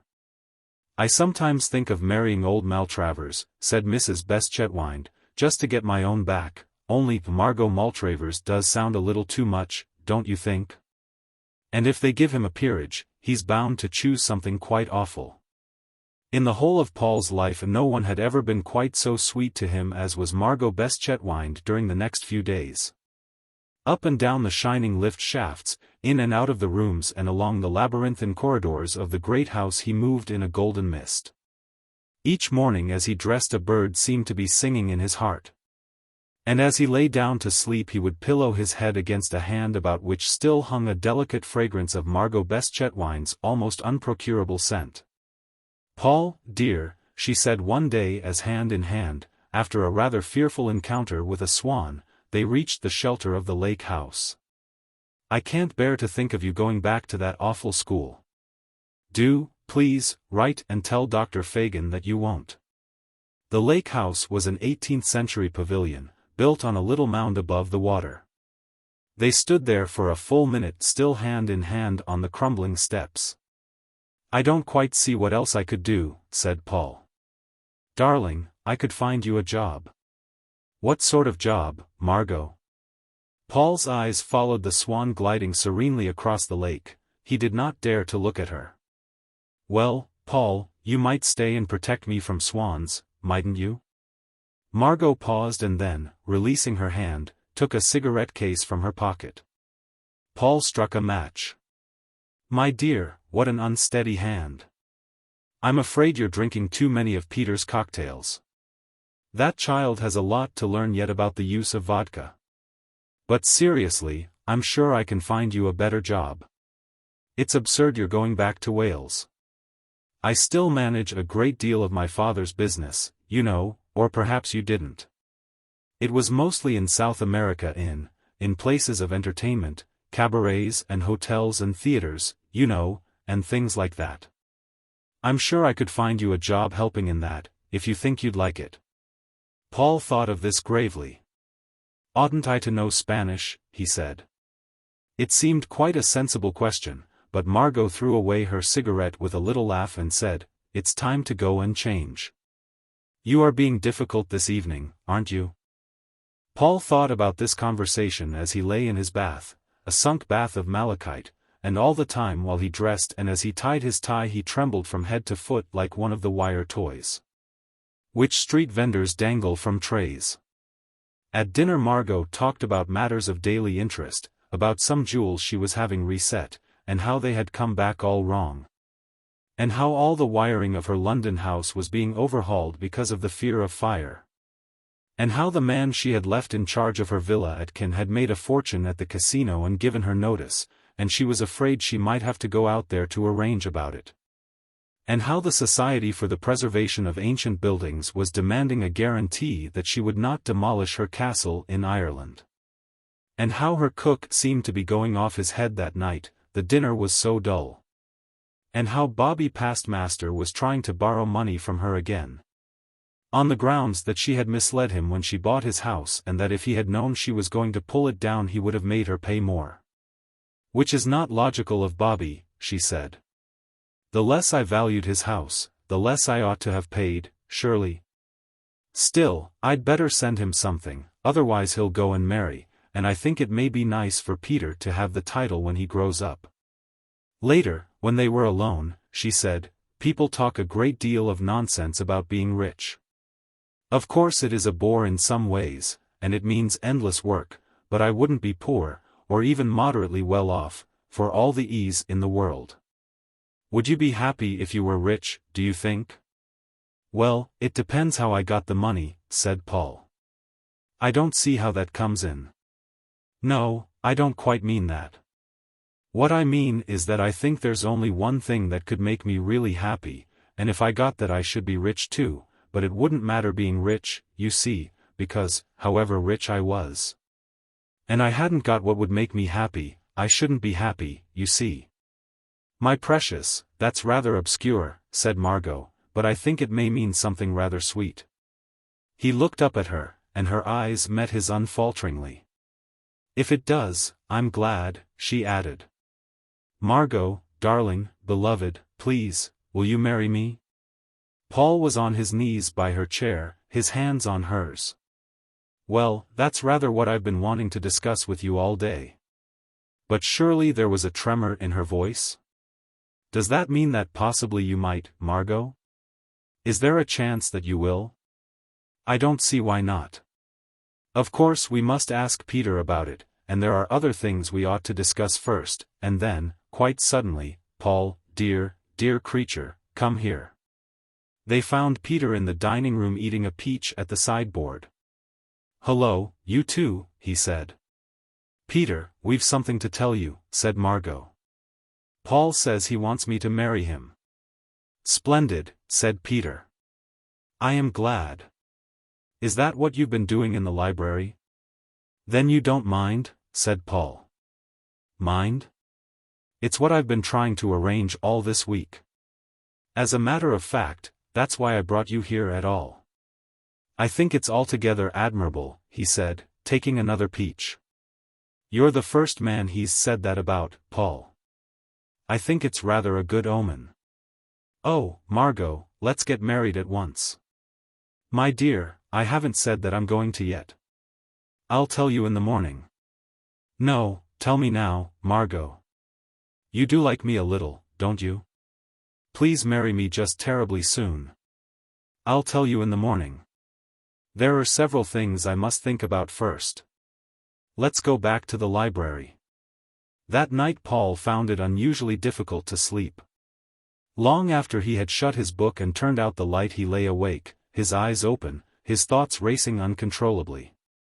As in the first night of his visit, he felt the sleepless, involved genius of the house heavy about his head. He and Margot and Peter and Sir Humphrey Maltravers were just insignificant incidents in the life of the house, this newborn monster to whose birth ageless and forgotten cultures had been in travail. For half an hour he lay looking into the darkness until gradually his thoughts began to separate themselves from himself, and he knew he was falling asleep. Suddenly he was roused to consciousness by the sound of his door opening gently. He could see nothing, but he heard the rustle of silk as someone came into the room. Then the door shut again. "Paul, are you asleep?" "Margot." "Hush, dear. Don't turn on the light. Where are you?" The silk rustled again as though falling to the ground. "It's best to make sure, isn't it, darling, before we decide anything? It may be just an idea of yours that you're in love with me. And, you see, Paul, I like you so very much, it would be a pity to make a mistake, wouldn't it?" But happily there was no mistake, and next day Paul and Margot announced their engagement. Chapter 4. Resurrection. Crossing the hall one afternoon a few days later, Paul met a short man with a long red beard stumping along behind the footman towards Margot's study. "Good Lord!" he said. "Not a word, old boy," said the bearded man as he passed on. A few minutes later Paul was joined by Peter. "I say, Paul," he said, "who do you think's talking to Mama?" "I know," said Paul. "It's a very curious thing. I somehow never felt he was dead," said Peter. "I told Clutterbuck that to try and cheer him up." "Did it?" "Not very much," Peter admitted. "My argument was that if he'd really gone out to sea he would have left his wooden leg behind with his clothes, but Clutterbuck said he was very sensitive about his leg. I wonder what he's come to see Mama about." A little later they ambushed him in the drive, and Grimes told them. "Forgive the beaver," he said, "but it's rather important at the moment." "In the soup again?" asked Paul. "Well, not exactly, but things have been rather low lately. The police are after me. That suicide didn't go down well. I was afraid it wouldn't. They began to fuss a bit about no body being found and about my game leg. And then my other wife turned up, and that set them thinking. Hence the vegetation. Clever of you two to spot me." They led him back to the house, and Peter mixed him a formidable cocktail, the principal ingredients of which were absinthe and vodka. "It's the old story," said Grimes. Grimes has fallen on his feet again. "By the way, old boy, I have to congratulate you, haven't I? You've done pretty well for yourself, too." His eye traveled appreciatively over the glass floor, and the pneumatic rubber furniture, and the porcelain ceiling, and the leather-hung walls. "It's not everyone's taste," he said, "but I think you'll be comfortable.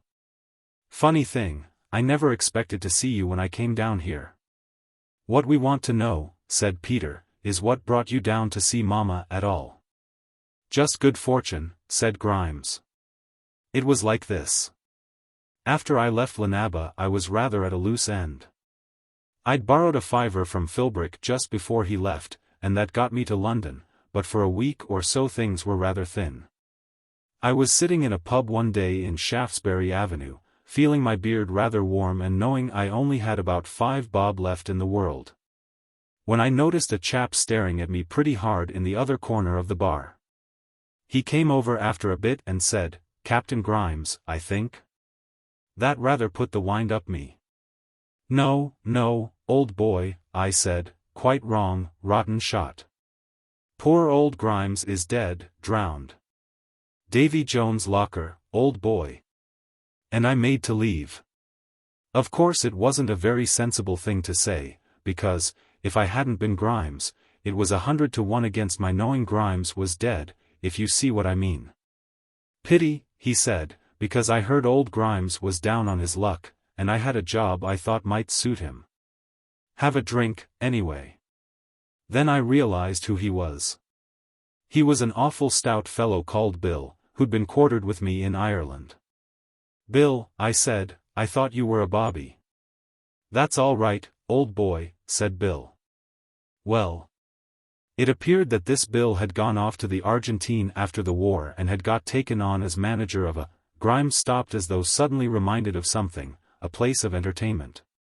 Sort of night club, you know. Well, he'd done rather well in that job, and had been put in charge of a whole chain of places of entertainment all along the coast. They're a syndicate owned in England. He'd come back on leave to look for a couple of chaps to go out with him and help. "The Dagos are no use at the job," he said, not dispassionate enough. Had to be chaps who could control themselves where women were concerned. That's what made him think of me. But it was a pure act of God, our meeting. Well, apparently the syndicate was first founded by young Beste-Chetwynde's grandpapa, and Mrs. Beste-Chetwynde still takes an interest in it, so I was sent down to interview her and see if she agreed to the appointment. It never occurred to me it was the same Mrs. Beste-Chetwynde who came down to the sports the day Prendy got so tight. Only shows how small the world is, doesn't it? "Did Mama give you the job?" asked Peter. "She did, and £50 advance on my wages, and some jolly sound advice. It's been a good day for Grimes. Heard from the old man lately, by the way?" "Yes," said Paul, "I got a letter this morning," and he showed it to Grimes. "Llanabba Castle, North Wales. My dear Pennyfeather. Thank you for your letter and for the enclosed cheque. I need hardly tell you that it is a real disappointment to me to hear that you are not returning to us next term. I had looked forward to a long and mutually profitable connection. However, my daughters and I join in wishing you every happiness in your married life. I hope you will use your new influence to keep Peter at the school. He is a boy for whom I have great hopes. I look to him as one of my prefects in the future.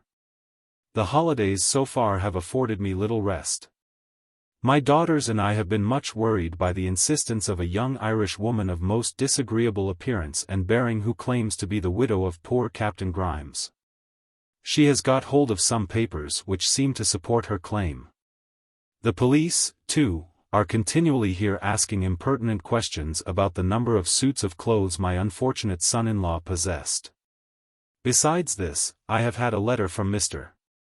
Prendergast stating that he too wishes to resign his post. Apparently he has been reading a series of articles by a popular bishop and has discovered that there is a species of person called a modern churchman, who draws the full salary of a beneficed clergyman and need not commit himself to any religious belief. This seems to be a comfort to him, but it adds greatly to my own inconvenience. Indeed, I hardly think that I have the heart to keep on at Llanabba. I have had an offer from a cinema company, the managing director of which, oddly enough, is called Sir Solomon Philbrick, who wish to buy the castle. They say that its combination of medieval and Georgian architecture is a unique advantage. My daughter Diana is anxious to start a nursing home or an hotel. So you see that things are not easy. Yours sincerely, Augustus Fagan. There was another surprise in store for Paul that day. Hardly had Grimes left the house when a tall young man with a black hat and thoughtful eyes presented himself at the front door and asked for Mr. Pennyfeather. It was Potts. "My dear fellow," said Paul, "I am glad to see you." "I saw your engagement in the Times," said Potts, "and, as I was in the neighborhood, I wondered if you'd let me see the house." Paul and Peter led him all over it and explained its intricacies. He admired the luminous ceiling in Mrs. Beste-Chetwynde's study and the india-rubber fungi in the recessed conservatory and the little drawing-room, of which the floor was a large kaleidoscope, set in motion by an electric button.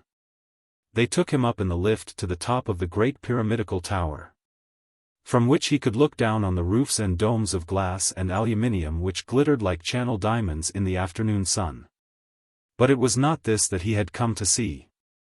As soon as he and Paul were alone he said, as though casually, "Who was that little man I met coming down the drive? I think he was something to do with the Society for the Preservation of Ancient Buildings," said Paul. "Why? Are you sure?" asked Potts in evident disappointment.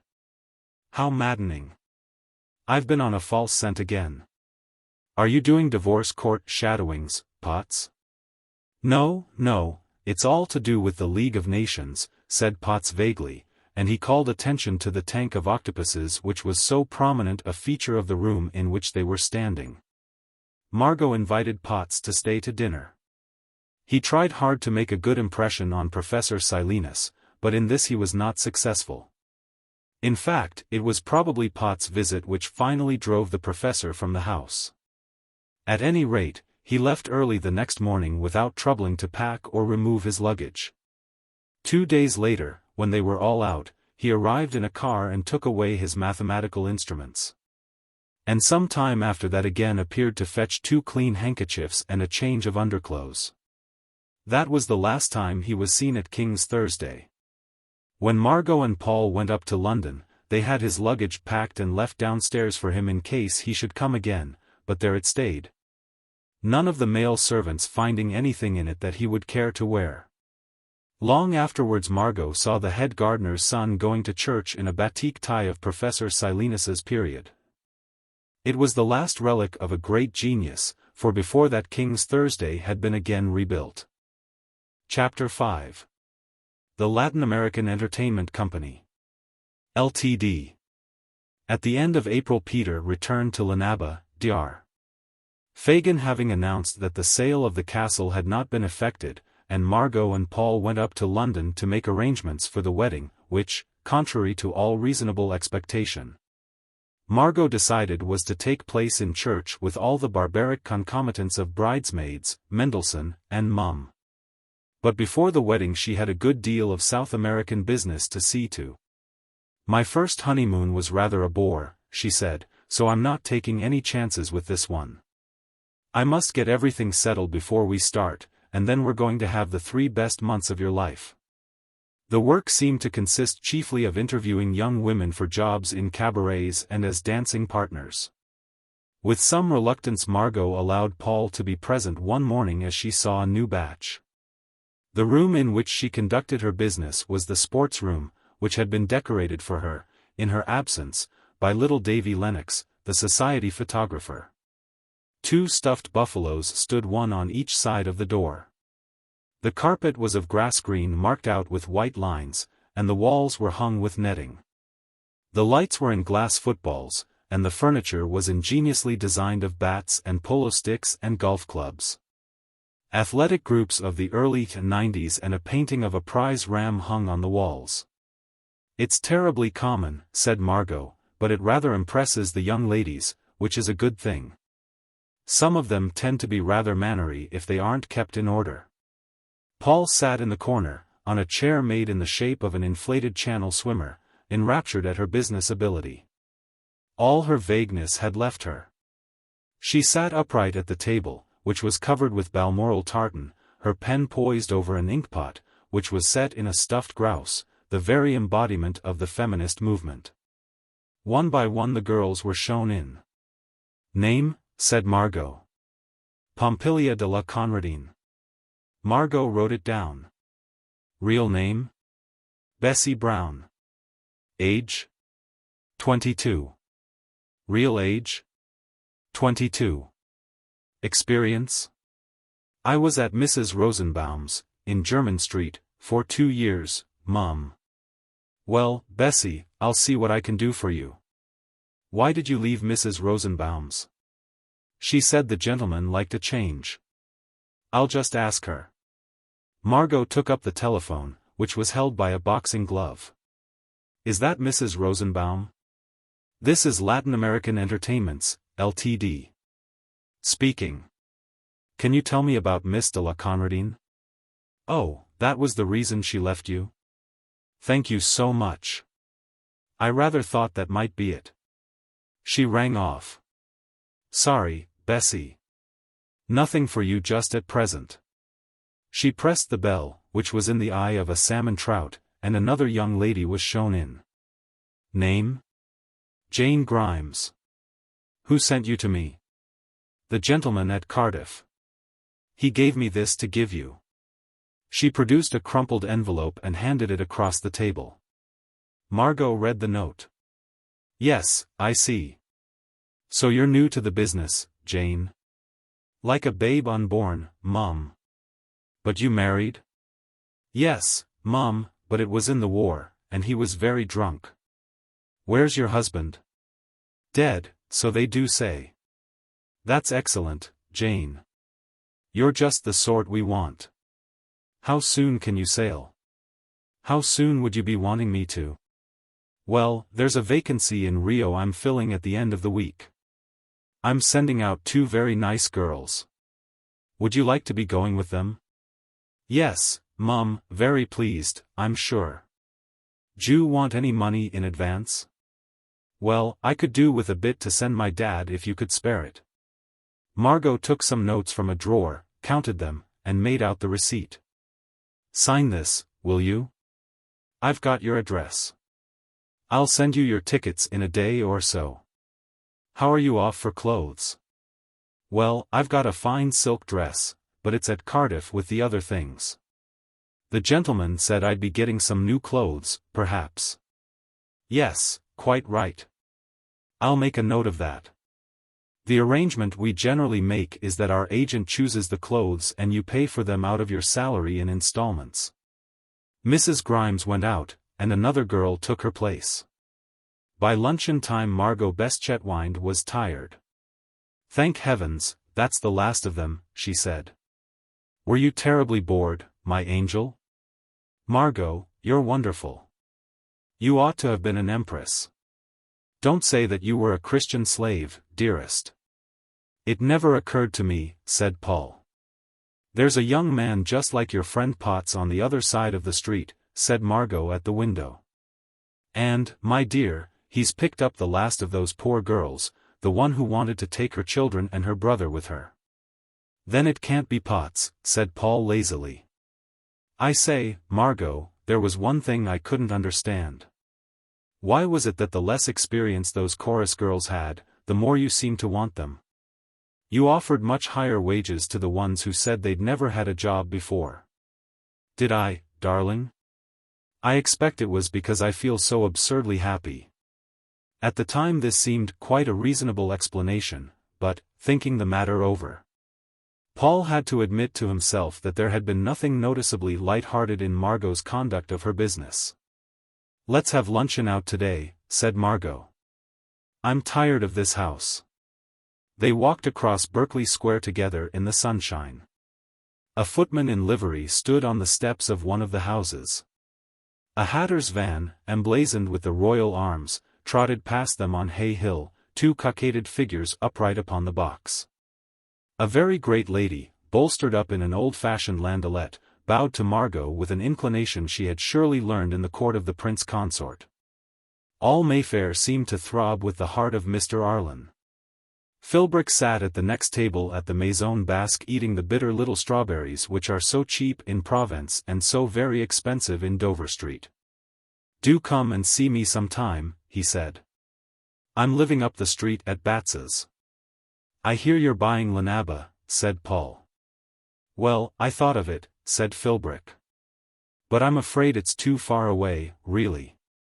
The police came for you soon after you left, said Paul. They're bound to get me some time, said Philbrick. But thanks for the tip all the same. By the way, you might warn your fiancé that they'll be after her soon, if she's not careful. That League of Nations committee is getting busy at last. I haven't the least idea what you mean, said Paul, and returned to his table. Obviously the poor man's dotty, said Margot when he told her of the conversation. Chapter 6. A hitch in the wedding preparations. Meanwhile half the shops in London were engaged on the wedding preparations. Paul asked Potts to be his best man, but a letter from Geneva declined the invitation. In other circumstances this might have caused him embarrassment. But during the past fortnight Paul had received so many letters and invitations from people he barely remembered meeting that his only difficulty in filling his place was the fear of offending any of his affectionate new friends. Eventually he chose Sir Alastair Digby Vane Trumpington, because he felt that, however indirectly, he owed him a great deal of his present good fortune. Sir Alastair readily accepted, at the same time borrowing the money for a new tall hat, his only one having come to grief a few nights earlier. A letter from Onslow Square, which Paul left unanswered, plainly intimated that Paul's guardian's daughter would take it as a personal slight, and as a severe blow to her social advancement, if she were not chosen as one of the bridesmaids. For some reason or other Paul's marriage seemed to inspire the public as being particularly romantic. Perhaps they admired the enterprise and gallantry with which Margot, after 10 years of widowhood, voluntarily exposed herself to a repetition of the 101 horrors of a fashionable wedding. Or perhaps Paul's sudden elevation from schoolmaster to millionaire struck a still vibrant chord of optimism in each of them. So that they said to themselves over their ledgers and typewriters, "It may be me next time." Whatever the reason, the wedding was certainly an unparalleled success among the lower orders. Inflamed by the popular press, a large crowd assembled outside St. Margaret's on the eve of the ceremony equipped, as for a first night, with collapsible chairs, sandwiches, and spirit stoves, while by 2:30, in spite of heavy rain, it had swollen to such dimensions that the police were forced to make several baton charges, and many guests were crushed almost to death in their attempts to reach the doors. And the route down which Margot had to drive was lined as for a funeral with weeping and hysterical women. Society was less certain in its approval, and Lady Circumference, for one, sighed for the early 90s, when Edward Prince of Wales, at the head of Ton, might have given authoritative condemnation to this ostentatious second marriage. "It's maddening, Tangent having died just at this time," she said. "People may think that that's my reason for refusing. I can't imagine that anyone will go." "I hear your nephew Alastair Trumpington is the best man," said Lady Vanbrugh. "You seem to be as well informed as my chiropodist," said Lady Circumference with unusual felicity, and all Lowndes Square shook at her departure. In the unconverted muses of Mayfair and the upper rooms of Shepherd's Market and North Audley Street, where fashionable bachelors lurked disconsolately on their evenings at home, there was open lamentation at the prey that had been allowed to slip through their elegantly gloved fingers.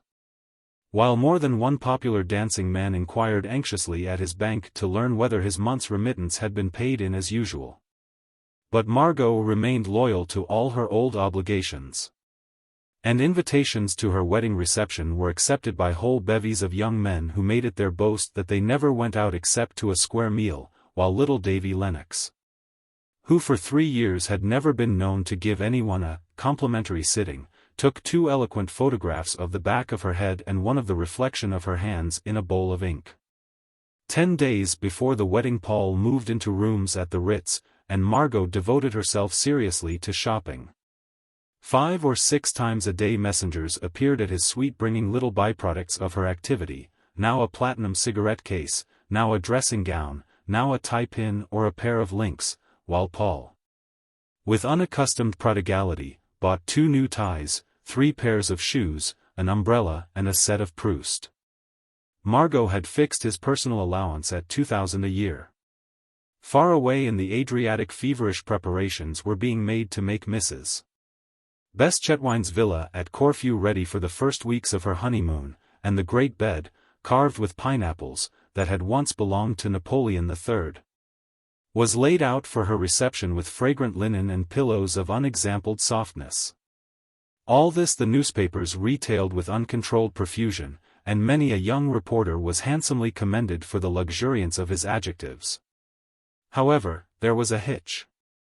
3 days before the date fixed for the wedding, Paul was sitting in the Ritz opening his morning's post, when Margot rang him up. "Darling, rather a tiresome thing's happened," she said. "You know those girls we sent off to Rio the other day? Well, they're stuck at Marseille's, for some reason or other. I can't quite make out why. I think it's something to do with their passports. I've just had a very odd cable from my agent there. He's giving up the job. It's such a bore all this happening just now. I do so want to get everything fixed before Thursday. I wonder if you could be an angel and go over and see to it for me? It's probably only a matter of giving the right man a few £100. If you fly you'll be back in plenty of time. I'd go myself, only you know, don't you, darling, I simply haven't 1 minute to spare." Paul did not have to travel alone. Potts was at Croydon, enveloped in an ulster and carrying in his hand a little attaché case. "League of Nations business," he said, and was twice sick during the flight. At Paris Paul was obliged to charter a special aeroplane. Potts saw him off. "Why are you going to Marseille's?" he asked. "I thought you were going to be married." "I'm only going there for an hour or two, to see some people on business," said Paul. How like Potts, he thought, to suppose that a little journey like this was going to upset his marriage. Paul was beginning to feel cosmopolitan, the Ritz today, Marseille's tomorrow, Corfu next day, and afterwards the whole world stood open to him like one great hotel. His way lined for him with bows and orchids. How pathetically insular poor Potts was, he thought, for all his talk of internationalism. It was late evening when Paul arrived at Marseille's. He dined at Basso's in the covered balcony off Bouillabaisse and Massault at a table from which he could see 1,000 lights reflected in the still water. Paul felt very much a man of the world as he paid his bill, calculated the correct tip, and sat back in the open cab on his way to the old part of the town. "They'll probably be at Alice's, in the Rue de Renard," Margot had said. "Anyway, you oughtn't to have any difficulty in finding them if you mention my name." At the corner of the Rue Ventimigre the carriage stopped. The way was too narrow and too crowded for traffic. Paul paid the driver. "Merci, monsieur. Gardez bien votre chapeau," he said as he drove off. Wondering what the expression could mean, Paul set off with less certain steps down the cobbled alley. The houses overhung perilously on each side, gaily alight from cellar to garret, between them swung lanterns, a shallow gutter ran down the center of the path. The scene could scarcely have been more sinister had it been built at Hollywood itself for some orgiastic incident of the Reign of Terror. Such a street in England, Paul reflected, would have been saved long ago by Mr. Spire and preserved under a public trust for the sale of brass toasting forks, picture postcards, and Devonshire teas. Here the trade was of a different sort.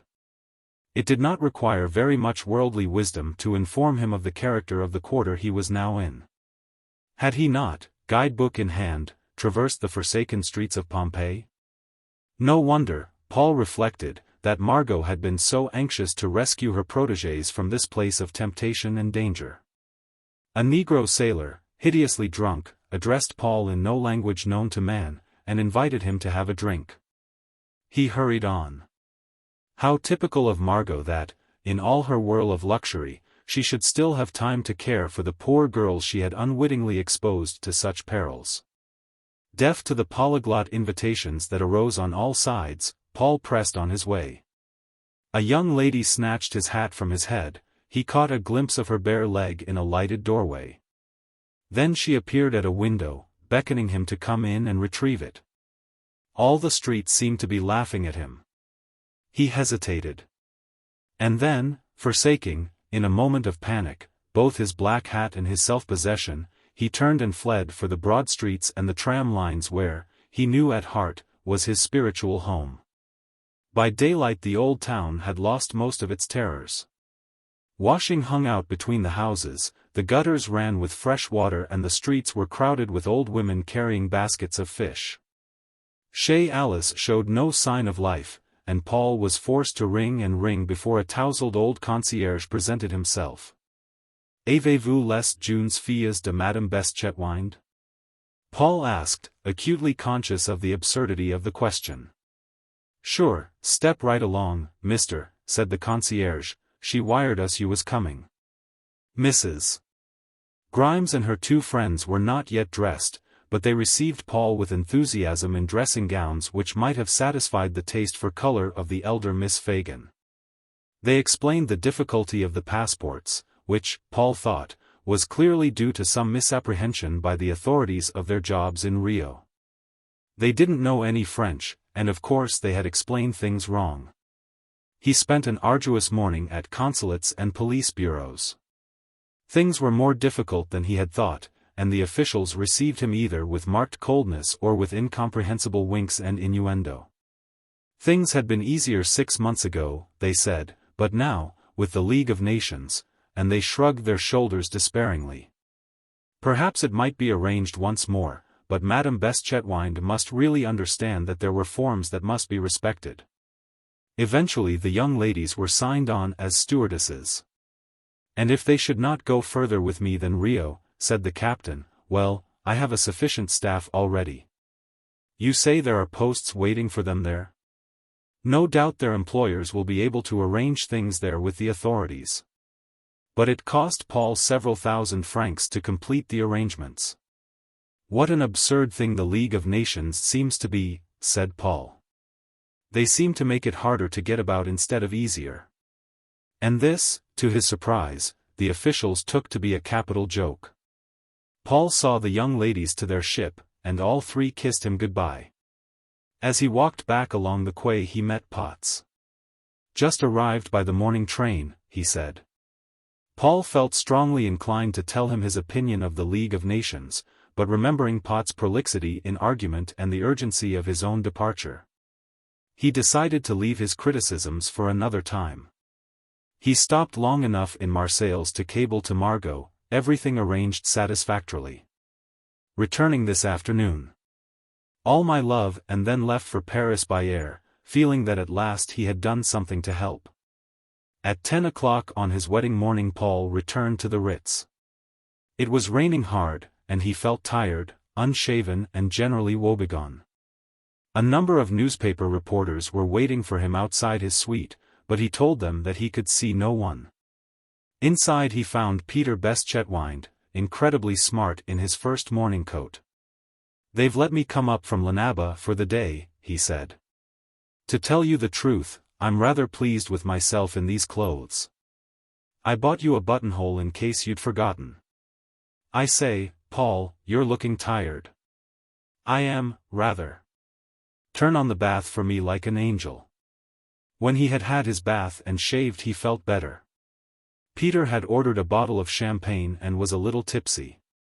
He walked round the room, glass in hand, talking gaily, and every now and then pausing to look at himself in the mirror. Pretty smart, he said, particularly the tie, don't you think so, Paul? I think I shall go back to the school like this. That would make them see what a superior person I am. I hope you noticed that I gave you the grander buttonhole? I can't tell you what Llanabba is like this term, Paul. Do try and persuade Mamma to take me away. Clutterbuck has left, and Tangent is dead, and the 3 new masters are quite awful. One is like your friend Potts, only he stutters, and Brawley says he's got a glass eye. He's called Mr. Makepeace. Then there's another one with red hair who keeps beating everyone all the time, and the other's rather sweet, really, only he has fits. I don't think the doctor cares for any of them much. Flossie's been looking rather discouraged all the time. I wonder if Mamma could get her a job in South America? I'm glad you're wearing a waistcoat like that. I nearly did, but but I thought perhaps I was a bit young. What do you think? We had a reporter down at the school the other day wanting to know particulars about you. Braille told a splendid story about how you used to go out swimming in the evenings and swim for hours and hours in the dark composing elegiac verses. And then he spoilt it by saying you had webbed feet and a prehensile tail, which made the chap think he was having his leg pulled. I say, am I terribly in the way? As Paul dressed, his feeling of well-being began to return. He could not help feeling that he too looked rather smart. Presently Alastair Digby Vane Trumpington came in, and drank some champagne. "This wedding of ours is about the most advertised thing that's happened for a generation," he said. "D'you know, the Sunday Mail has given me £50 to put my name to an article describing my sensations as best man. I'm afraid everyone will know it's not me, though. It's too jolly well written. I've had a marvellous letter from Aunt Greta about it, too. Have you seen the presents? The Argentine charge d'affaires has given you the works of Longfellow bound in padded green leather, and the master of Scone has sent those pewter plates he used to have in his hall." Paul fastened the gardenia in his buttonhole, and they went down to luncheon. There were several people in the restaurant obviously dressed for a wedding, and it gave Paul some satisfaction to notice that he was the center of interest of the whole room. The maître d'hôtel offered his graceful good wishes as he led them to their table. Peter, earlier in the morning, had ordered the luncheon.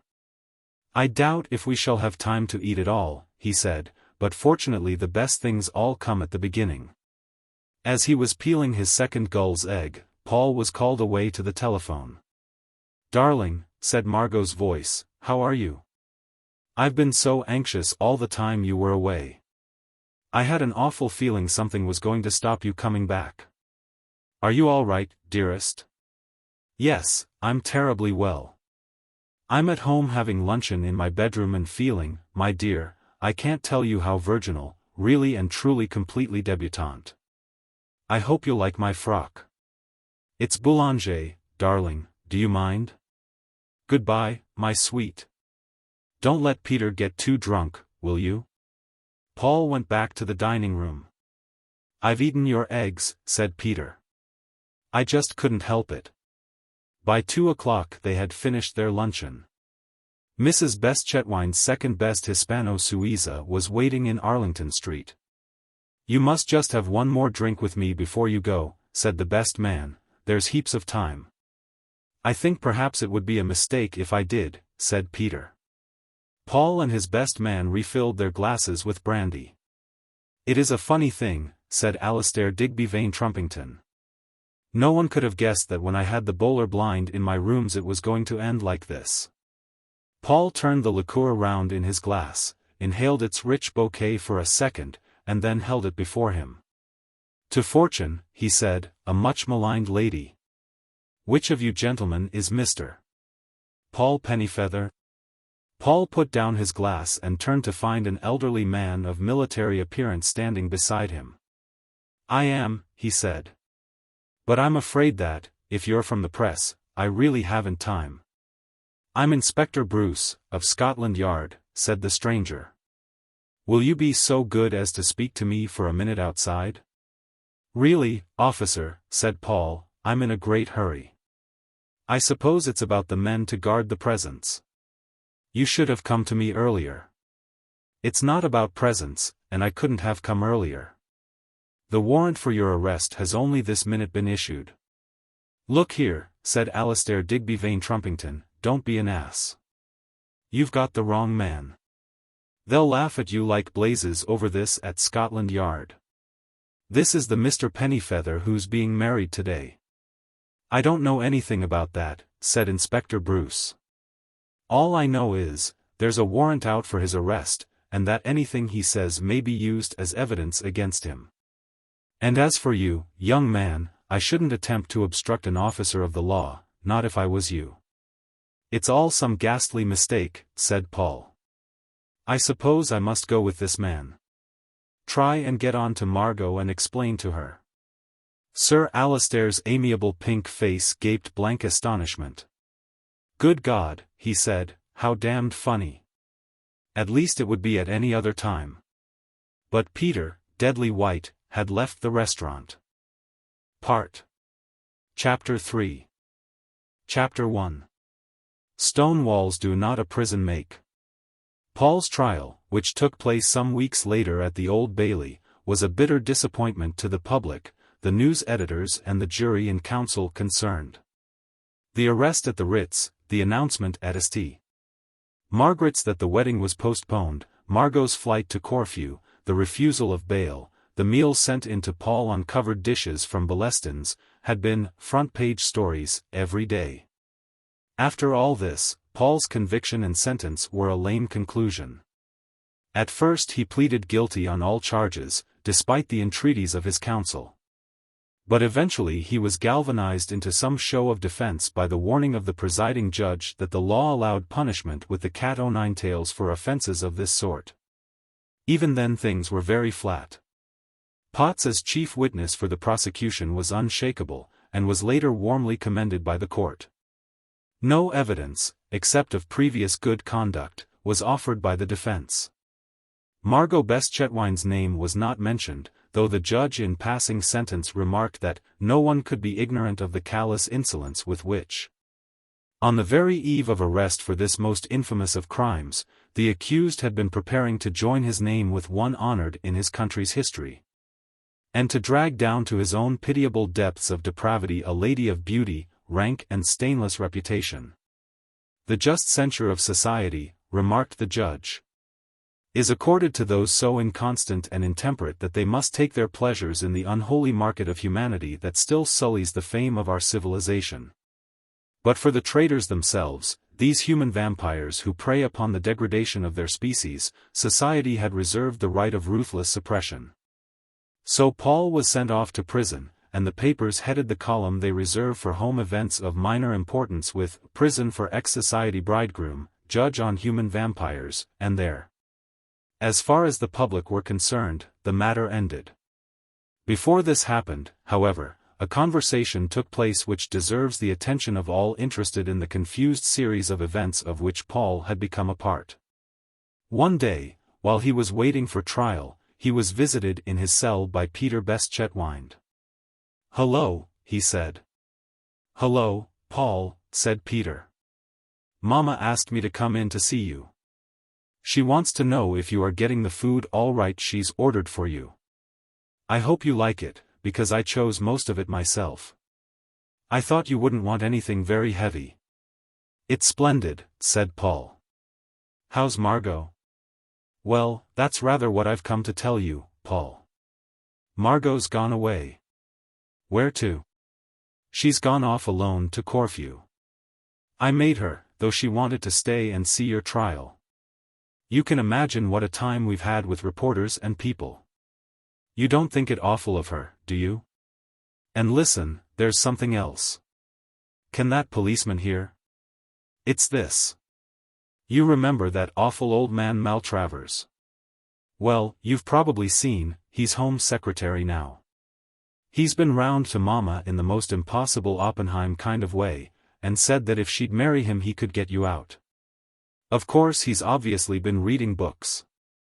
But Mama thinks it's probably true, and she wants to know how you feel about it.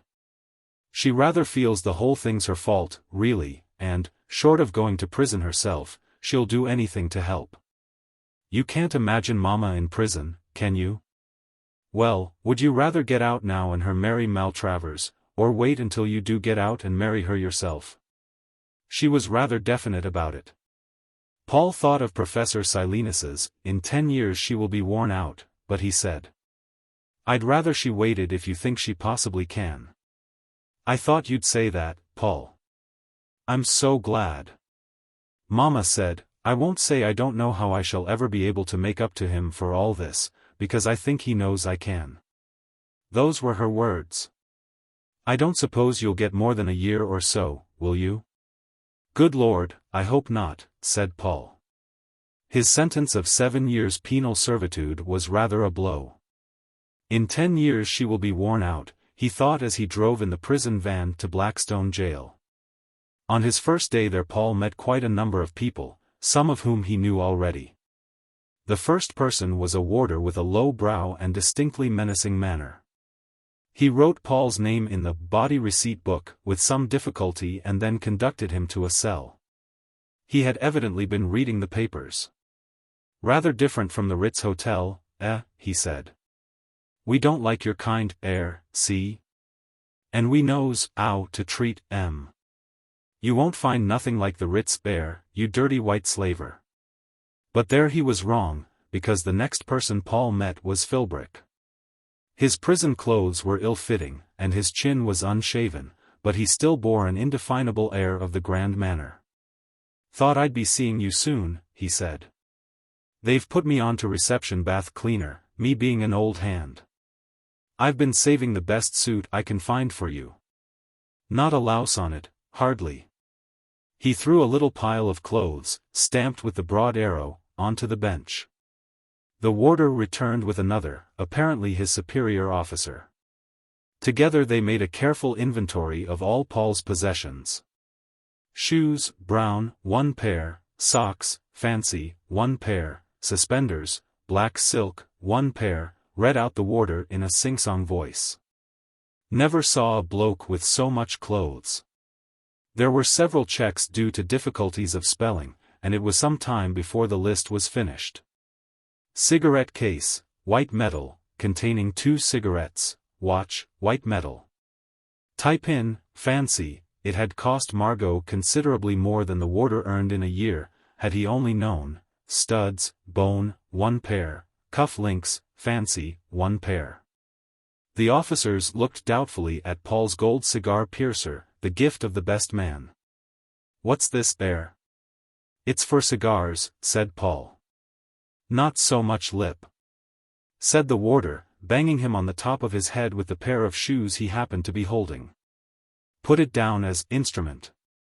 That's the lot," he said, "unless you've got false teeth. You're allowed to keep them, only we must make a note of it." "No," said Paul. "Truss or other surgical appliance?" "No," said Paul. "All right. You can go to the bath." Paul sat for the regulation 10 minutes in the regulation 9 inches of warm water, which smelt reassuringly of disinfectant, and then put on his prison clothes. The loss of his personal possessions gave him a curiously agreeable sense of irresponsibility. "You look a treat," said Philbrick. Next he saw the medical officer, who sat at a table covered with official forms. "Name?" said the doctor. "Pennyfeather." "Have you at any time been detained in a mental home or similar institution? If so, give particulars." "I was at Scone College, Oxford, for 2 years," said Paul. The doctor looked up for the first time. "Don't you dare to make jokes here, my man," he said, "or I'll soon have you in the straitjacket in less than no time." "Sorry," said Paul. "Don't speak to the medical officer unless to answer a question," said the warder at his elbow. "Sorry," said Paul unconsciously, and was banged on the head. "Suffering from consumption or any contagious disease?" asked the MD. "Not that I know of," said Paul. "That's all," said the doctor. "I have certified you as capable of undergoing the usual descriptions of punishment as specified below, to wit, restraint of handcuffs, leg chains, cross irons, body belt, canvas dress. Close confinement, no. 1 diet, number 2 diet, birch rod, and cat o' nine tails. Any complaints?" "But must I have all these at once?" asked Paul, rather dismayed. "You will if you ask impertinent questions. Look after that man, officer, he's obviously a troublesome character." "Come, you," said the warder. They went up a passage and down 2 flights of iron steps. Long galleries with iron railings stretched out in each direction, giving access to innumerable doors. Wire netting was stretched between the landings. "So don't you try no monkey tricks. Suicide isn't allowed in this prison." "See," said the warder. "This is your cell. Keep it clean, or you'll know the reason why, and this is your number." He buttoned a yellow badge onto Paul's coat. "Like a flag day," said Paul. "Shut up, you," remarked the warder, and locked the door. I suppose I shall learn to respect these people in time, thought Paul. They all seem so much less awe-inspiring than anyone I ever met. His next visit was from the schoolmaster. The door was unlocked, and a seedy-looking young man in a tweed suit came into the cell. "Can you read and write, D.4.12, asked the newcomer. "Yes," said Paul. "Public or secondary education?" "Public," said Paul. His school had been rather sensitive on this subject. "What was your standard when you left school?" "Well, I don't quite know. I don't think we had standards." The schoolmaster marked him down as memory defective on a form and went out. Presently he returned with a book. "You must do your best with that for the next 4 weeks," he said. "I'll try and get you into one of the morning classes. You won't find it difficult, if you can read fairly easily. You see, it begins there," he said helpfully, showing Paul the first page. It was an English grammar published in 1872. A syllable is a single sound made by one simple effort of the voice, Paul read. "Thank you," he said, "I'm sure I shall find it useful." "You can change it after 4 weeks if you can't get on with it," said the schoolmaster. "But I should stick to it, if you can." Again the door was locked. Next came the chaplain. "Here is your Bible and a book of devotion. The Bible stays in the cell always. You can change the book of devotion any week if you wish to. Are you Church of England? Services are voluntary, that is to say, you must either attend all or none." The chaplain spoke in a nervous and hurried manner. He was new to his job, and he had already visited 50 prisoners that day, one of whom had delayed him for a long time with descriptions of a vision he had seen the night before. "Hullo, Prendy," said Paul. Mr. Prendergast looked at him anxiously. "I didn't recognize you," he said. "People look so much alike in those clothes. This is most disturbing, Pennyfeather. As soon as I saw that you'd been convicted I was afraid they might send you here. Oh dear. Oh dear. It makes everything still more difficult. What's the matter, Prendy? Doubts again?" No, discipline, my old trouble. I've only been at the job a week. I was very lucky to get it. My bishop said he thought there was more opening for a modern churchman in this kind of work than in the parishes. The governor is very modern too. But criminals are just as bad as boys, I find. They pretend to make confessions and tell me the most dreadful things just to see what I'll say, and in chapel they laugh so much that the warders spend all their time correcting them. It makes the services seem so irreverent.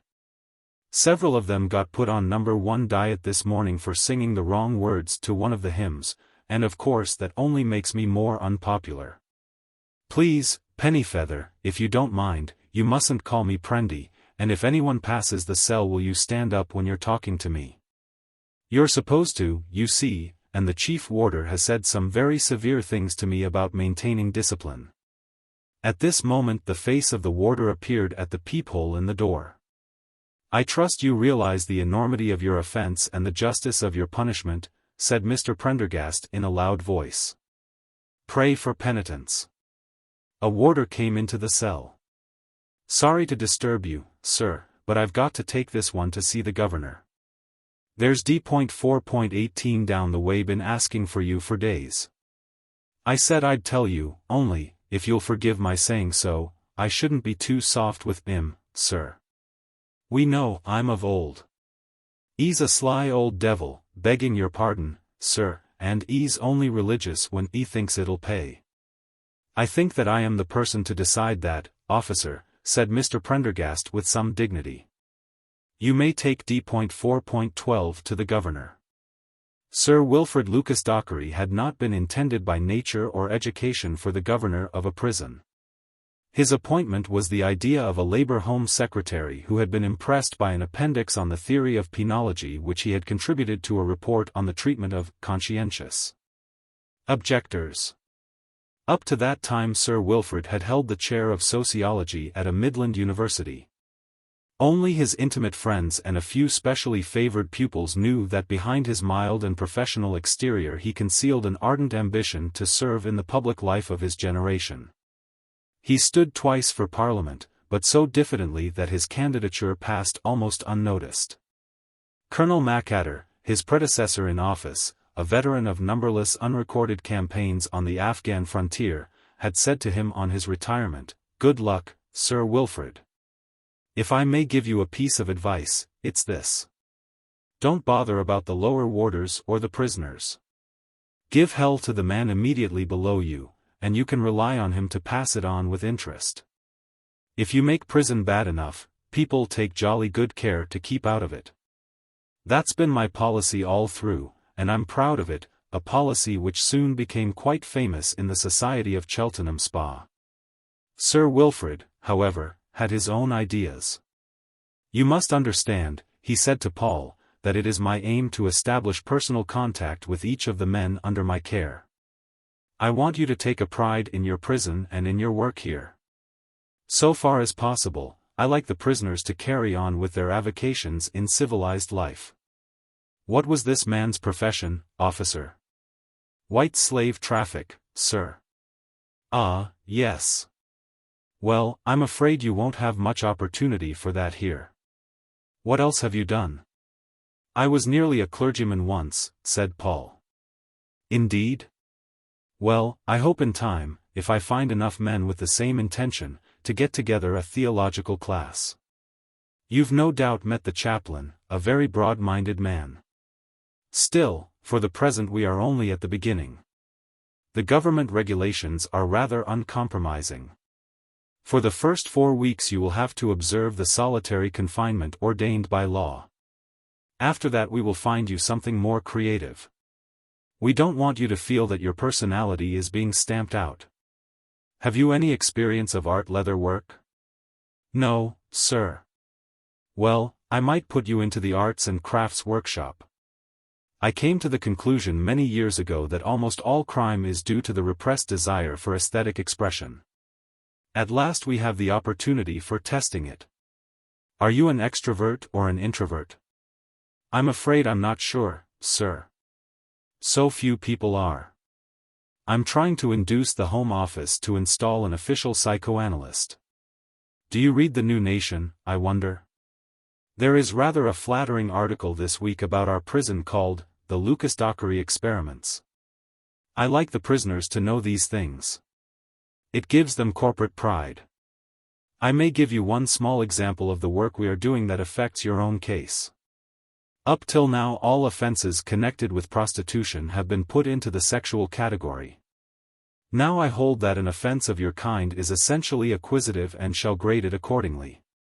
It does not, of course, make any difference as far as your conditions of imprisonment are concerned. The routine of penal servitude is prescribed by standing orders, but you see what a difference it makes to the annual statistics. The human touch, said Sir Wilfrid after Paul had been led from the room, I'm sure it makes all the difference. You could see with that unfortunate man just now what a difference it made to him to think that, far from being a mere nameless slave, he has now become part of a great revolution in statistics. Yes, sir, said the chief warder, and, by the way, there are 2 more attempted suicides being brought up tomorrow. You must really be more strict with them, sir. Those sharp tools you've issued to the Arts and Crafts School is just putting temptation in the men's way. Paul was once more locked in, and for the first time had the opportunity of examining his cell. There was little to interest him. Besides his Bible, his book of devotion, prayers on various occasions of illness, uncertainty and loss, by the Reverend Septimus Bede, M.A.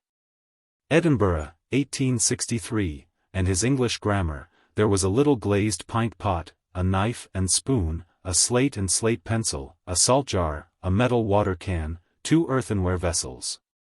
Some cleaning materials, a plank bed upright against the wall, a roll of bedding, a stool and a table. A printed notice informed him that he was not permitted to look out of the window. 3 printed cards on the wall contained a list of other punishable offences, which seemed to include every human activity, some Church of England prayers, and an explanation of the system of progressive stages. There was also a typewritten thought for the day, one of Sir Wilfrid Lucas-Dockery's little innovations. The message for the first day of Paul's imprisonment was, "Sense of sin is sense of waste," the editor of the Sunday Express. Paul studied the system of progressive stages with interest.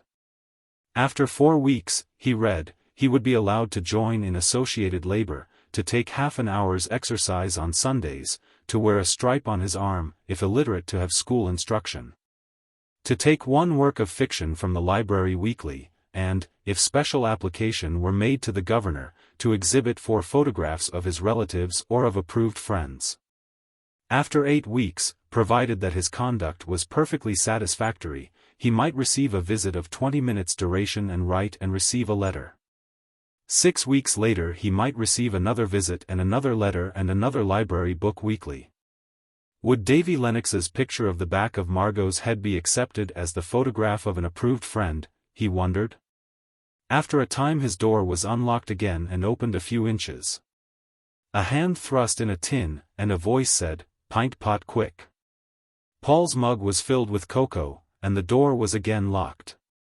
The tin contained bread, bacon, and beans. That was the last interruption for 14 hours. Paul fell into a reverie. It was the first time he had been really alone for months. How very refreshing it was, he reflected. The next 4 weeks of solitary confinement were among the happiest of Paul's life. The physical comforts were certainly meager, but at the Ritz Paul had learned to appreciate the inadequacy of purely physical comfort. It was so exhilarating, he found, never to have to make any decision on any subject, to be wholly relieved from the smallest consideration of time, meals or clothes. To have no anxiety ever about what kind of impression he was making. In fact, to be free. At some rather chilly time in the early morning a bell would ring, and the warder would say, "Slops outside." He would rise, roll up his bedding, and dress. There was no need to shave, no hesitation about what tie he should wear. None of the fidgeting with studs and collars and links that so distracts the waking moments of civilized man. He felt like the happy people in the advertisements for shaving soap who seem to have achieved very simply that peace of mind so distant and so desirable in the early morning. For about an hour he stitched away at a mailbag, until his door was again unlocked to admit a hand with a lump of bread and a large ladle of porridge. After breakfast he gave a cursory polish to the furniture and crockery of his cell and did some more sewing until the bell rang for chapel. For a quarter of an hour or 20 minutes he heard Mr. Prendergast blaspheming against the beauties of 16th-century diction. This was certainly a bore. And so was the next hour, during which he had to march round the prison square, where between concentric paths of worn asphalt a few melancholy cabbages showed their heads. Some of the men during this period used to fall out under the pretense of tying a shoelace and take furtive bites at the leaves of the vegetables. If observed they were severely punished. Paul never felt any temptation to do this. After that the day was unbroken save for luncheon, supper and the governor's inspection. The heap of sacking which every day he was to turn into mailbags was supposed by law to keep him busy for 9 hours. The prisoners in the cells on either side of him, who were not quite in their right minds, the warder told Paul, found some difficulty in finishing their task before lights out. Paul found that with the least exertion he had finished long before supper, and spent the evenings in meditation and in writing up on his slate the thoughts which had occurred to him during the day. Chapter 2. The Lucas-Dockery Experiments. Sir Wilfrid Lucas-Dockery, as has already been suggested, combined ambition, scholarship and genuine optimism in a degree rarely found in his office. He looked forward to a time when the Lucas-Dockery experiments should be recognized as the beginning of a new epoch in penology. And he rehearsed in his mind sentences from the social histories of the future which would contain such verdicts as, one of the few important events of this Labour government's brief tenure of power was the appointment as governor of Blackstone Jail of Sir Wilfrid Lucas-Dockery. The administration of this intrepid and far-seeing official is justly regarded as the foundation of the present system of criminal treatment. In fact, it may safely be said that no single man occupies so high a place in the history of the social reform of his century, etc. His eminent qualities, however, did not keep him from many severe differences of opinion with the chief warder. He was sitting in his study one day working at a memorandum for the prison commissioners, one of the neglected series of memoranda whose publication after his retirement indicated Sir Wilfrid's claim to be the pioneer of artificial sunlight in prisons, when the chief warder interrupted him. "A bad report from the bookbinding shop, sir. The instructor says that a practice is growing among the men of eating the paste issued to them for their work. They say it is preferable to their porridge. We shall either have to put on another warder to supervise the bookbinding or introduce something into the paste which will make it unpalatable." "Has the paste any nutritive value?" asked Sir Wilfrid. "I couldn't say, sir. Weigh the men in the bookbinding shop, and then report to me any increase in weight. How many times must I ask you to ascertain all the facts before reporting on any case?" "Very good, sir. And there's a petition from D.4.12. He's finished his 4 months solitary, and he wants to know if he can keep at it for another 4. I disapprove of cellular labor. It makes a man introvert." "Who is D.4.12? "Long sentence, sir, waiting transference to Egdon." "I'll see D.4.12 myself." "Very good, sir." Paul was led in. "I understand you wish to continue cellular labor instead of availing yourself of the privilege of working in association. Why is that?" "I find it so much more interesting, sir," said Paul. "It's a most irregular suggestion," said the chief warder. "Privileges can only be forfeited by a breach of the regulations witnessed and attested by 2 officers. Standing orders are most emphatic on the subject." "I wonder whether you have narcissistic tendencies," said the governor. "The Home Office has not as yet come to any decision about my application for a staff psychoanalyst." "Put him in the observation cell," said the chief warder. "That brings out any insanity. I've known several cases of men you could hardly have told were mad, just eccentric, you know, who've been put on observation, and after a few days they've been raving lunatics. Colonel Macadder was a great believer in the observation cells." "Did you lead a very lonely life before conviction? Perhaps you were a shepherd or a lighthouse keeper, or something of the kind?" "No, sir." "Most curious. Well, I will consider your case and give you my answer later." Paul was led back to his cell, and next day was again summoned before the governor. "I have considered your application," said Sir Wilfrid, with the most minute care. "In fact, I have decided to include it in my forthcoming work on the criminal mind. Perhaps you would like to hear what I have written about you?" "Case R," he read. "A young man of respectable family and some education. No previous criminal record. Committed to 7 years penal servitude for traffic in prostitution. Upon completing his first 4 months petitioned for extension of cellular labor. Treatment as prescribed by standing orders, either a. Detention in observation cell for the medical officer to satisfy himself about the state of prisoner's mind or b. Compulsory work in association with other prisoners unless privilege forfeited by misdemeanor. Treatment by Sir Wilfrid Lucas-Dockery. I decided that was suffering from misanthropic tendencies induced by a sense of his own inferiority in the presence of others. R.'s crime was the result of an attempt to assert individuality at the expense of community. CP cases D, G, and I. Accordingly, I attempted to break down his social inhibitions by a series of progressive steps. In the first stage, he exercised daily for half an hour in the company of one other prisoner. Conversation was allowed during this period upon approved topics, history, philosophy, public events, etc. The prisoners being chosen among those whose crimes would tend as little as possible to aggravate and encourage Rs. "I have not yet thought of the other stages of your treatment," said Sir Wilfrid, "but you can see that individual attention is being paid to your reclamation. It may cause you some gratification to realize that, thanks to my report, you may in time become a case of scientific interest throughout the world. Sir Wilfrid Lucas-Dockery's treatment of Case R. may haply become a precedent for generations yet unborn. That is something to lift you above the soul-destroying monotony of routine, is it not?" Paul was led away. "The men in the kitchen have lodged a complaint that they cannot work with C.2.9, said the chief warder. "They say he has an infectious skin disease all over his hands." "I can't be worried with things like that," said the governor irritably. "I am trying to decide upon Case R.S., I mean D.4.12's, third stage of reclamation. Case R. of the Lucas-Dockery Experiments began on the new regime that afternoon." "Come out," said the warder, unlocking his cell, "and bring your at."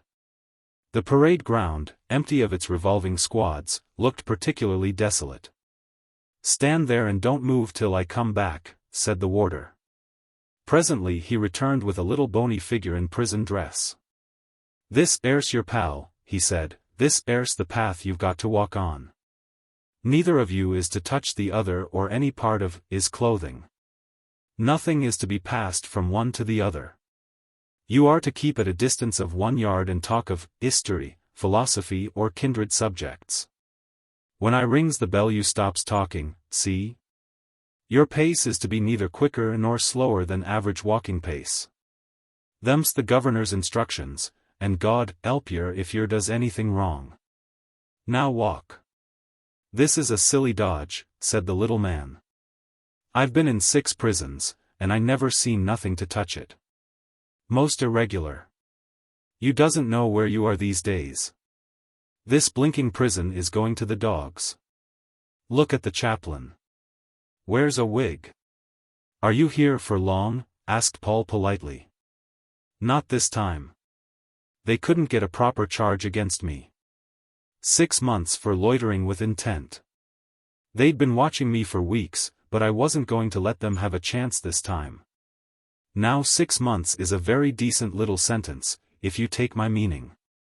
One picks up with old friends, and you like it all the more when you comes out. I never mind 6 months. What's more, I'm known here, so I always gets made landing cleaner. I expect you've seen my hand often enough coming round with the grub. The warders know me, see, so they always keeps the job open for me if they hears I'm coming back. If you're nice to 'em the first 2 or 3 times you're air, they'll probably do the same for you. Is it a very good job? Well, not as jobs go, but it's a nice start. The best job of all is reception cleaner. One doesn't get that for years, unless you've special recommendations. You see, you has all the people coming in fresh from outside, and you hears all the news and gets tobacco sometimes and racing tips. Did you see the cleaner when you came in? Know who he is? Yes, said Paul, as a matter of fact, I do. He's called Philbrick. No, old man, you've got the wrong chap. I mean a big stout man.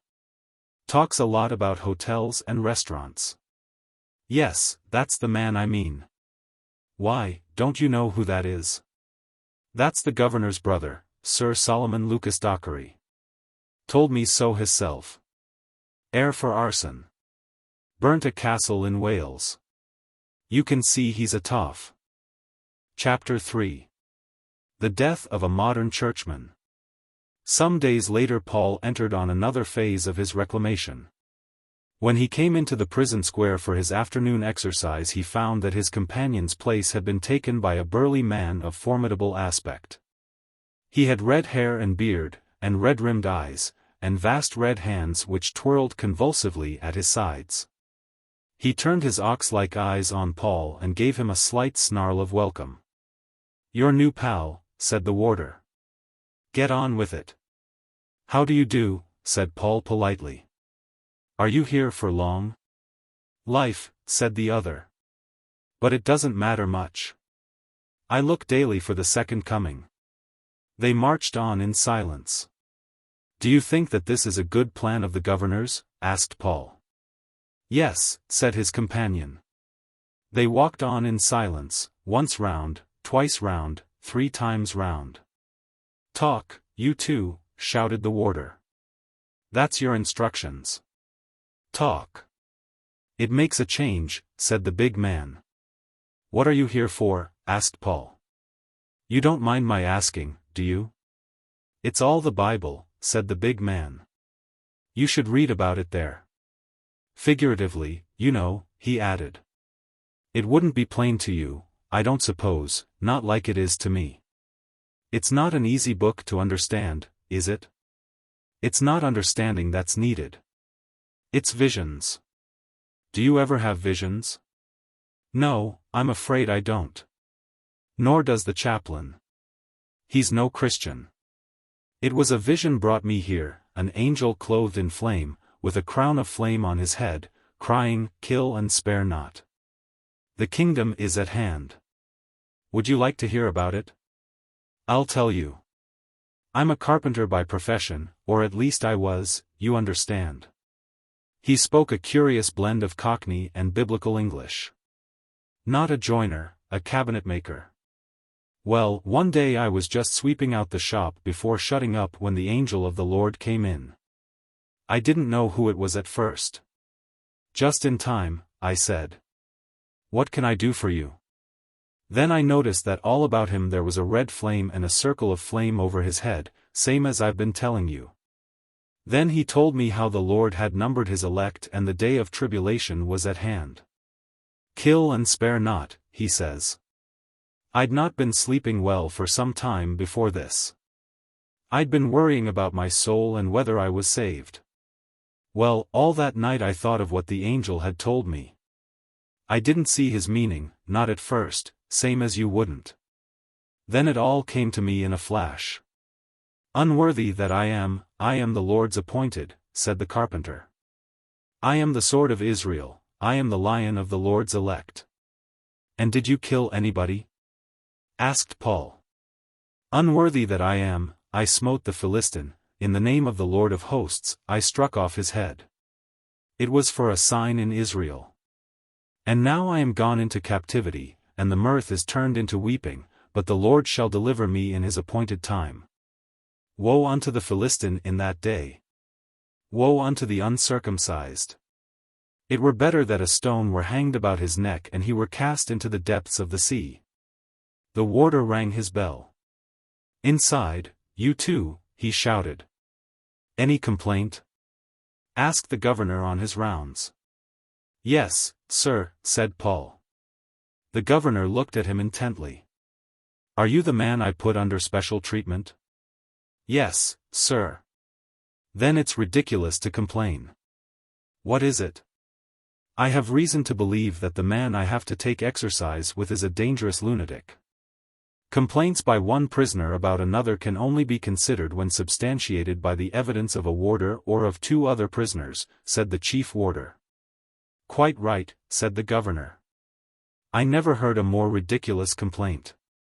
All crime is a form of insanity.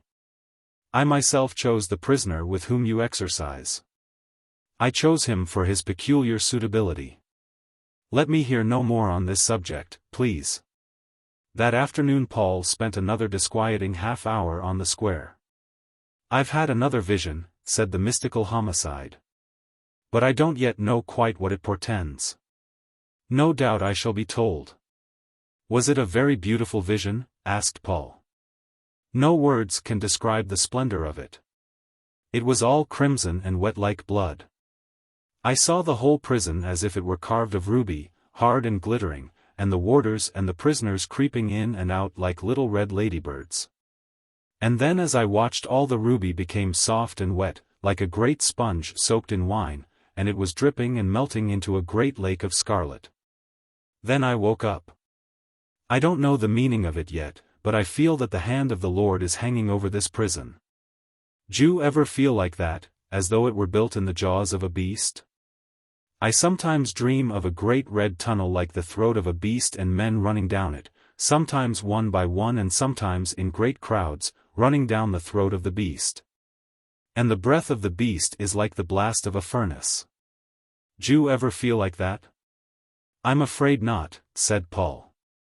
Have they given you an interesting library book? Lady Almina's Secret, said the Lion of the Lord's Elect. Pretty soft stuff, old-fashioned too. But I keep reading the Bible. There's a lot of killing in that. Dear me, you seem to think about killing a great deal. I do. It's my mission, you see, said the big man simply. Sir Wilfrid Lucas-Dockery felt very much like Solomon at 10 o'clock every morning of the week except Sunday. It was then that he sat in judgment upon the cases of misconduct among the prisoners that were brought to his notice. From this chair Colonel Macadder had delivered sentence in undeviating accordance with the spirit and the letter of the standing orders concerning the government of His Majesty's prisons. Dispensing automatic justice like a slot machine, in went the offence. Out came the punishment. Not so Sir Wilfrid Lucas-Dockery. Never, he felt, was his mind more alert or resourceful or his vast accumulation of knowledge more available than at his little court of summary justice. No one knows what to expect, complained warders and prisoners alike. Justice, said Sir Wilfrid, is the capacity for regarding each case as an entirely new problem. After a few months of his administration, Sir Wilfrid was able to point with some pride to a marked diminution in the number of cases brought before him. One morning, soon after Paul began on his special regime of reclamation, his companion was called up before the governor. God bless my soul, said Sir Wilfrid, that's the man I put on special treatment. What is he here for? I was on night duty last night between the hours of 8 p.m. and 4 a.m. testified the warder in a sing-song voice, when my attention was attracted by sounds of agitation coming from the prisoner's cell. Upon going to the observation hole I observed the prisoner pacing up and down his cell in a state of high excitement. In one hand he held his Bible, and in the other a piece of wood which he had broken from his stool.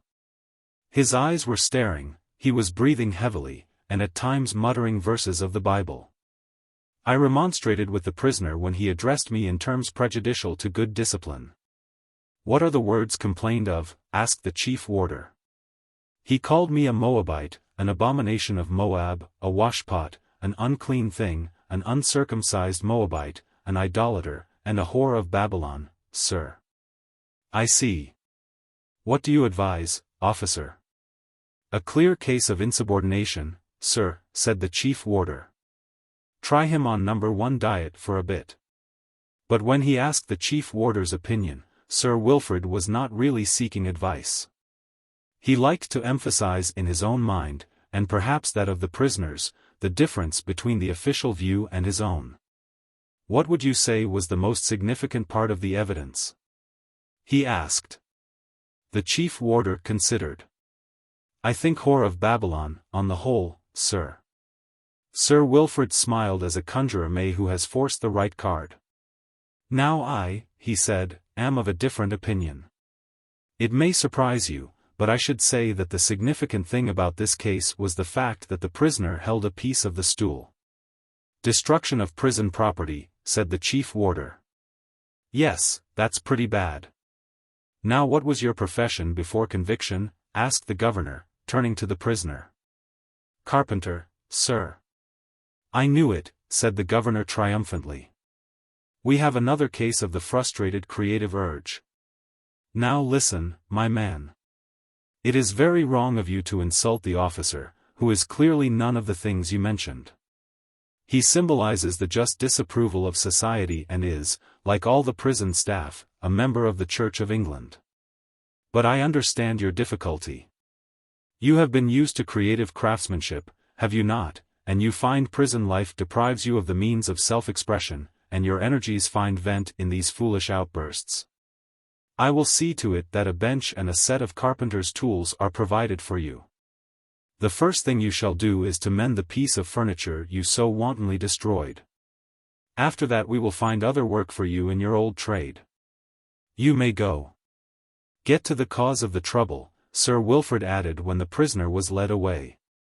"Your standing orders may repress the symptoms, they do not probe to the underlying cause." 2 days later the prison was in a state of intense excitement. Something had happened. Paul woke as the bell rang at the usual time, but it was nearly half an hour before the doors were unlocked. He heard the warder's slops outside. Getting nearer and nearer, interjected with an occasional, "Don't ask questions, mind your own business," or a sinister, "You'll know soon enough," in reply to the prisoner's questions. They, too, had sensed something unusual. Perhaps it was an outbreak of some disease, spotted fever, Paul thought, or a national disaster in the world outside, a war or revolution. In their enforced silence the nerves of all the men were tightened to an acuteness of perception.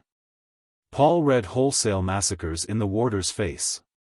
"Anything wrong?" he asked. "I should bleeding well say there was," said the warder, "and the next man as asks me a question is going to cop it hot." Paul began scrubbing out his cell. Dissatisfied curiosity contended in his thoughts with irritation at this interruption of routine. 2 warders passed his door talking. "I don't say I'm not sorry for the poor bird. All I says is, it was time the governor had a lesson." "It might have been one of us," said the other warder in a hushed voice. Breakfast arrived. As the hand appeared at his door Paul whispered, "What's happened?" "Why, ain't you, 'eard? There's been a murder, shocking bloodthirsty." "Get on there," roared the warder in charge of the landing.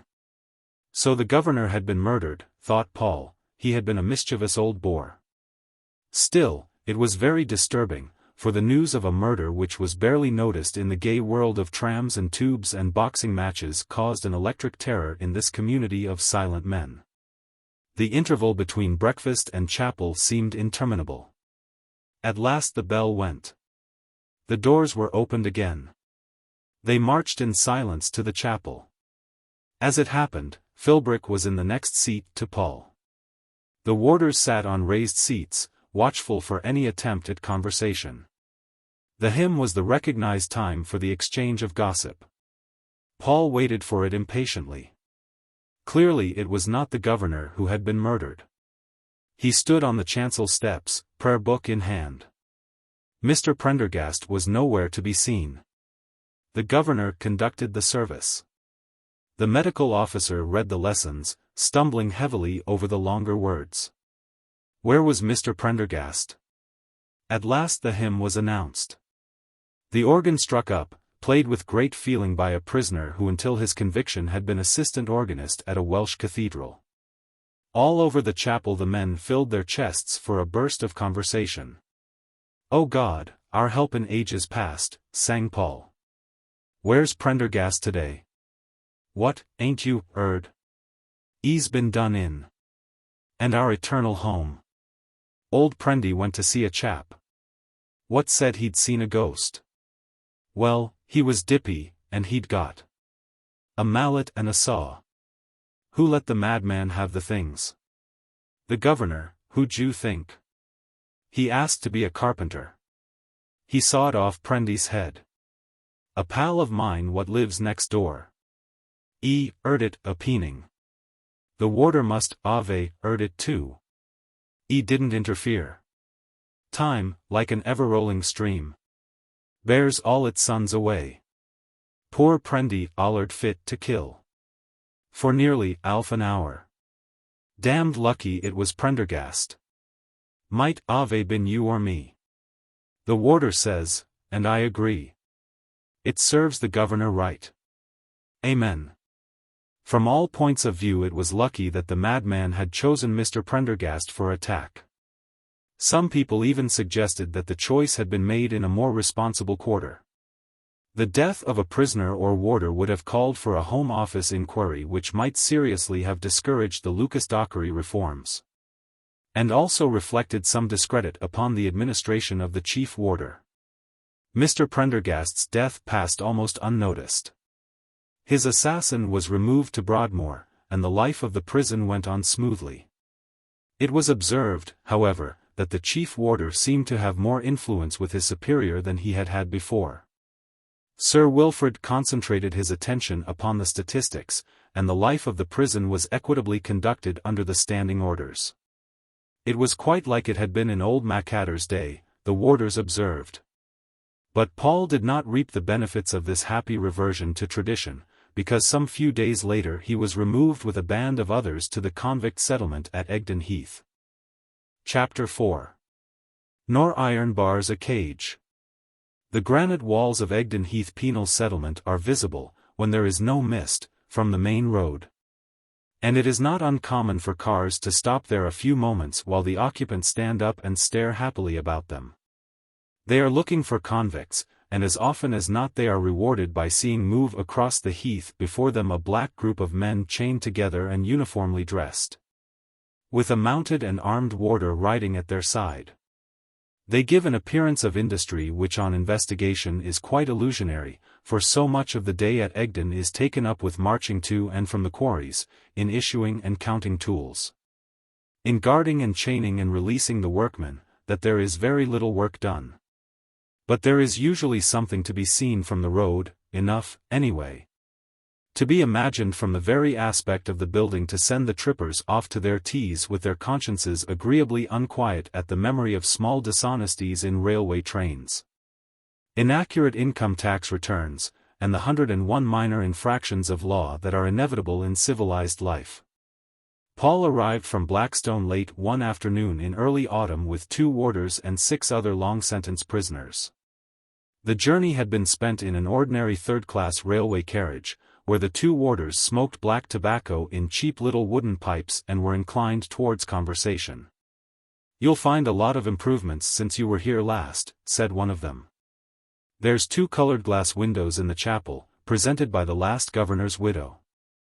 Lovely they are, St. Peter and St. Paul in prison being released by an angel. Some of the low church prisoners don't like them, though. We had a lecture last week, too, but it wasn't very popular, the work of the League of Nations, given by a young chap of the name of Potts. Still, it makes a change. I hear you've been having a lot of changes at Blackstone." "I should just about think we have," said one of the convicts, and proceeded to give a somewhat exaggerated account of the death of Mr. Prendergast. Presently one of the warders, observing that Paul seemed shy of joining in the conversation, handed him a daily paper. "Like to look at this, sonny," he said. "It's the last you'll see for some time." There was very little in it to interest Paul, whose only information from the outside world during the last 6 weeks had come from Sir Wilfrid Lucas-Dockery's weekly bulletins, for one of the first discoveries of his captivity was that interest in news does not spring from genuine curiosity, but from the desire for completeness. During his long years of freedom he had scarcely allowed a day to pass without reading fairly fully from at least 2 newspapers, always pressing on with a series of events which never came to an end. Once the series was broken, he had little desire to resume it, but he was deeply moved to discover on one of the middle pages an obscure but recognizable photograph of Margot and Peter. "The Honourable Mrs. Beste-Chetwynde," it said below, "and her son Peter, who succeeds his uncle as Earl of Pastmaster." In the next column was an announcement of the death of Lord Pastmaster and a brief survey of his uneventful life. At the end it said, "It is understood that Mrs. Beste-Chetwynde and the young Earl, who have been spending the last few months at their villa in Corfu, will return to England in a few days." Mrs. Beste-Chetwynde has for many years been a prominent hostess in the fashionable world and is regarded as one of the most beautiful women in society. Her son's succession to the earldom recalls the sensation caused in May of this year by the announcement of her engagement to Mr. Paul Pennyfeather and the dramatic arrest of the bridegroom at a leading West End hotel a few hours before the wedding ceremony. The new Lord Pastmaster is 16 years old, and has up till now been educated privately. Paul sat back in the carriage for a long time looking at the photograph, while his companions played several hands of poker in reckless disregard of standing orders. In his 6 weeks of solitude and grave consideration he had failed to make up his mind about Margot Beste-Chetwynde, it was torn and distracted by two conflicting methods of thought. On one side was the dead weight of precept, inherited from generations of schoolmasters and divines. According to these, the problem was difficult but not insoluble. He had done the right thing in shielding the woman, so much was clear, but Margot had not quite filled the place assigned to her, for in this case she was grossly culpable. And he was shielding her, not from misfortune nor injustice, but from the consequence of her crimes. He felt a flush about his knees as Boy Scout honor whispered that Margot had got him into a row and ought jolly well to own up and face the music. As he sat over his post-bags he had wrestled with this argument without achieving any satisfactory result except a growing conviction that there was something radically inapplicable about this whole code of ready-made honor that is the still small voice, trained to command, of the Englishman all the world over. On the other hand was the undeniable cogency of Peter Beste-Chetwynde's, "You can't see Mama in prison, can you?" The more Paul considered this, the more he perceived it to be the statement of a natural law. He appreciated the assumption of comprehension with which Peter had delivered it.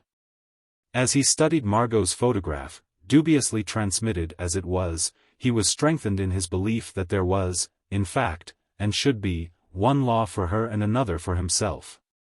And that the raw little exertions of 19th-century radicals were essentially base and trivial and misdirected.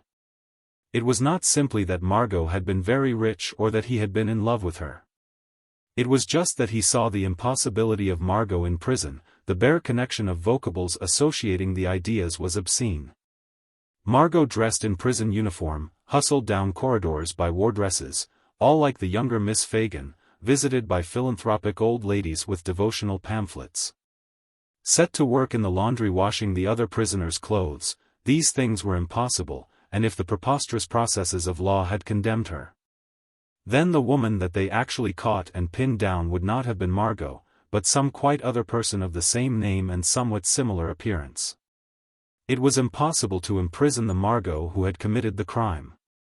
If someone had to suffer that the public might be discouraged from providing poor Mrs. Grimes with the only employment for which civilization had prepared her, then it had better be Paul than that other woman with Margot's name. For anyone who has been to an English public school will always feel comparatively at home in prison. It is the people brought up in the gay intimacy of the slums, Paul learned, who find prison so soul-destroying. How lovely Margot was, Paul reflected, even in this absurd photograph, this grey and black smudge of ink. Even the most hardened criminal there, he was serving his third sentence for blackmail, laid down his cards for a moment and remarked upon how the whole carriage seemed to be flooded with the delectable savour of the Champs-Élysées in early June. "Funny," he said. "I thought I smelt scent." And that set them off talking about women. Paul found another old friend at Egdon Heath Prison, a short, thick-set, cheerful figure who stumped along in front of him on the way to chapel, making a good deal of noise with an artificial leg. "Here we are again, old boy," he remarked during one of the responses. "I'm in the soup as per usual." "Didn't you like the job?" Paul asked. "Top hole," said Grimes, "but the hell of a thing happened. Tell you later." That morning, complete with pickaxes, field telephone and 2 armed and mounted warders, Paul and a little squad of fellow criminals were led to the quarries. Grimes was in the party.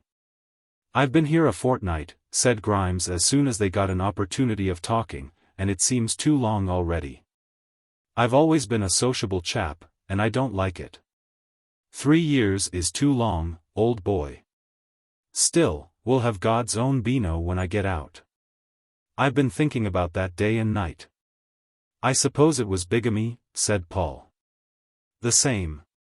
I ought to have stayed abroad. I was arrested as soon as I landed. You see, Mrs. Grimes turned up at the shop, so off Grimes went. There are various sorts of hell, but that young woman can beat up a pretty lively one of her own." A warder passed them by, and they moved apart, banging industriously at the sandstone cliff before them. "I'm not sure it wasn't worth it, though," said Grimes, "to see poor old Flossie in the box and my sometime father-in-law. I hear the old man's shut down the school." Grimes gave the place a bad name. See anything of old Prendy ever? He was murdered the other day. Poor old Prendy. He wasn't cut out for the happy life, was he? Juno, I think I shall give up schoolmastering for good when I get out. It doesn't lead anywhere. It seems to have led us both to the same place. Yes. Rather a coincidence, isn't it? Damn, here's that policeman again. Soon they were marched back to the prison. Except for the work in the quarries, life at Egdon was almost the same as at Blackstone. Slops outside, chapel, privacy. After a week, however, Paul became conscious of an alien influence at work. His first intimation of this came from the chaplain. "Your library books," he said one day, popping cheerfully into Paul's cell and handing him 2 new novels, still in their wrappers, and bearing inside them the label of a Piccadilly bookseller. "If you don't like them, I have several for you to choose from." He showed him rather coyly the pile of gaily bound volumes he carried under his arm. "I thought you'd like the new Virginia Woolf. It's only been out 2 days. "Thank you, sir," said Paul politely.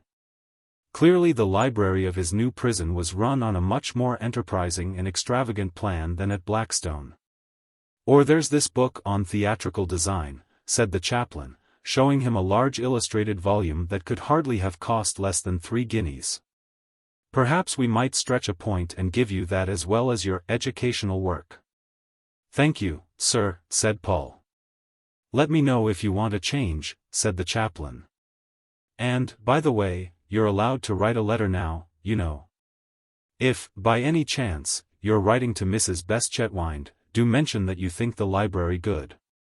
She's presenting a new pulpit to the chapel in carved alabaster," he added irrelevantly, and popped out again to give Grimes a copy of Smiles's Self-Help, out of which some unreceptive reader in the remote past had torn the last 108 pages. People may think as they like about well-thumbed favorites, thought Paul, but there is something incomparably thrilling in first opening a brand new book. Why should the chaplain want me to mention the library to Margot, he wondered. That evening at supper Paul noticed without surprise that there were several small pieces of coal in his dripping. That kind of thing did happen now and then. But he was somewhat disconcerted, when he attempted to scrape them out, to find that they were quite soft. Prison food was often rather odd, it was a mistake to complain, but still. He examined his dripping more closely. It had a pinkish tinge that should not have been there and was unusually firm and sticky under his knife.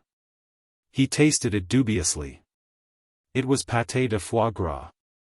From then onwards there was seldom a day on which some small meteorite of this kind did not mysteriously fall from the outside world. One day he returned from the heath to find his cell heavy with scent in the half-dark, for the lights were rarely lit until some time after sundown, and the window was very small. His table was filled with a large bunch of winter roses, which had cost 3 shillings each that morning in Bond Street. Prisoners at Egdon are allowed to keep flowers in their cells, and often risk severe reprimand by stooping to pick pimpernels and periwinkles on their way from work. On another occasion the prison doctor, trotting on his daily round of inspection, paused at Paul's cell, examined his name on the card hanging inside his door, looked hard at him and said, "You need a tonic." He trotted on without more ado, but next day a huge medicine bottle was placed in Paul's cell. "You're to take 2 glasses with each meal," said the warder, "and I hopes you like it." Paul could not quite decide whether the warder's tone was friendly or not, but he liked the medicine, for it was brown sherry. On another occasion great indignation was aroused in the cell next door to him, whose occupant, an aged burglar, was inadvertently given Paul's ration of caviar. He was speedily appeased by the substitution for it of an unusually large lump of cold bacon. But not before the warder in charge had suffered considerable alarm at the possibility of a complaint to the governor. "I'm not one to make a fuss usually," said the old burglar, "but I will be treated fair. Why, you only had to look at the stuff they give me to see it was bad, let alone taste it. And on bacon night, too. You take my tip," he said to Paul as they found themselves alone in the quarries one day, "and keep your eyes open. You're a new one, and they might easily try and put a thing like that over on you. Don't eat it, that's putting you in the wrong. Keep it and show it to the governor. They ain't got no right to try on a thing like that, and they knows it. Presently a letter came from Margot. It was not a long one. Darling Paul, it said. It is so difficult writing to you because, you know, I never can write letters. And it's so particularly hard with you because the policemen read it and cross it all out if they don't like it, and I can't really think of anything they will like. Peter and I are back at King's Thursday. It was divine at Corfu, except for an English doctor who was a bore and would call so often. Do you know, I don't really like this house terribly, and I'm having it redone. Do you mind? Peter has become an earl, did you know? And is rather sweet about it, and very self-conscious, which you wouldn't expect, really, would you, knowing Peter? I'm going to come and see you sometime, may I? When I can get away, but Bobby P.S. death has made such a lot of things to see to. I do hope you're getting enough food and books and things, or will they cross that out? Love, Margot. I was cut by Lady Circumference, my dear, at Newmarket, a real point-blank Tranby Croft cut. Poor Maltravers says if I'm not careful I shall find myself socially ostracized. Don't you think that will be marvelous? I may be wrong, but, Juno, I rather believe poor little Alistair Trumpington's going to fall in love with me. What shall I do? Eventually Margot came herself. It was the first time they had met since the morning in June when she had sent him off to rescue her distressed protégés in Marseille. The meeting took place in a small room set aside for visitors. Margot sat at one end of the table, Paul at the other, with a warder between them. I must ask you both to put your hands on the table in front of you, said the warder. Like up Jenkins, said Margot faintly, laying her exquisitely manicured hands with the gloves beside her bag. Paul for the first time noticed how coarse and ill-kept his hands had become. For a moment neither spoke. Do I look awful? Paul said at last. I haven't seen a looking-glass for some time. Well, perhaps just a little mal-soigné, darling. Don't they let you shave at all? No discussion of the prison regime is permitted. Prisoners are allowed to make a plain statement of their state of health, but must on no account make complaints or comments upon their general condition. Oh dear, said Margot. This is going to be very difficult. What are we to say to each other? I'm almost sorry I came. You are glad I came, aren't you? Don't mind me, Mum, if you wants to talk personal, said the warder kindly. I only has to stop conspiracy. Nothing I hears ever goes any further, and I hears a good deal, I can tell you. They carry on awful, some of the women, what with crying and fainting and hysterics generally. Why, one of them, he said with relish, had an epileptic fit not long ago. I think it's more than likely I shall have a fit, said Margot. I've never felt so shy in my life. Paul, do say something, please. How's Alistair? Said Paul. Rather sweet, really. He's always at King's Thursday now. I like him. Another pause. Do you know, said Margot, it's an odd thing, but I do believe that after all these years I'm beginning to be regarded as no longer a respectable woman. I told you when I wrote, didn't I, that Lady Circumference cut me the other day? Of course she's just a thoroughly bad-mannered old woman, but there have been a whole lot of things rather like that lately. Don't you think it's rather awful? You won't mind much, will you? Said Paul. They're awful old bores, anyway. Yes, but I don't like them dropping me. Of course, I don't mind, really, but I think it's a pity, particularly for Peter. It's not just Lady Circumference, but Lady Vanbrugh and Fanny Simpleforth and the Stayless and all those people.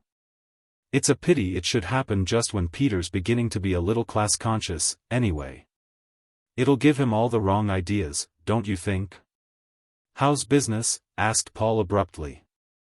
Paul, you mustn't be nasty to me, said Margot in a low voice.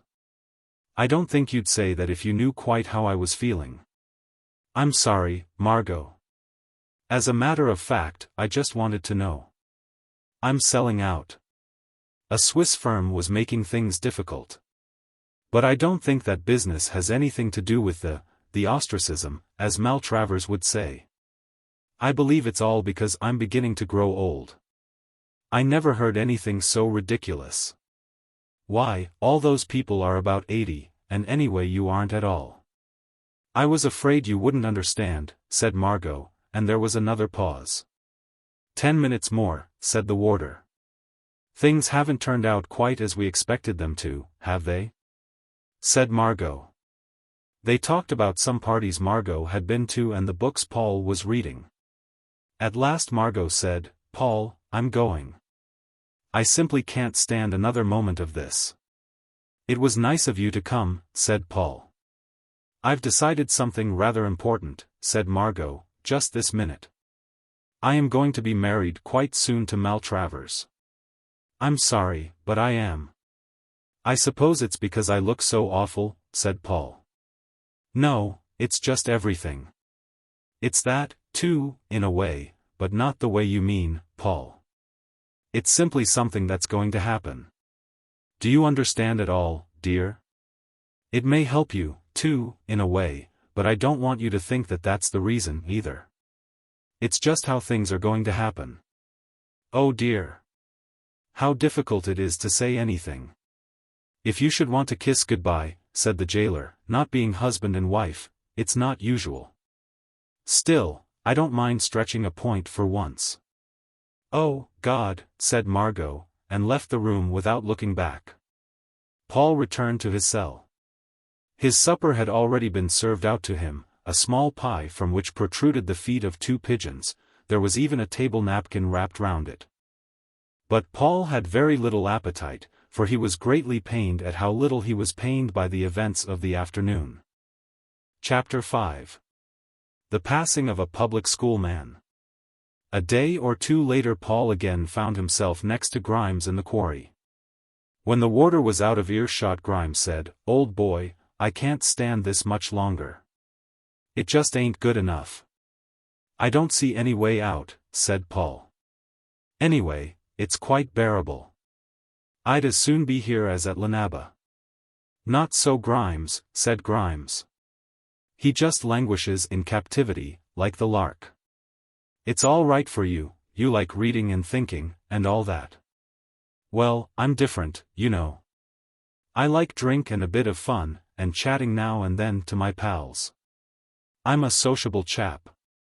It's turning me into a giddy machine, this life, and there's an awful chaplain, who gives me the pip, who keeps butting in a breezy kind of way and asking if I feel I'm right with God. Of course I'm not, and I tell him so. I can stand most sorts of misfortune, old boy, but I can't stand repression. That was what broke me up at Llanabba, and it's what's going to break me up here, if I don't look out for myself. It seems to me it's time Grimes flitted off to another clime. No one has ever succeeded in escaping from this prison, said Paul. Well, just you watch next time there's a fog. As luck would have it, there was a fog next day, a heavy impenetrable white mist which came up quite suddenly while they were at work. Enveloping men and quarry in the way that mists do on Egdon Heath. Close up there, said the warder in charge. Stop work and close up. Look out there, you idiot, for Grimes had stumbled over the field telephone. If you've broken it you'll come up before the governor tomorrow. Hold this horse, said the other warder, handing the reins to Grimes. He stooped and began to collect the chains on which the men were strung for their march home. Grimes seemed to be having some difficulty with the horse, which was plunging and rearing further away from the squad. Can't you even hold a horse, said the warder. Suddenly Grimes, with remarkable agility considering his leg, was seen to be in the saddle riding away into the heath. Come back, roared the warder, come back, or I'll fire. He put his rifle to his shoulder and fired into the fog. He'll come back all right, he said. No one ever gets away for long. He'll get solitary confinement and #1 diet for this, poor fish. No one seemed to be much disturbed by the incident, even when it was found that the field telephone was disconnected. "He hasn't a hope," said the warder. "They often do that, just put down their tools sudden and cut and run. But they can't get away in those clothes and with no money. We shall warn all the farms tonight. Sometimes they stays out hiding for several days, but back they comes when they're hungry, or else they get arrested the moment they shows up in a village. I reckon it's just nerves makes them try it." That evening the horse came back, but there was no sign of Grimes. Special patrols were sent out with bloodhounds straining at their leashes. The farms and villages on the heath were warned, and the anxious inhabitants barred their doors closely and more pertinently forbade their children to leave the house on any pretext whatever.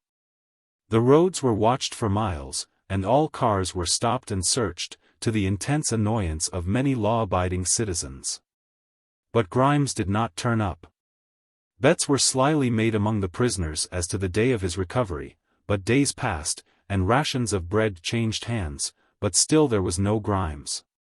A week later at morning service the chaplain prayed for his soul, the governor crossed his name off the body receipt book and notified the Home Secretary, the Right Honourable Sir Humphrey Maltravers, that Grimes was dead. "I'm afraid it was a terrible end," said the chaplain to Paul. "Did they find the body?" "No, that is the worst thing about it. The hounds followed his scent as far as Egdon Mire, there it ended. A shepherd who knows the paths through the bog found his hat floating on the surface at the most treacherous part.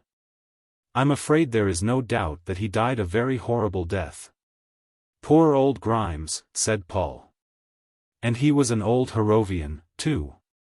But later, thinking things over as he ate peacefully, one by one, the oysters that had been provided as a relish for his supper, Paul knew that Grimes was not dead. Lord Tangent was dead, Mr. Prendergast was dead, the time would even come for Paul Pennyfeather, but Grimes, Paul at last realized, was of the immortals. He was a life force.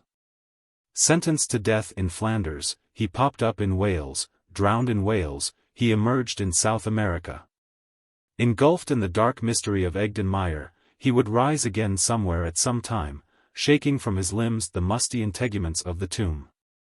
Surely he had followed in the backsheek train of distant Arcady, and played on the reeds of myth by forgotten streams, and taught the childish satyrs the art of love?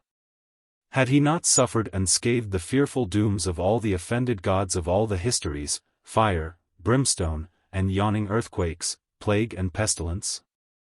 Had he not stood, like the Pompeian sentry, while the citadels of the plain fell to ruin about his ears?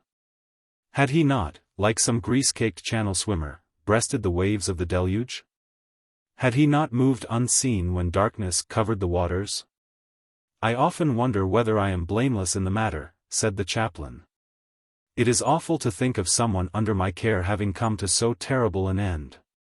I tried to console him and reconcile him with his life, but things are so difficult, there are so many men to see. Poor fellow! To think of him alone out there in the bog, with no one to help him." Chapter 6. The passing of Paul Pennyfeather. A few days later Paul was summoned to the governor's room. "I have an order here from the Home Secretary granting leave for you to go into a private nursing home for the removal of your appendix. You will start under escort, in plain clothes, this morning." "But, sir," said Paul, "I don't want to have my appendix removed. In fact, it was done years ago when I was still at school." "Nonsense," said the governor.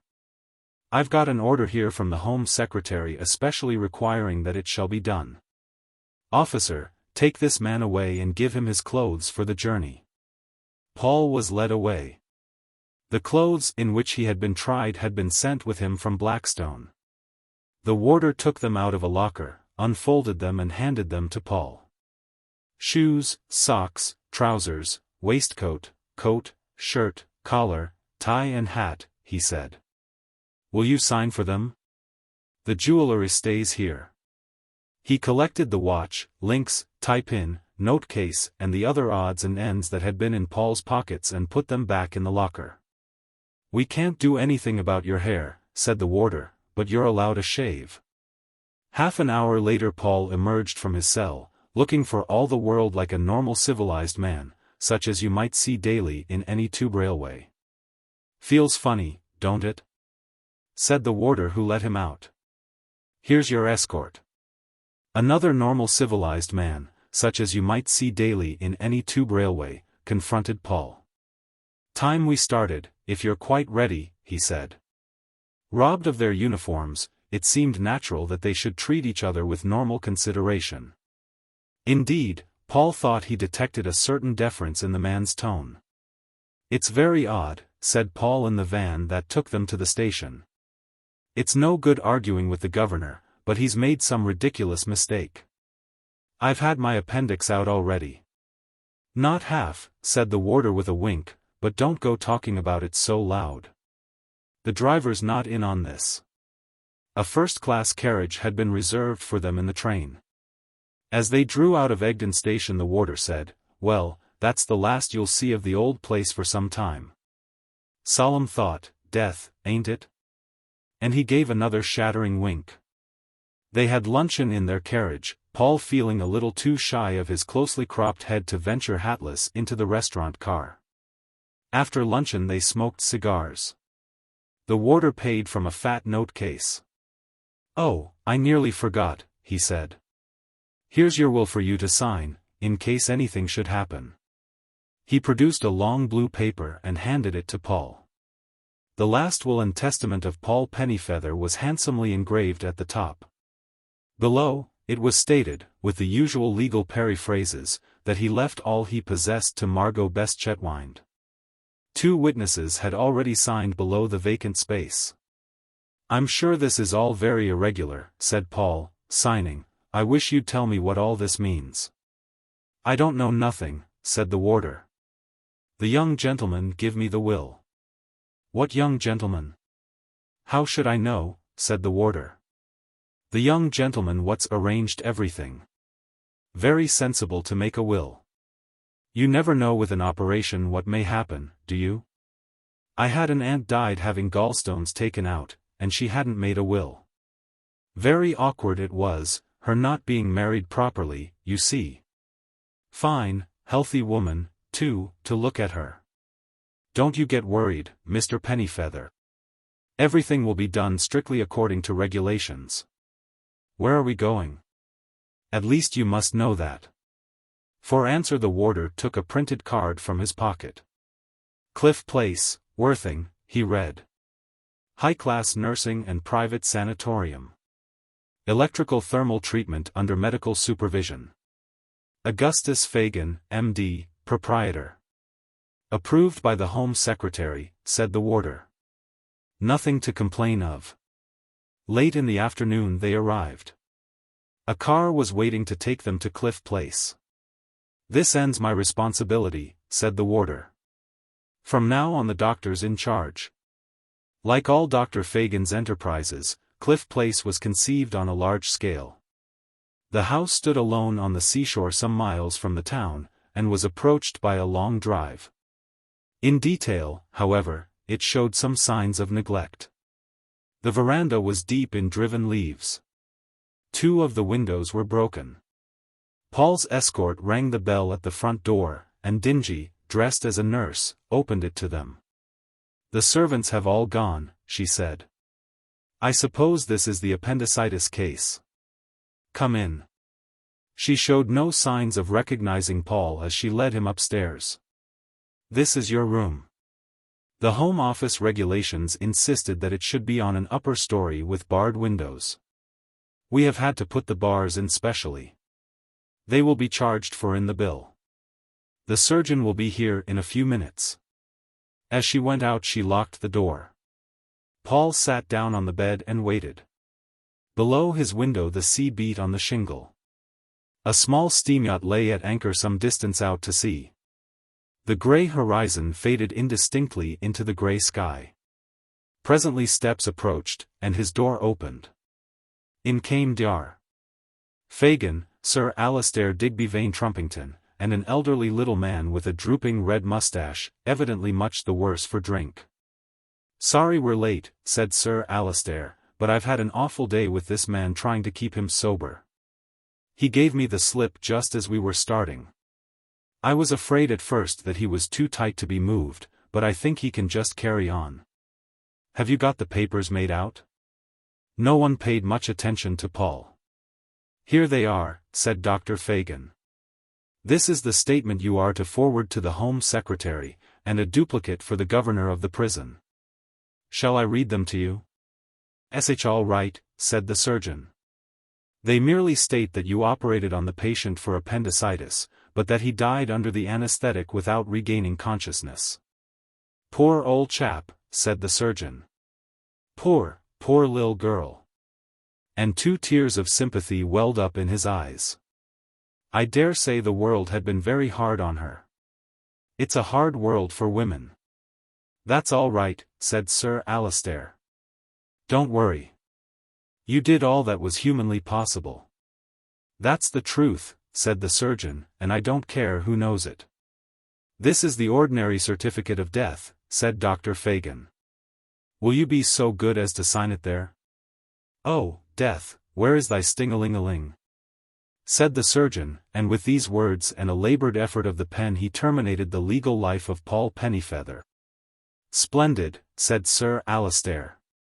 "Now here's your money. If I were you I should run off and have a drink while the pubs are still open." "Juno, I think I will," said the surgeon, and left the sanatorium. There was a hush for nearly a minute after he had left the room. The presence of death, even in its coldest and most legal form, seemed to cause an air of solemnity. It was broken at length by the arrival of Flossie, splendidly attired in magenta and green. "Why, here you all are," she said with genuine delight. "And Mr. Pennyfeather too, to be sure.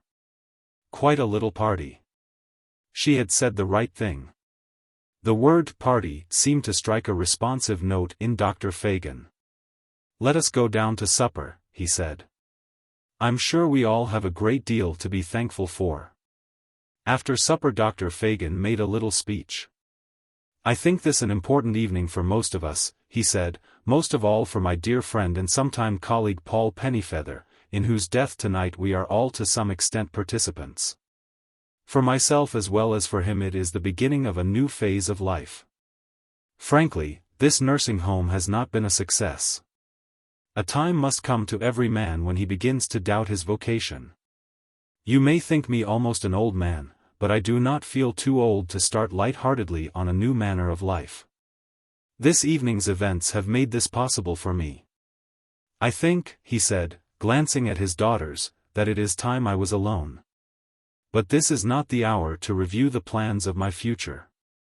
When you get to my age, if you have been at all observant of the people you have met and the accidents which have happened to you, you cannot help being struck with an amazing cohesiveness of events.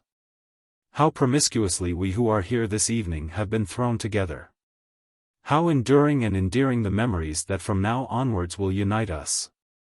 I think we should drink a toast, to Fortune, a much maligned lady." Once before Paul had drunk the same toast. This time there was no calamity. They drank silently, and Alistair rose from the table.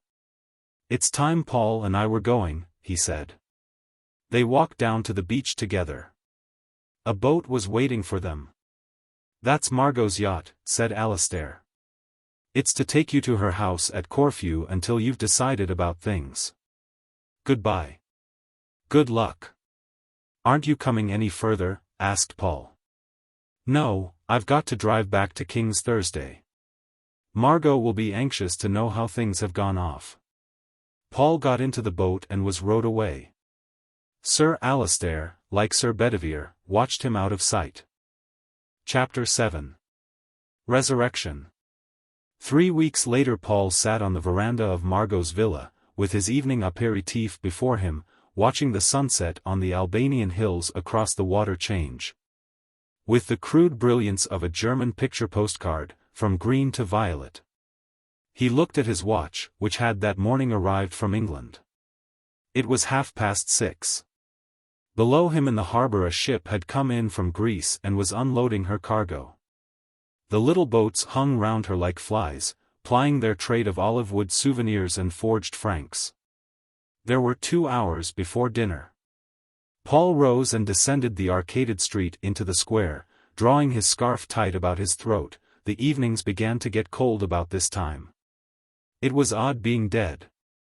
That morning Margot had sent him a bunch of press cuttings about himself, most of them headed Wedding Sensation Echo or Death of Society Bridegroom Convict. With them were his tie-pin and the rest of his possessions which had been sent to her from Egdon. He felt the need of the bustle of the cafés and the quayside to convince him fully of his existence. He stopped at a stall and bought some Turkish delight. It was odd being dead. Suddenly he was aware of a familiar figure approaching him across the square. "Hello," said Paul. "Hello," said Otto Silenus. He was carrying on his shoulder a shapeless knapsack of canvas. "Why don't you give that to one of the boys? They'll take it for a few drachmas." "I have no money." "Will you pay him?" "Yes." "All right. Then that will be best. I suppose you are staying with Margot?" "I'm staying at her house. She's in England." "That's a pity. I hoped I should find her here. Still I will stay for a little, I think. Will there be room for me?" "I suppose so. I'm all alone here. I have changed my mind. I think, after all, I will marry Margot. I'm afraid it's too late." "Too late?" "Yes, she's married someone else." "I never thought of that." "Oh well, it doesn't matter really." "Whom did she marry?" "That sensible Maltravers?" "Yes, he's changed his name now. He's called Viscount Metroland." "What a funny name." They walked up the hill together. "I've just been to Greece to see the buildings there," said Professor Silenus. "Did you like them?" "They are unspeakably ugly. But there were some nice goats." "I thought they sent you to prison." "Yes, they did, but I got out." "Yes, you must have, I suppose. Wasn't it nice?" "Not terribly. Funny. I thought it would suit you so well. You never can tell with people, can you, what's going to suit them?" Margot's servants did not seem surprised at the arrival of another guest. "I think I shall stay here a long time," said Professor Silenus after dinner. "I have no money left." "Are you going soon?" "Yes, I'm going back to Oxford again to learn theology." "That will be a good thing." "You used not to have a mustache, used you?" he asked after a time. "No," said Paul. "I'm just growing one now. I don't want people to recognize me when I go back to England." "I think it's uglier," said Professor Silenus. "Well, I must go to bed. Have you slept any better lately?" "Twice since I saw you." "It's about my average. Good night." 10 minutes later he came back onto the terrace, wearing silk pajamas and a tattered old canvas dressing gown. "Can you lend me a nail file?" he asked. "There's one on my dressing table." "Thank you." But he did not go. Instead he walked to the parapet and leant out, looking across the sea. "It's a good thing for you to be a clergyman," he said at last. "People get ideas about a thing they call life. It sets them all wrong. I think it's poets that are responsible chiefly. Shall I tell you about life?" "Yes, do," said Paul politely. "Well, it's like the big wheel at Luna Park." "Have you seen the big wheel?" "No, I'm afraid not." You pay 5 francs and go into a room with tiers of seats all round, and in the center the floor is made of a great disc of polished wood that revolves quickly. At first you sit down and watch the others. They are all trying to sit in the wheel, and they keep getting flung off, and that makes them laugh, and you laugh too. It's great fun. "I don't think that sounds very much like life," said Paul rather sadly. "Oh, but it is, though. You see, the nearer you can get to the hub of the wheel the slower it is moving and the easier it is to stay on. There's generally someone in the center who stands up and sometimes does a sort of dance. Often he's paid by the management, though, or, at any rate, he's allowed in free. Of course at the very center there's a point completely at rest, if one could only find it. I'm not sure I am not very near that point myself. Of course the professional men get in the way. Lots of people just enjoy scrambling on and being whisked off and scrambling on again. How they all shriek and giggle. Then there are others, like Margot, who sit as far out as they can and hold on for dear life and enjoy that. But the whole point about the wheel is that you needn't get on it at all, if you don't want to. People get hold of ideas about life, and that makes them think they've got to join in the game, even if they don't enjoy it. It doesn't suit everyone. People don't see that when they say life, they mean two different things.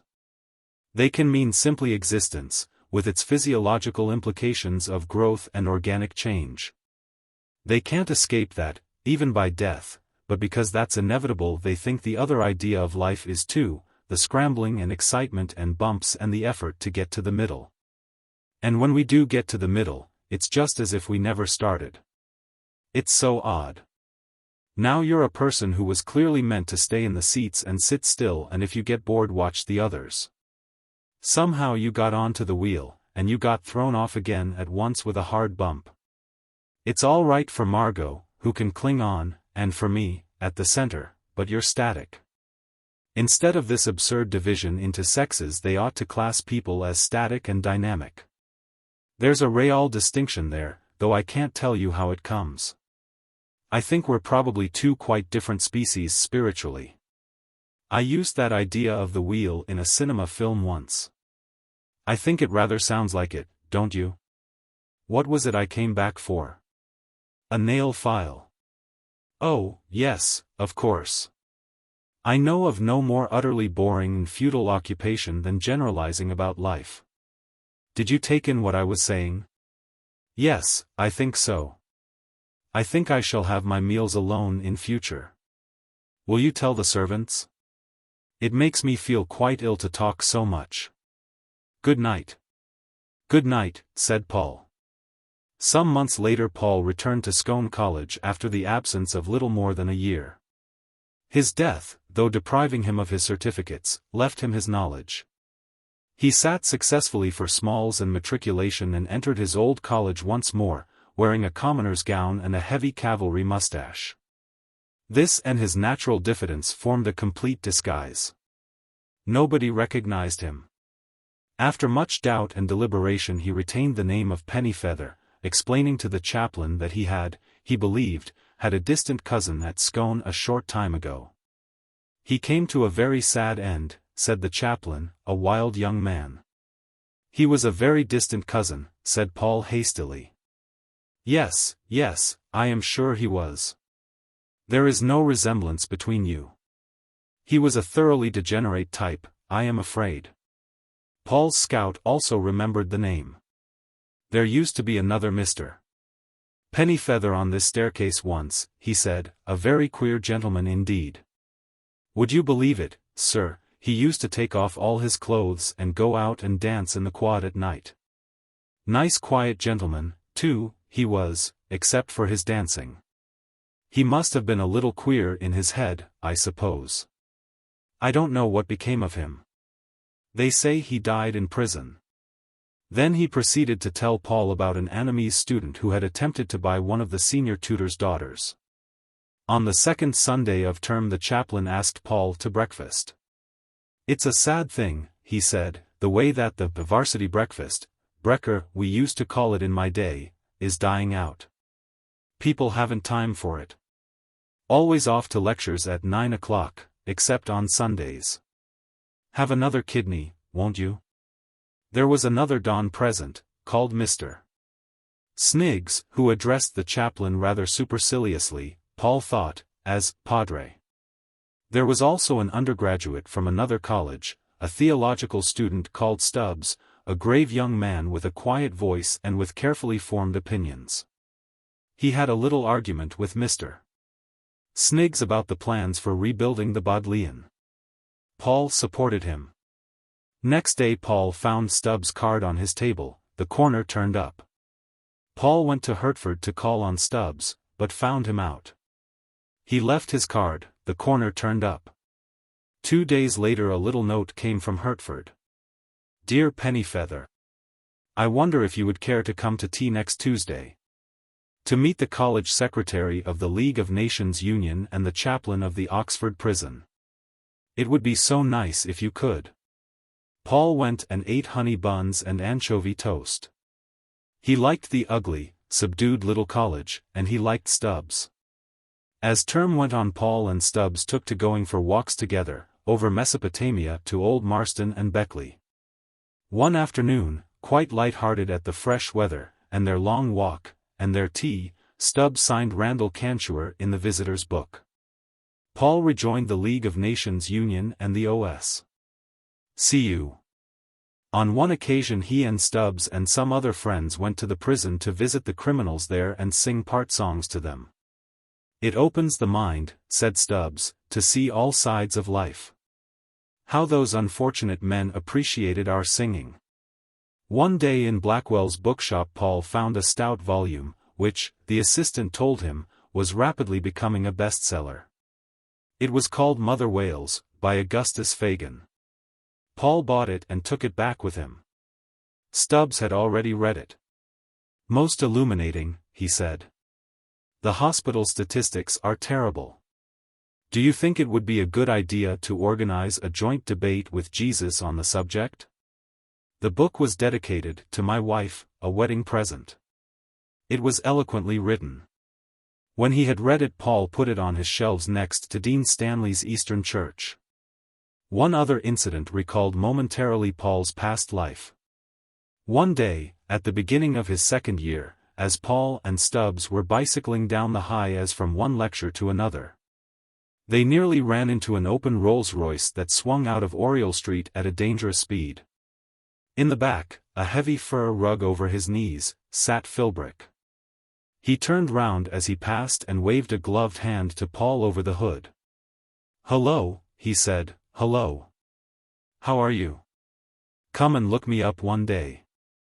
I'm living on the river, Skindles." Then the car disappeared down the High Street, and Paul went on to his lecture. "Who was your opulent friend?" asked Stubbs, rather impressed. "Arnold Bennett," said Paul. "I thought I knew his face," said Stubbs. Then the lecturer came in, arranged his papers and began a lucid exposition of the heresies of the 2nd century.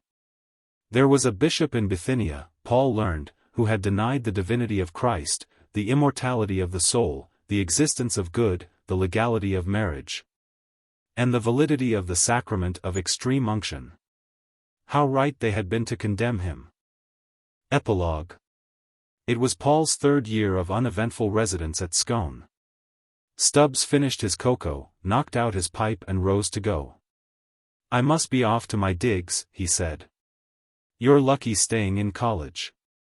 It's a long ride back to Walton Street on a night like this."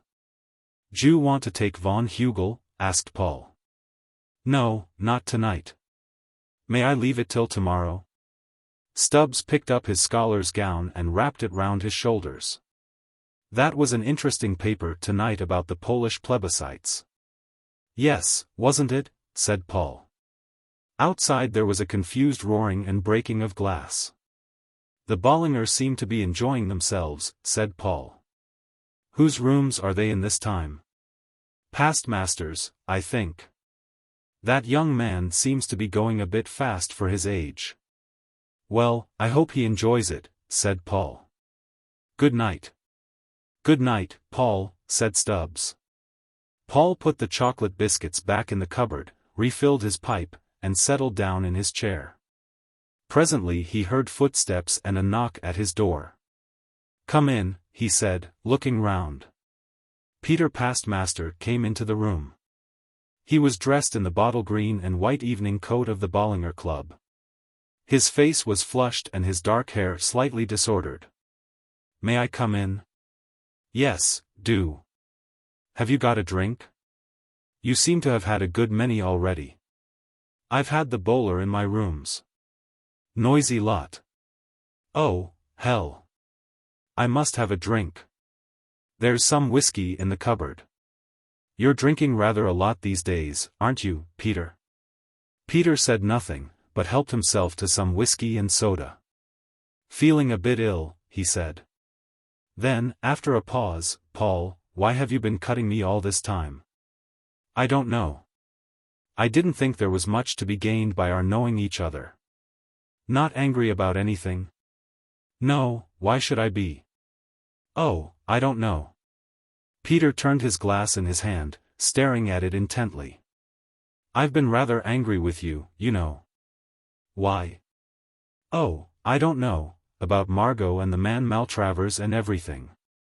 I don't think I was much to blame. No, I suppose not, only you were part of it all. How's Margot? She's all right, Margot Metroland. D'you mind if I take another drink? I suppose not. Viscountess Metroland, said Peter. What a name. What a man. Still, she's got Alastair all the time. Metroland doesn't mind. He's got what he wanted. I don't see much of them really. What do you do all the time, Paul? I'm going to be ordained soon. Wish I didn't feel so damned ill. What were we saying? Oh yes, about Metroland. You know, Paul, I think it was a mistake you ever got mixed up with us, don't you? We're different somehow. Don't quite know how. Don't think that's rude, do you, Paul? No, I know exactly what you mean. You're dynamic, and I'm static. Is that it? Expect you're right. Funny thing you used to teach me once, d'you remember? Llanabba, Latin sentences, quo minus and quin, and the organ, d'you remember? Yes, I remember, said Paul. Funny how things happen. You used to teach me the organ, d'you remember? Yes, I remember, said Paul. And then Margot Metroland wanted to marry you, d'you remember? Yes, said Paul. And then you went to prison, and Alastair, that's Margot Metroland's young man, and Metroland, that's her husband, got you out, d'you remember? Yes, said Paul, I remember. And here we are talking to one another like this, up here, after all that. Funny, isn't it? Yes, it is rather. Paul, do you remember a thing you said once at the Ritz? Alastair was there, that's Margot Metroland's young man, you know, d'you remember? I was rather tight then too. You said, Fortune, a much maligned lady. D'you remember that? Yes, said Paul, I remember. Good old Paul. I knew you would. Let's drink to that now, shall we? How did it go? Damn, I've forgotten it. Never mind. I wish I didn't feel so ill. You drink too much, Peter. Oh, damn, what else is there to do? You going to be a clergyman, Paul? Yes.